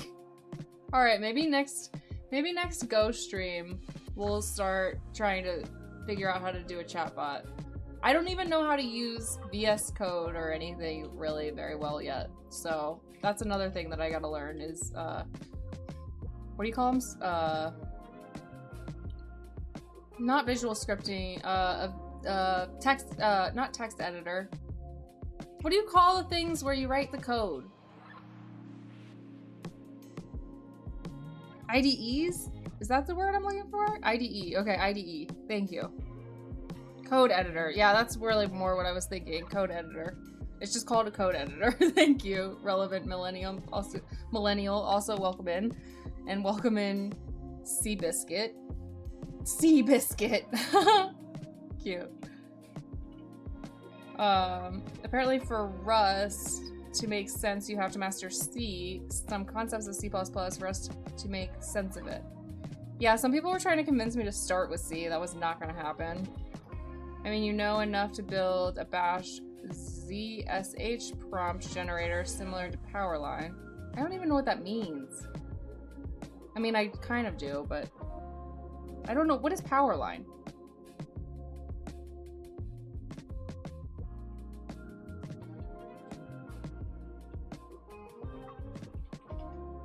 I guess I kind of know what you mean. Alright, anyways. Oh wow, chat is popping off. Hello, hello. If a project from scratch seems intimidating, you could extend a cool tutorial project. The whole make it your own idea is still useful. Okay, yeah, that's true.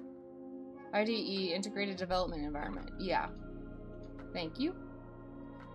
Go is great for networking with the coroutines feature. I still don't know what a coroutine is, but okay. Spectacular name, thank you. Yeah, right? It is a pretty good name.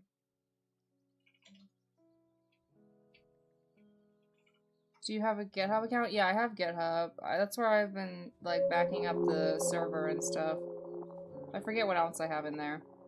I have something else in there. I don't remember. I haven't actually looked at it in, like, a couple weeks now. It's been a minute, so...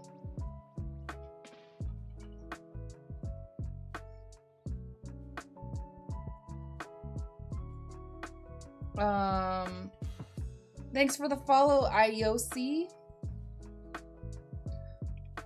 Alright, I guess from here, let's do one of these. Change the maximum generated values and then adjust conditionals in response. So, maximum generated values. Where is that? So it's saying to change this and this, I guess?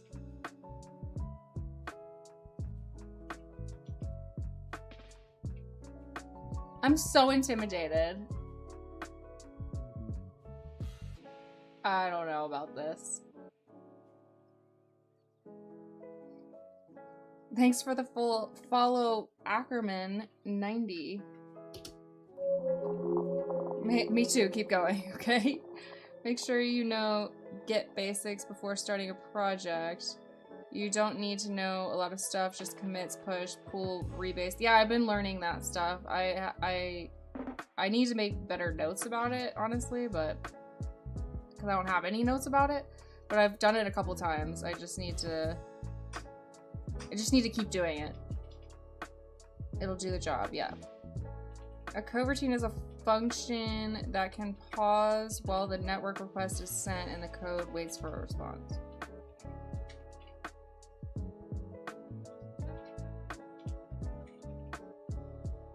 Interesting, okay.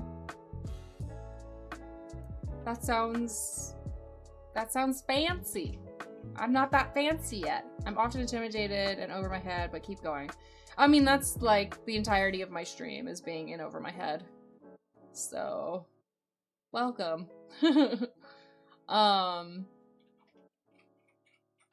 the maximum generated values and then adjust conditionals in response. I guess we'll do that one.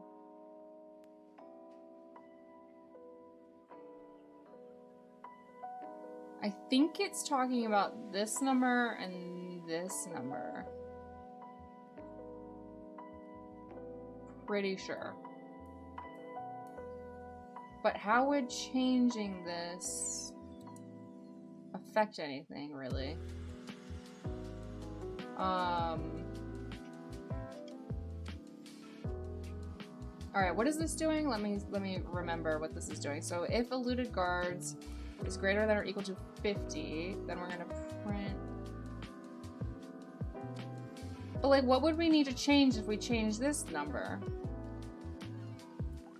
Like, nothing. And this must not be what they're talking about.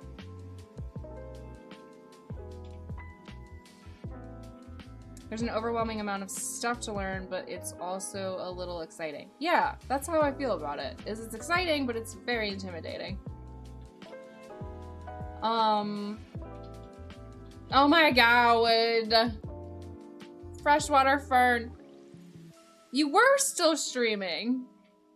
You came in here while you were streaming. Did you have me on your stream? Hello. Welcome. Yes, please come distract me because I have no idea what I'm doing. So that would be great. Thank you, thank you. Oh, Volfred, thank you for the 3 months. Fresh 11 Allium. What did it say? Wait, what? Hold on. Hello, welcome Raiders, welcome, welcome. Fresh W11 Allium. What does that even mean? Freshwater fern somehow or something? What is happening? Judy Dev gave 6 months to Starla Carrots. Damn, Judy Dev. Judy Dev. What is going on? Thank you, thank you. Holy crapperoni. Yeah, I just finished doing this project and Go, but I am trying to do this like extra part to it, and I'm very intimidated, so that's what's happening. So thank you for coming in and distracting me. Taco Bell ads? Oh, sorry about that. Hi, Matata. Starla Carrix, yeah. Thanks, Judy. By the way, have you heard about Boot Dev? It's a good place for learning Go too. I have heard of it. I haven't checked it out yet. I've been kind of trying to finish this course before I go on to something else with Go, but maybe this might be the end of the course. It's really hard to tell. Oh wait, no, I still have this whole chunk to do. Never mind. What happened with Taco Bell? Oh my god, now I want Taco Bell. Thank you for the follow, Starla Carrots. Wait, did you just get... Starla Carrots got 6 months, but you weren't even following. That's funny. Gee, I love Go. Hi, the dad walking. Welcome in. Guys, isn't Freshwater Fern the friggin' best? Freshwater Fern is a vibe.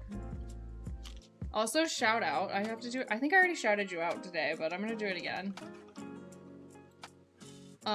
Yeah, so what my stream is all about is it started out as a hacking stream, as me trying to learn InfoSec as a total noob.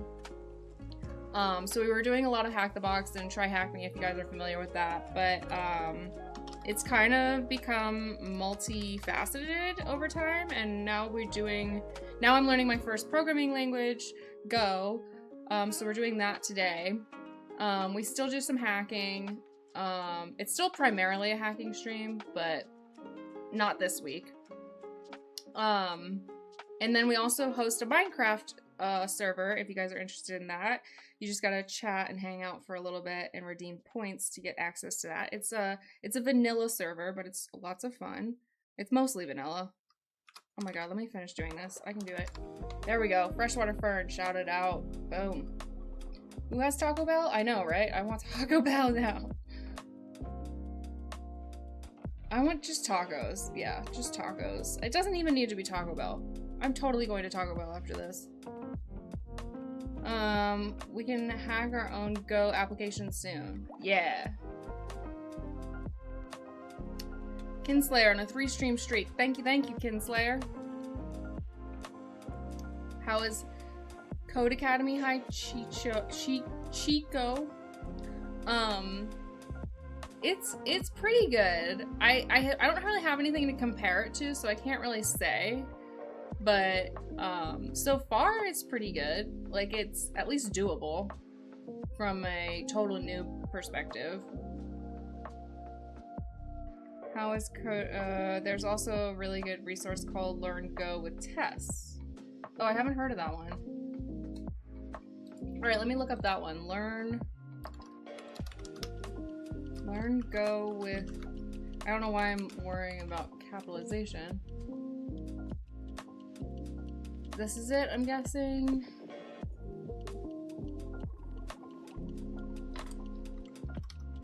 Guys, how was Fern's stream? Fern, how was your stream? Are you still here? Did you have an amazing time? Did you get all of the subbies? You always get so many subbies. The people love you. The people just, they want you. You're the Freshwater Fern. We had fun? Nice. What did you do? I'm guessing you just worked on the game. Bring Me Hope. Yeah, Freshwater Fern, for non-raiders, Freshwater Fern is working on a game called Bring Me Hope, and she's doing everything, like from the music to like literally every part of the game she's making from scratch, so that's pretty cool and badass. So you should probably check it out on Steam and not pre-order it, put it on your wish list. Highly recommend. But yeah. Anyways, I'm a Fern fan, if you can't tell. Thanks for the hype train, by the way, guys. Or I guess that was Judy. That was all Judy. Nice, game dev is fun. Yeah. By the way, do you know JavaScript? I don't know shit. I don't know shit. Fern implemented stuff for the game and did a play test with friends at the end. Oh, I'm sad I missed that. She's probably now in a work call. Yeah. I don't think Gum Squad has a Steam page yet, but you can wishlist Bring Me Hope. Wait, what is Gum Squad? Wait, is she making 2 games? Is there another one?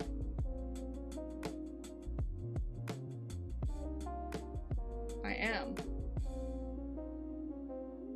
What? I'm confused. Some people had opinions on some of the course. Hi, it's me, some people. Oh yeah, just Judy. I mixed your names. Just Jane and Judy's names together. I don't know why, it's because of the J's, but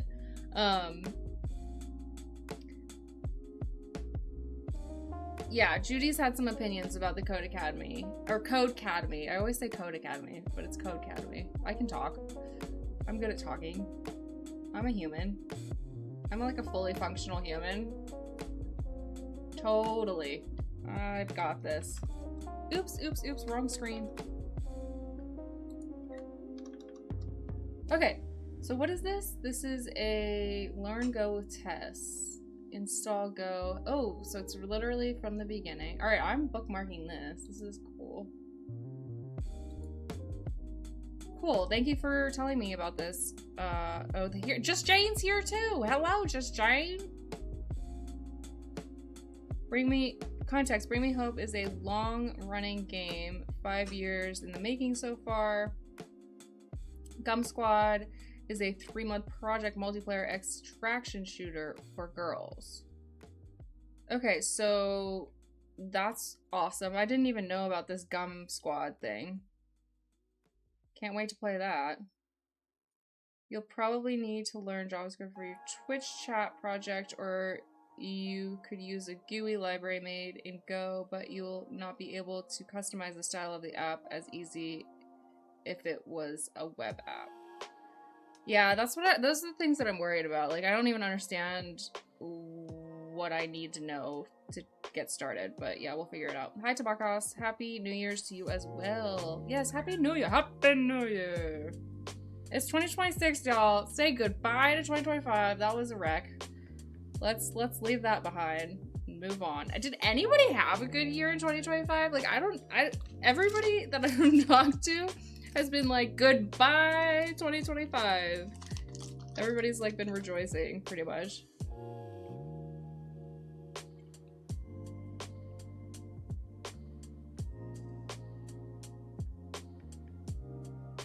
How is Golang going? It's going pretty good. I just finished a mini project about a bank heist. It was pretty good. Alright, I'm eating chocolate.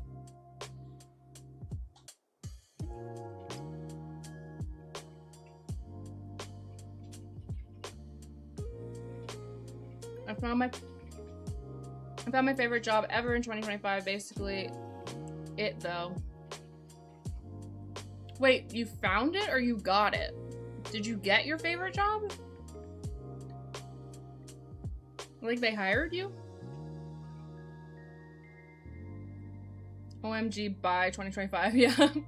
I did a lot of Golang. I'm not sure how it would limit you for Twitch stuff. I found it really good to work with personally. Okay, well that's good to hear.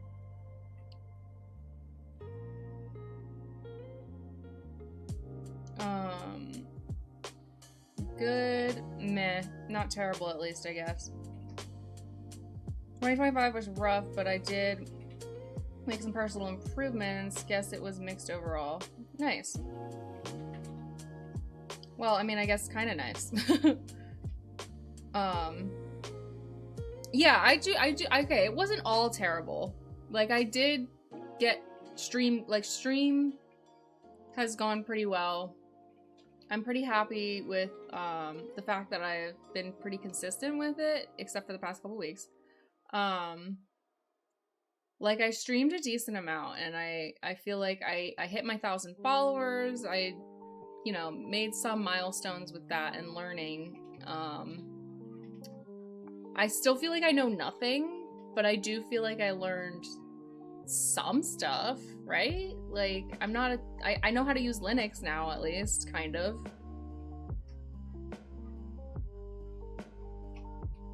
What are you learning in Go right now in Codecademy? Prob should ask what you've learned so far. So this is what I just did. Let's see if it'll, come on, you can do it. So this is what I just wrote.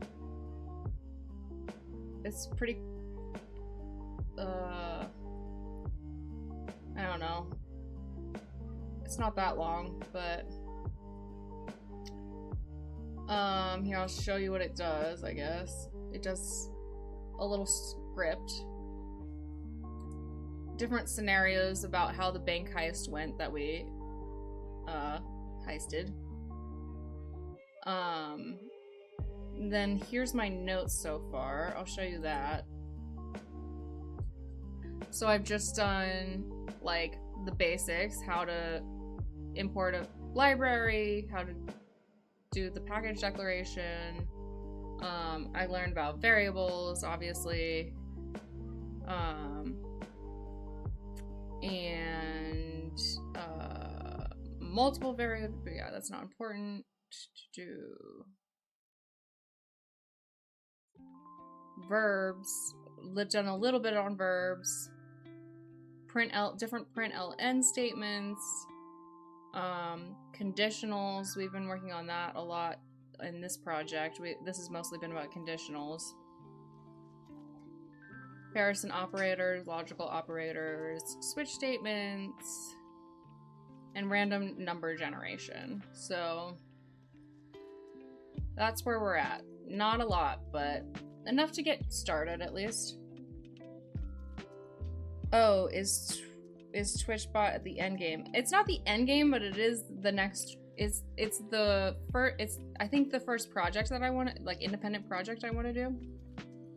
I just built my own, super fun. Oh wow, okay.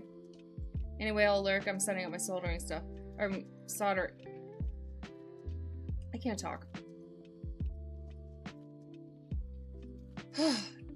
Soldering.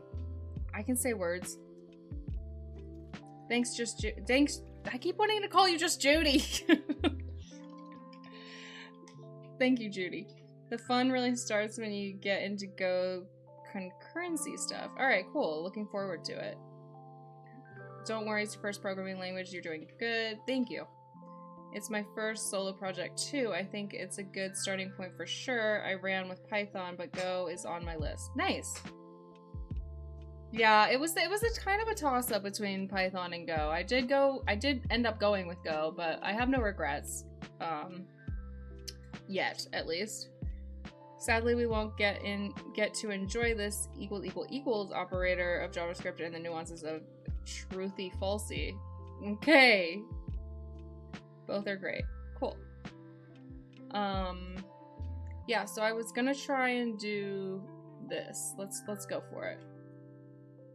Okay, I'm not, maybe chat can help me, but don't give me too much of a hint. Give me like little hints, I guess. So I'm trying to change the maximum generated values and then adjust conditionals in response. And I'm trying to figure out even what the maximum generated values they're trying to identify are. I'm guessing it's talking about 50 and 70. Oh, is it talking about these numbers? Okay, maybe it's talking about these numbers, these random numbers.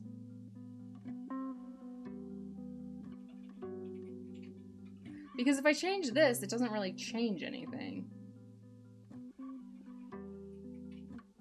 Like, I don't need to change anything else, really. Just be careful about tutorials. Once you finish the Go course on Codecademy, I would recommend you start with your project. Yeah, that's kind of the trajectory I'm planning. In my opinion, Go is the best beginner language out there, but it's also super powerful. Okay, thank you for having some positive feelings towards Go being my first language. Not everybody has those feelings.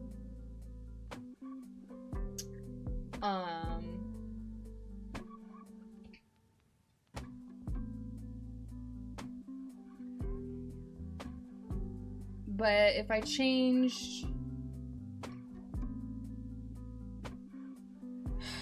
I don't know, if I change this 100, do I need to change anything?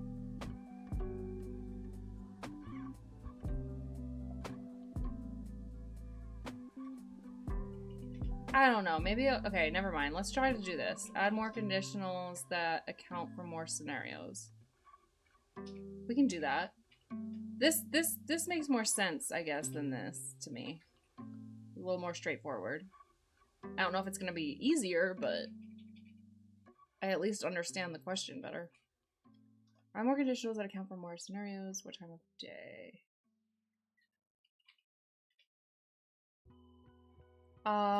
Okay, let's try it.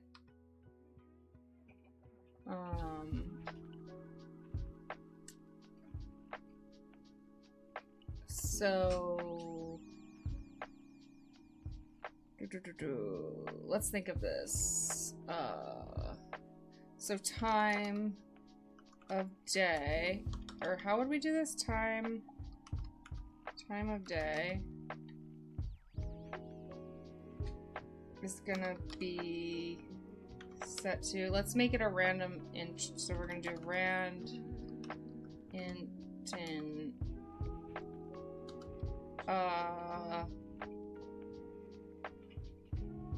It's got to be 0 through 2400. So we have to do 2401. Is that right?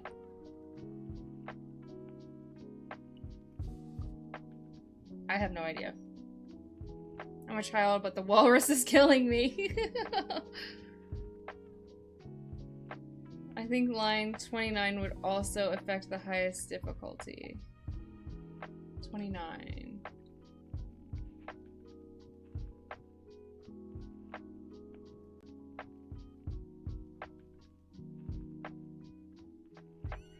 I don't even know what this is. I know I wrote this, but I don't even know what this is saying, really.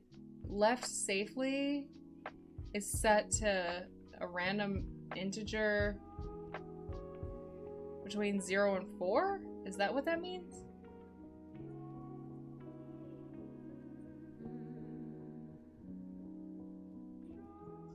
And then, I mean, I know that it's saying that, but then, like, how is left safely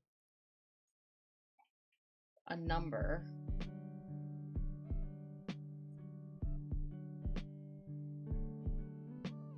I don't know. I already forgot how this code works. Just get the current time, no, if possible, in the sandbox.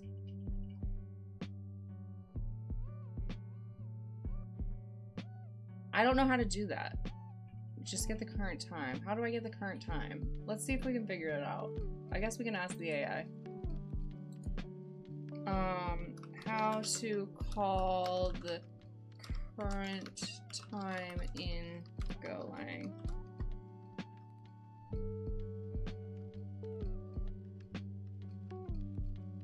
So we'd have to add a package.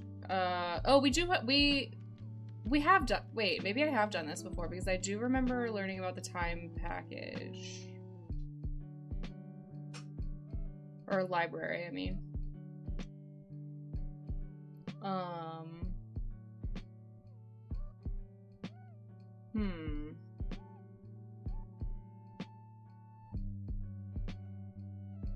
I don't know. Current time now. So it's time now.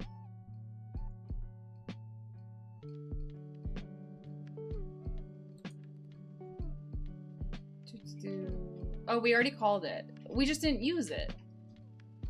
Oh, yeah, we did.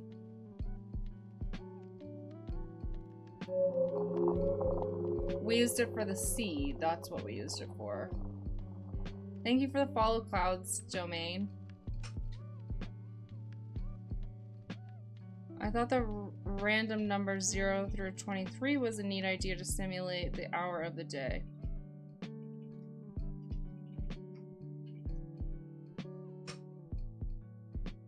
Yeah, I mean, we could do it either way, but I might as well do it this way because this is probably better.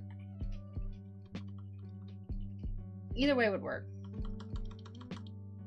So equals time now. Wait.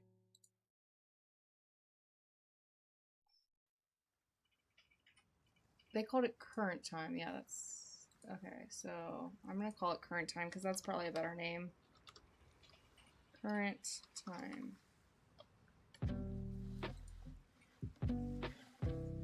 Do I need to put anything in the parentheses? No, I think it's fine, right? Thought that was clever. Thanks, Chico.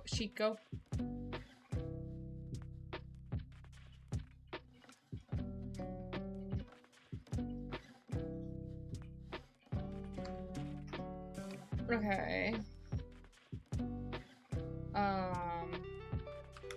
So if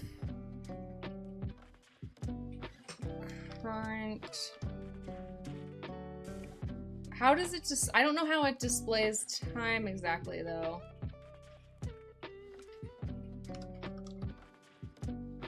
So I don't know how to write a comparison thing.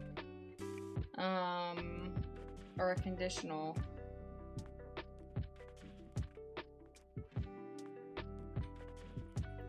I'm trying to figure out, like, So does this... Okay, I'm trying to figure out, one, if I need to put anything in the parentheses. I don't think I do.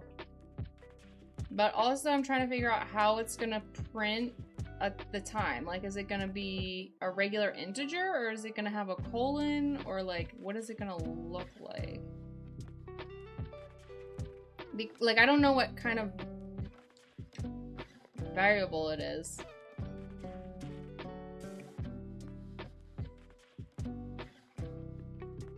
See what kind of output you get? Yeah.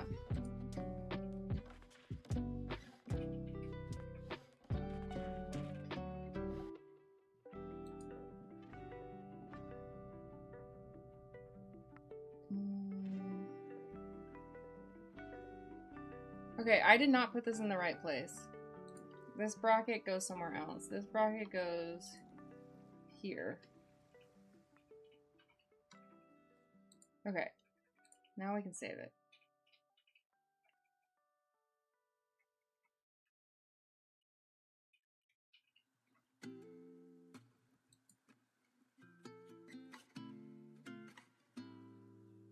All right, so if current time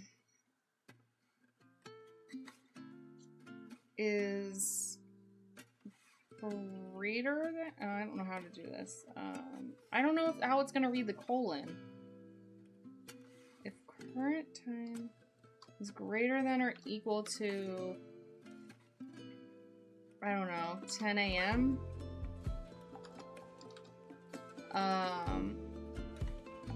Where do you want to get hours, minutes, seconds?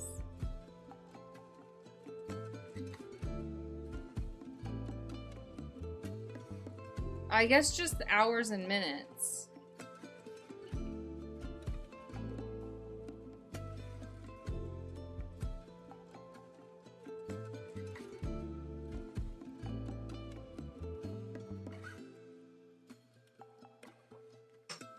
I don't think it's gonna read this correctly because of the colon, right?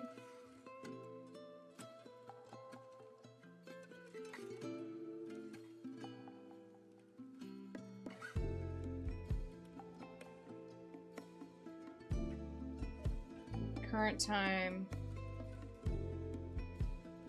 hour, or current time, minute. Okay.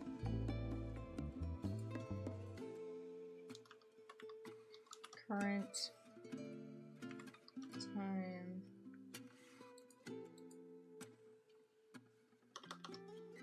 hour. Let's do that.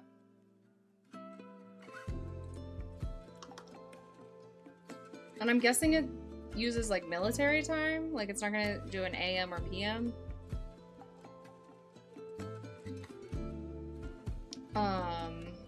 Okay, so 10.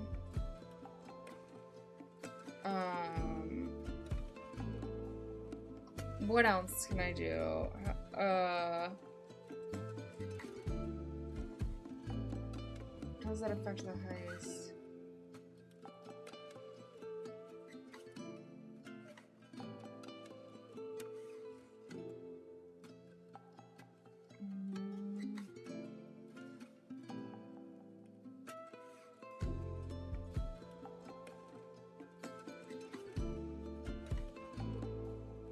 I guess print or FMT. Wait, I need the bracket.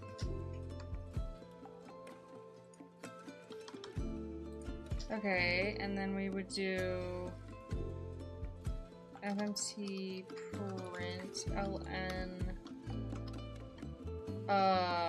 Let's just say.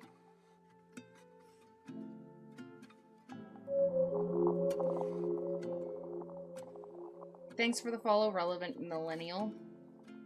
Can we print the value of current time out to see what it looks like? Oh, okay. Alright, yeah, let's do it. Let's do FMT.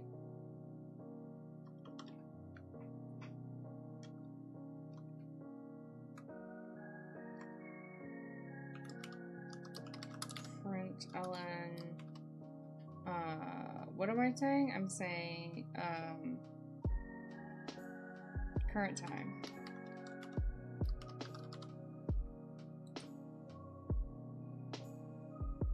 Undefined current time.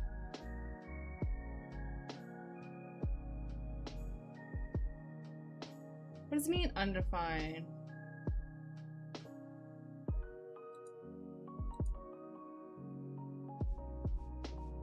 Which part? 18? So this one? Wait.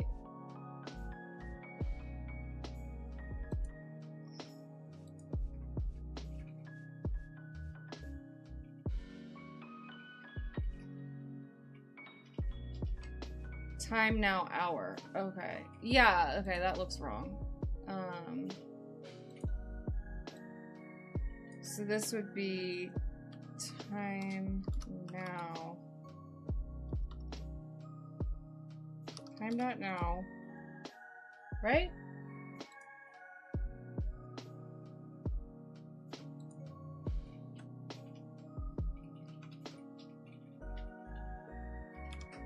Okay, and we're calling hour within that. Like that, okay? Right? 4, okay. Okay,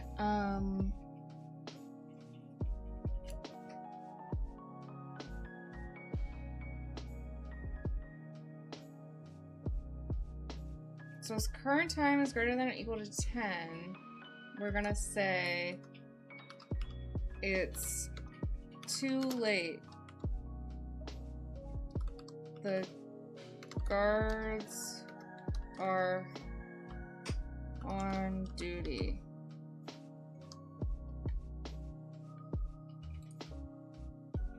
Okay. And then if else, I guess.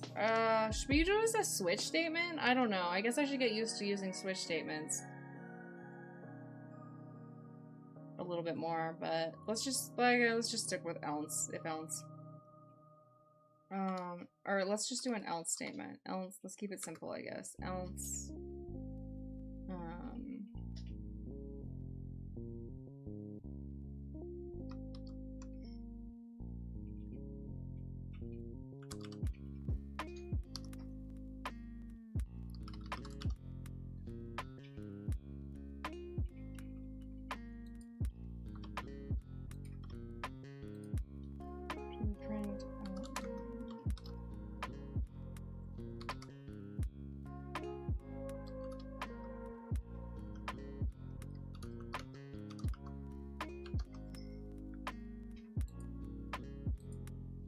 no?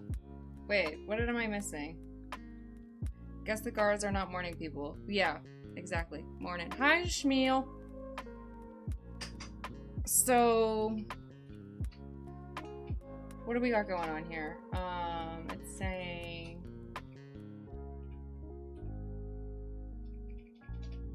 unexpected else. Expected. Your else block is not in the right place. Does it need to be here?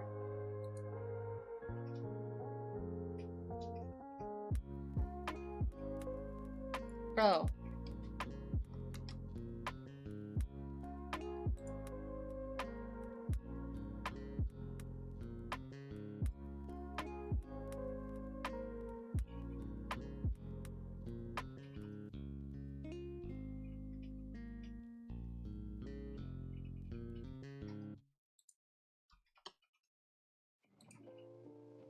There we go.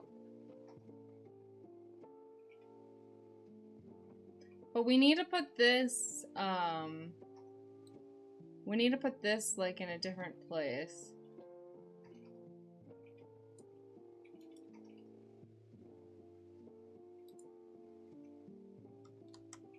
We need to put it, like, up here.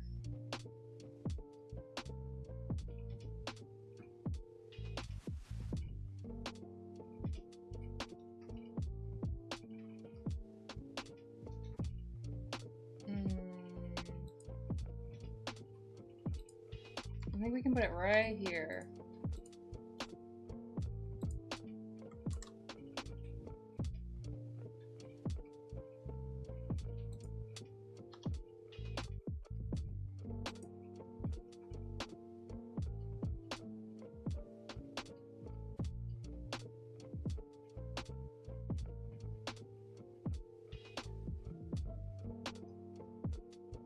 Okay, we don't need to print the current time. Or okay, I guess we can do that.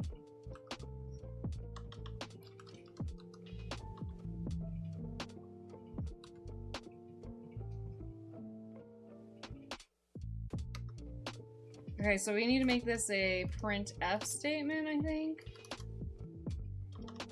Printf, and then it's %v o'clock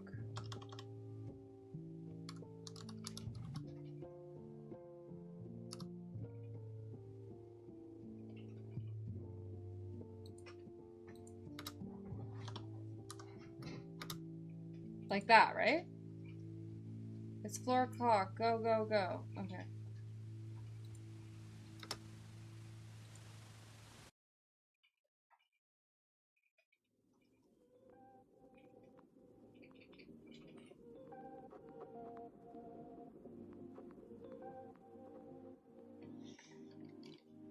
But I think new lines matter. Yeah, the else has to be on the same line as the bracket from what I can tell. Oh, okay. Yeah, we're I keep fucking that up.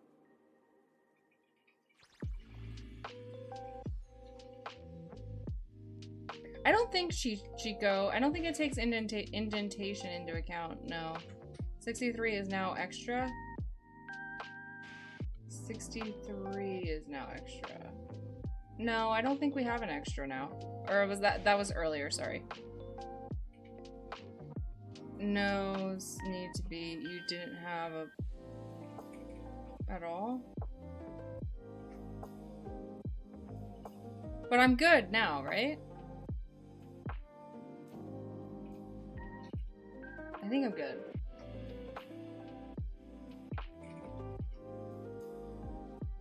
Problem was just the else block was in the body of the if. Yeah. You get a compiler error if you were still missing one. Right. Okay. So what else do we want to do? I feel like that's good enough. I feel like we should just move on. I could add endless amount of stuff to this, I guess, but I don't want to make it too complicated. Do the number of guards matter? I don't know.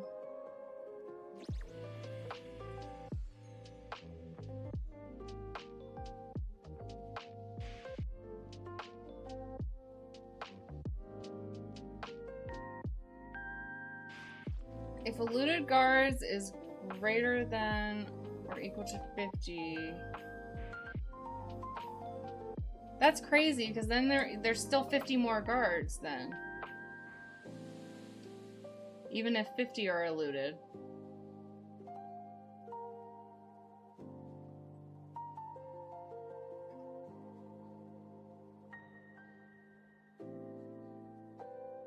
Alright, we're gonna move on. Implement control flow using conditionals. Woo, we did it. Game development, what?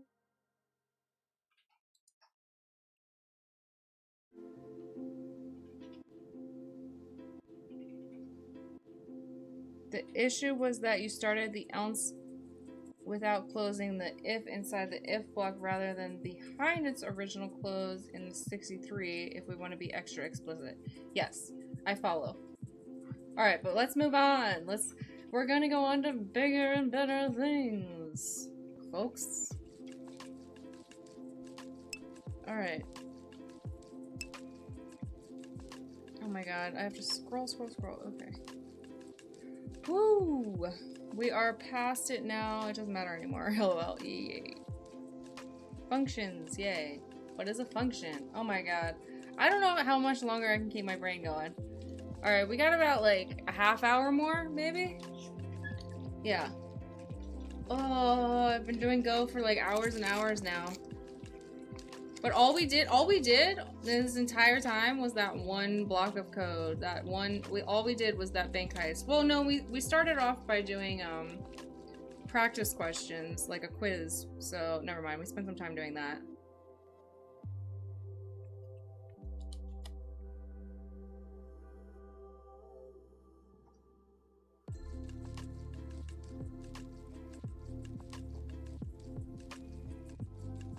Functions will jumpstart your brain. That sounds exhilarating.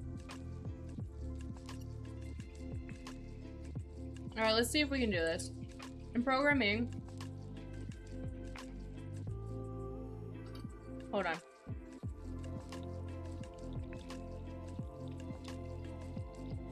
Oh shit, I'm almost to 1,400 followers. Hell yeah.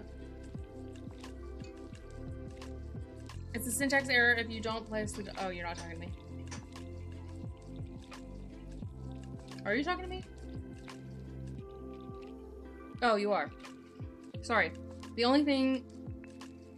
Feels pumpkin, man. Whoa, I missed a lot of chat.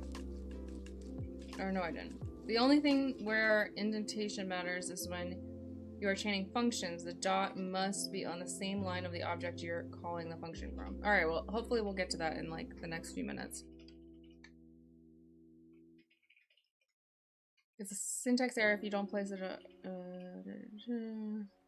Oh, you're talking to the Schmill. Sorry. Alright. In programming, a function is a block of code designed to be reused. As programmers, we want to find solutions to problems. Okay, never mind. I need a quick break. I need to get up and move around for a second. I'll take like 30 seconds and I'll be right back. I gotta... Ooh! My back just cracked from me doing that. Wow.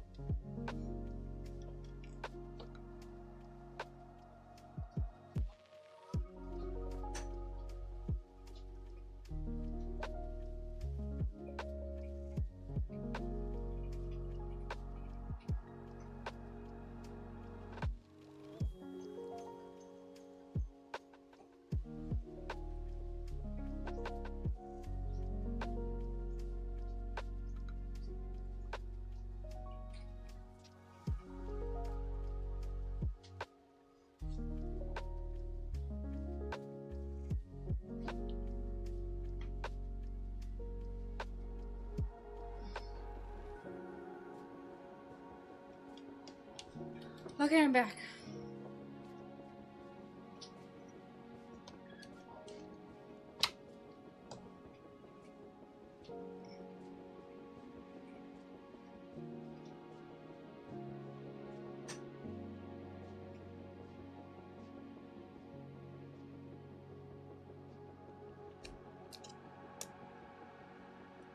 Forgot people wear pants. You don't wear pants?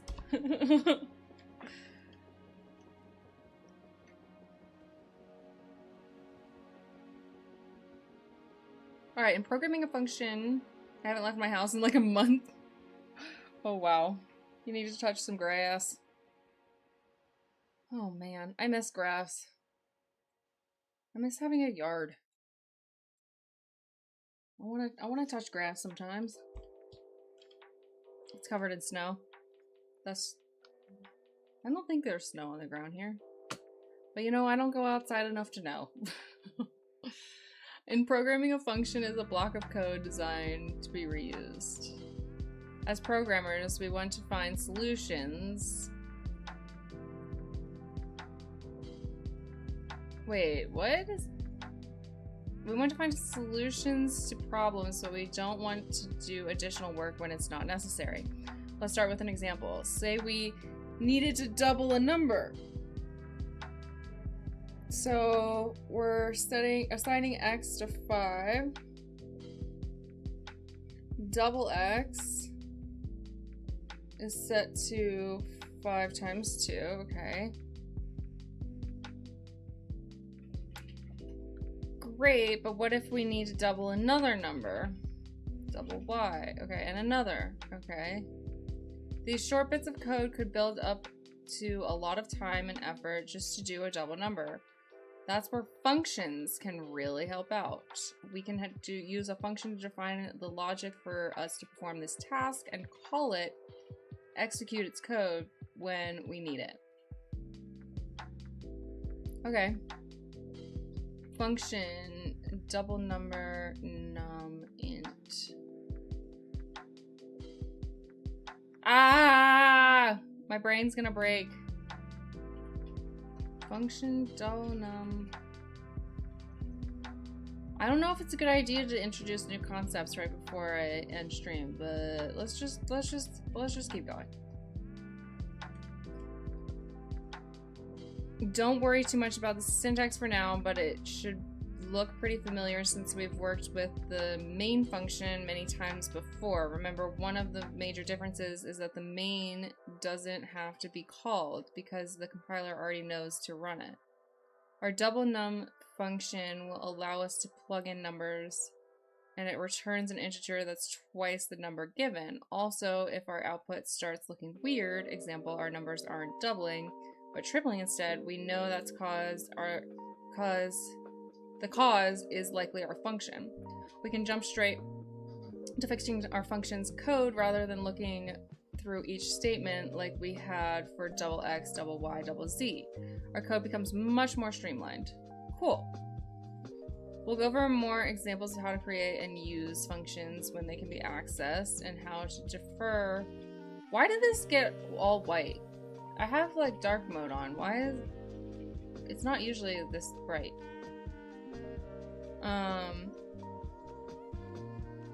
When they can be accessed and how to defer within a function in this lesson. In a nutshell, we'll see how functions function. Alright, let's go. Take a look at the provided GIF. Okay, it shows a function named add1side.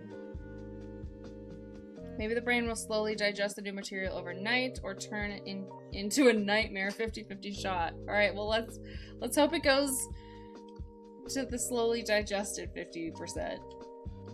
FAQ, the double num function isn't the best example, but it's to avoid to repeat some parts of the code.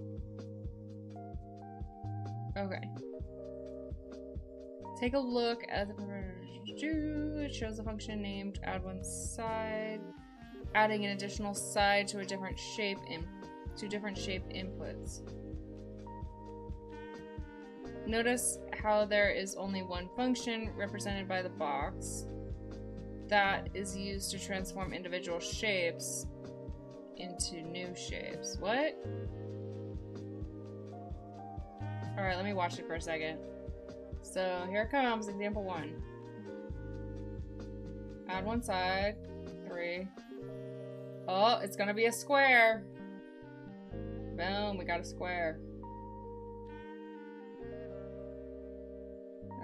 Here comes the second one. We got a pentagon. What's it gonna be? It's gonna be a hexagon. Ah, amazing.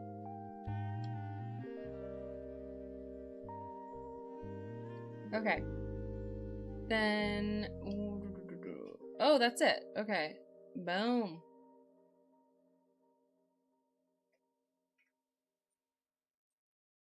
I don't understand this, but I don't think I'm supposed to yet.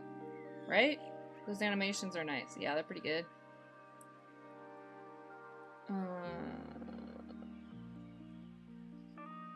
Like, what is num here? Is that calling a variable? Or it's defining num as an integer? Oh my god, another raid! No! Thank you for the raid. Hello, CM Griffin. What is up? Did you hack the Gibson today? You're always hacking the Gibson. You never stop stream at this rate. Yeah, exactly. Oh no. Oh no! I was about to end stream in a few minutes, but maybe I'll go a little longer. What's up? How was stream? If you keep moving, I think it'll explain it. Okay, cool. Num is the input. It's your shape, for example, from the add1side function. Don't worry too much about the syntax for now. Oh, yeah. Feel free to end whenever you want. Alright, well, how was your stream? Foodie stream in disguise. I'm about to make some chili dogs. I freaking love chili dogs. It's been a minute since I had one. I've had chili recently, and I've had hot dogs recently, but I have not had a chili dog in quite some time. That sounds delicious. You can have multiple inputs. Those are called parameters most of the time. Okay. Today has been a go day for me. Hello Raiders. Welcome. A little bit about me. I am Slyborg, and the stream is mostly about Betty, my cat. So, where is she? She's sleeping right now. You can see her in her little box. You can see her little booty. Well, you can kind of see it. Hold on, let me see. Anyways, so that's her little booty right there. She only comes out for snacks, so if you want to redeem snacks to meet her, go for it. But yeah, so I am typically doing InfoSec stuff, but I also am learning my first programming language, which is Golang, obviously. And I host a Minecraft server, which we play on the weekends, on Sundays. And it's a vanilla server, so that's another part of the stream. So it's become a 3-part stream. I do hacking, I do programming, and I do Minecraft. But thank you for the follow, AA2988. Thank you. My stream is good though. Got a queue going for open router calls. Cool. Nice. Sounds productive. You can have more to do. You know what? Somebody was in here talking about tacos earlier. I think I might have to get tacos after this, but I really should eat what's in my fridge. I don't know. Do I have anything in my fridge? I think I still have tostadas left. I should probably eat those. Tostada is close enough to a taco, I guess. I could just pretend it was a taco. An open-faced taco, right? Tacos sound super good now too, right? Did you guys know that there's this in Tucson, Arizona? Instead of a ball drop, they do a Taco Bell taco drop. It's a Locos Doritos taco, and they celebrate the taco on New Year's, which I think is a lovely way to celebrate New Year's. Apparently, it's been a thing for a while, but it like blew up this year, and like it was all over the Instagrams and stuff. Yeah, that's where I saw it too. Stack tostadas on top of each other and it's a taco. Yeah, now we're talking. Atlanta, Georgia drops a peach. Drop that peach. That's cute. That's appropriate for Atlanta, Georgia. Golang is good for backend compared to React for server components. Okay, thanks, X. Interesting. I'll be in Scottsdale in a week or two for work stuff. Cool. Well, you missed the taco drop. Backend development is why it's on my list. Yeah. That's another thing about Go. Yeah, it's good for backend, front end, whatever.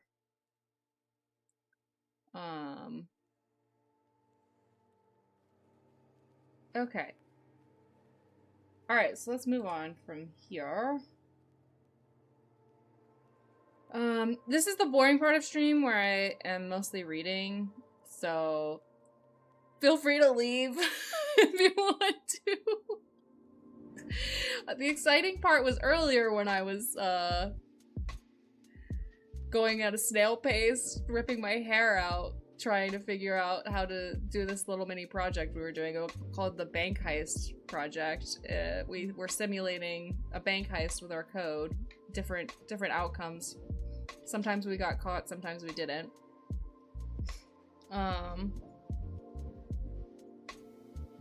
React server components got a recent major CVE, that's why I'm saying it. Oh, okay, gotcha.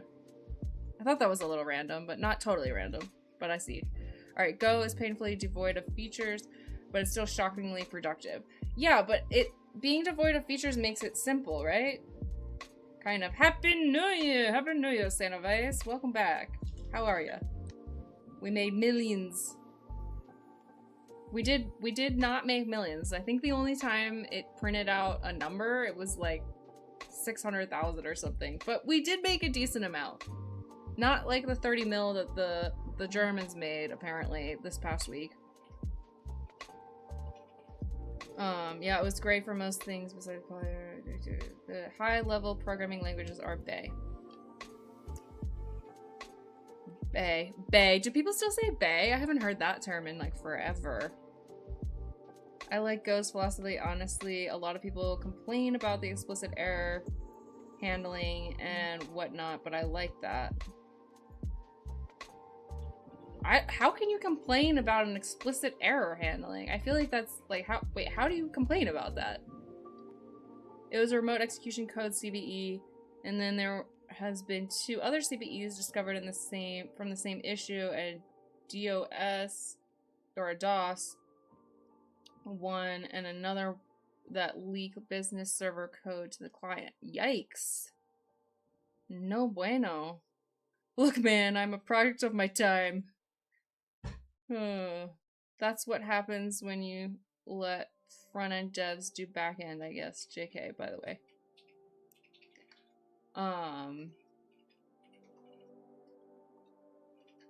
Yeah, front-end people get, like, shit on by back-end devs. That's all I know. The back-end devs love to shit on the front-end devs. I don't think it goes both ways. I think it's just the back-end devs are like, front-end.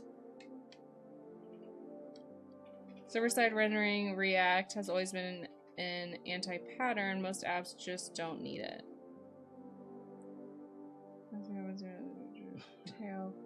Tale as old as time. Yes.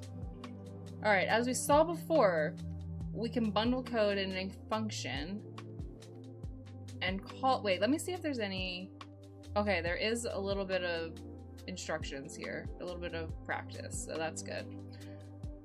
As we saw before, we can bundle code in a function and call that function when we need the code inside it to run. We'll be going over function syntax starting with a simple function definition. Okay. Summon Nicole. So this is like— so yeah, we're defining the function here.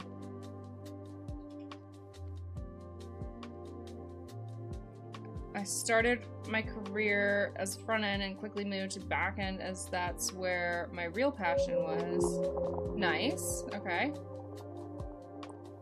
So you're like a full-stack developer, maybe then? Maybe. The error handling is one of the good parts. They don't invite the back-end devs to the Mega React conference after parties. Once you see it run, it will click and make a lot of sense. Okay, cool. And then fall in love with them.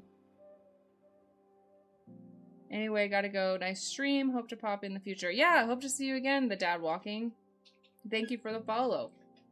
Appreciate you. We're almost at 1400, guys. It's a big milestone. Okay.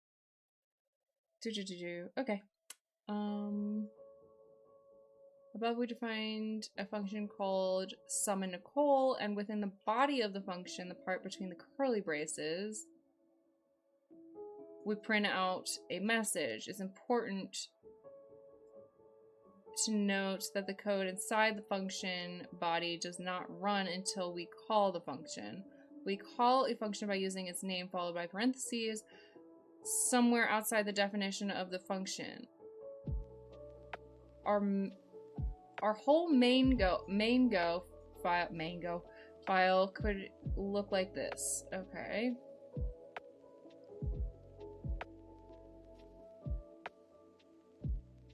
Cool. Alright, got it. In our example, we defined the function summon Nicole and called it twice inside our main function. Notice that our function definition exists outside of main, but calling summon Nicole occurs inside of our main function. This produces the following output to the terminal. Okay, cool. Hey, Nicole, get over here. Yeah, Nicole, get your ass over here. Ooh, tacos. We're talking about tacos again. Define a function called eatTacos that uses fmt println to print out the message yum.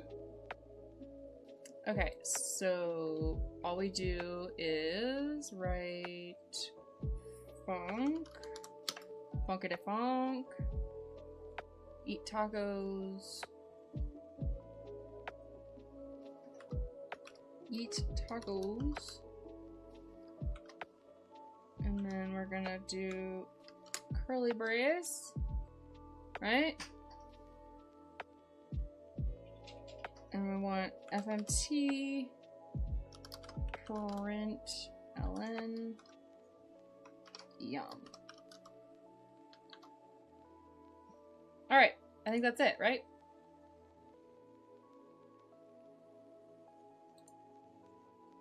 No? Oh, it's still loading. Wow, it's really thinking about it. Why is it taking so long? Call it. Mango.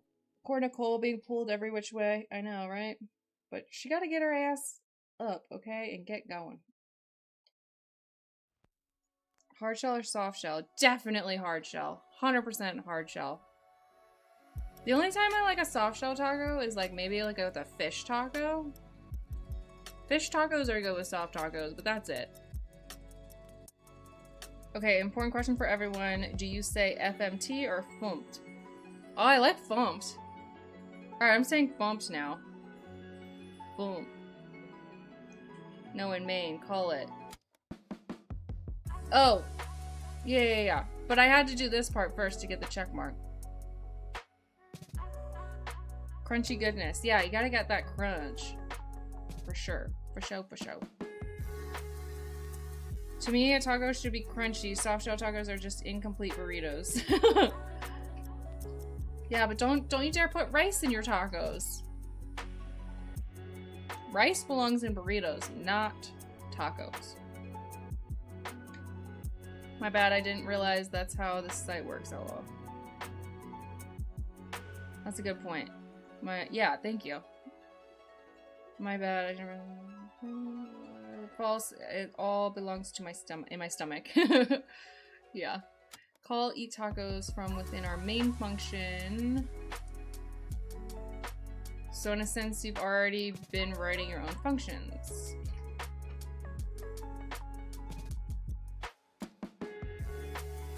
No, I'm not writing my own thing. My main already exists.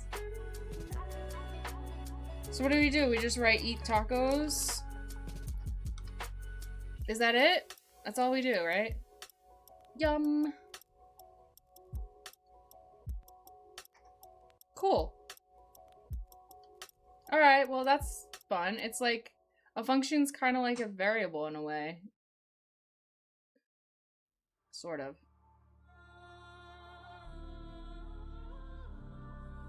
Street tacos are amazing though. They're still corn tortilla instead of flour, so that's not quite a burrito. Yeah, I like corn tortilla. If you're gonna go soft, you gotta do corn tortilla for sure.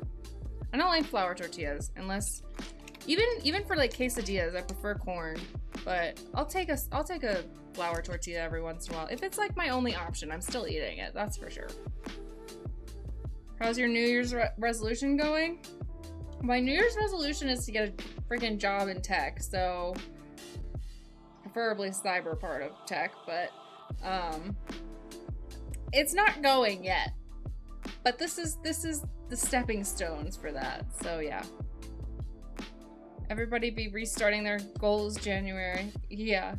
What about you, Santa Vice? What's your New Year's resolution?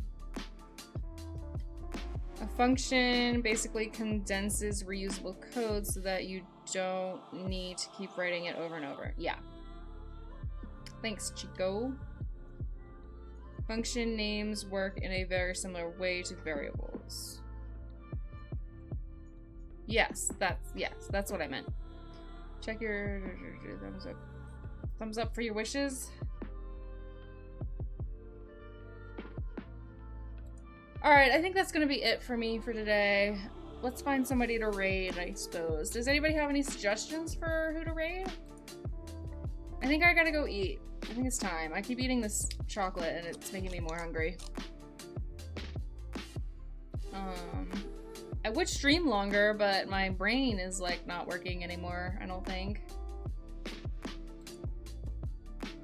I don't know how much more I can put into it today. Okay. Oh, Shy Hat's still on. We could do Shy Hat. We could do... Let's see what Danny Stem's doing. We haven't rated her in a while. It looks like she's just doing just chatting. Oh no, she's doing, she's doing something. I don't know. Yeah, let's do Danny Stem. Danny Stem or the Shy Hat? Any preference, guys? Kudos for the 5 hours. Thank you, thank you. I try to go at least 4, so. 5 hours is solid. Thank you, thank you. Enjoy stream. May the tacos be ever in your favor. I think it's gonna be tostado that I pretend is a taco, but yeah. Oh my god, the Shy Hat. I was just about to maybe raid you. I was trying to figure out. Okay, well that does that. I was trying to decide. I was trying to see if chat wanted to raid you or Danny Stem, but you have made the decision for chat. So thank you for the raid. Thank you. This is the 3rd time I've gotten raided today. This is nuts. But I am about to sign off, so sorry raiders. But hello and welcome. I'm Slyborg. The stream is really all about my girl Betty here in this cat house.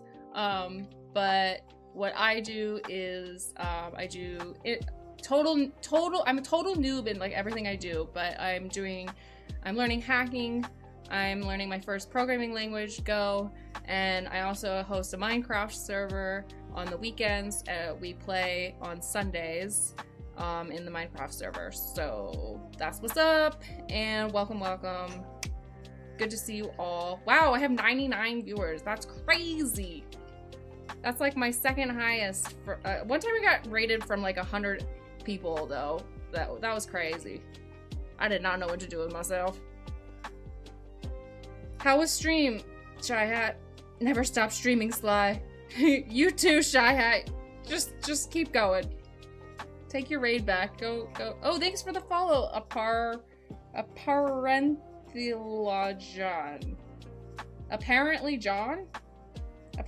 John. Thank you for the follow. I don't know why that took me so long. I mean, not surprising at all. Have you seen your hair? I'd raid you. I will have to tell my hair lady. Dude, I'm obsessed with my hair lady. She is freaking amazing. She's too good at her job. So thank you. But my bangs are really long right now. They need a little trim. Noob, not anymore, Sly. You are doing great. I still definitely feel like a total noob, though. But a B, never mind. What? Oh, but a bitch might try. Hi, sick in the mind. Hello. You were here earlier, I think. I answered a lot of questions this stream. The YouTube crowd was going nuts. Oh, cool. Nice. On YouTube, can you? I've never streamed on YouTube. Can you raid? You can't raid on YouTube, right? That's not a thing. I don't think. He's killing it. Thanks. You said you got 99 viewers. 99 viewers, but a bitch. Oh. I thought you were going with something else. Now I get it. I've been in the system for 10 years and I still don't know what I'm doing, if that helps. Yeah, that's what a lot of people say, but I don't believe any of you. I just somebody's got to know something, right? Otherwise the world wouldn't be turning, right?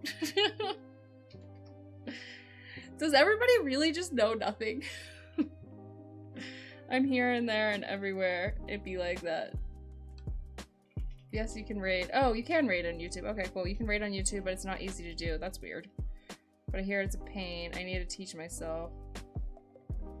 Do you, though? Alright, I guess we're going to Danny Stem. I don't know what she's doing. She was just doing something with code. Now she's listening to music, so maybe that's not where we should go. Does anybody have anywhere to send us? Where people are doing relevant things? Oh, we could go to Hyper Game Dev. Or we could go to Mahoodles. Mahoodles are... Oh no, she's back to SQL. She's doing SQL stuff.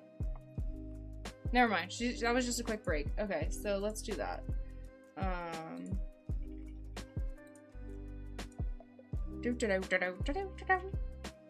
Mahoodles? Mahoodles. No, let's do Danny Stem. Danny Stem's smaller. I like to go for slightly smaller people. Mahoodle's got probably like 150 people in there. Let's see how many. Yeah, she's got literally 153 people. She doesn't need a raid. I mean, we could all use a raid sometimes, but you know. Let's do, because I haven't done Danny Stem in a while. I think I did Mahoodles more recently than Danny Stem. It was lovely meeting all of you raiders, and thank you for everybody that came back after my long break. You all are amazing. Thank you for helping me through everything, and I will see you on Sunday. Sunday we're doing some Minecraft. Join the Discord. Let me do that real quick. Oh, I can't do that. Okay. Discord. How do I do the Discord command? Hold on. Join the Discord if you want interested in, we're gonna do game night this week. We're gonna do a Jack in the Box game night on either Thursday or Friday. I haven't picked a date yet, but I will announce that soon. So let me get this raid started again. I think I just canceled it by accident. And then Monday we're back to hacking. Monday is hacking. We're gonna do all the hacks because I haven't done hacking in forever, and this is supposed to be a hacking stream.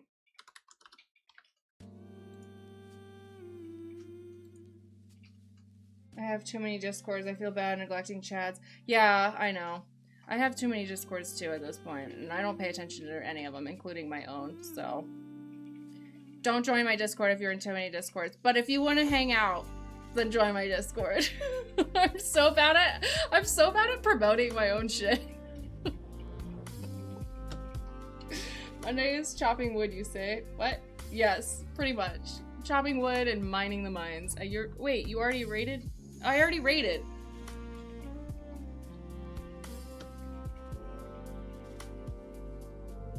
Okay, bye. Bye, boy.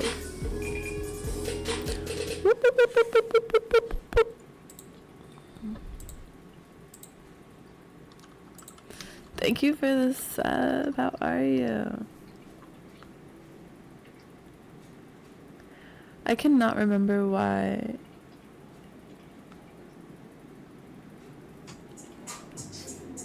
I love this. We need more women attack. Hey.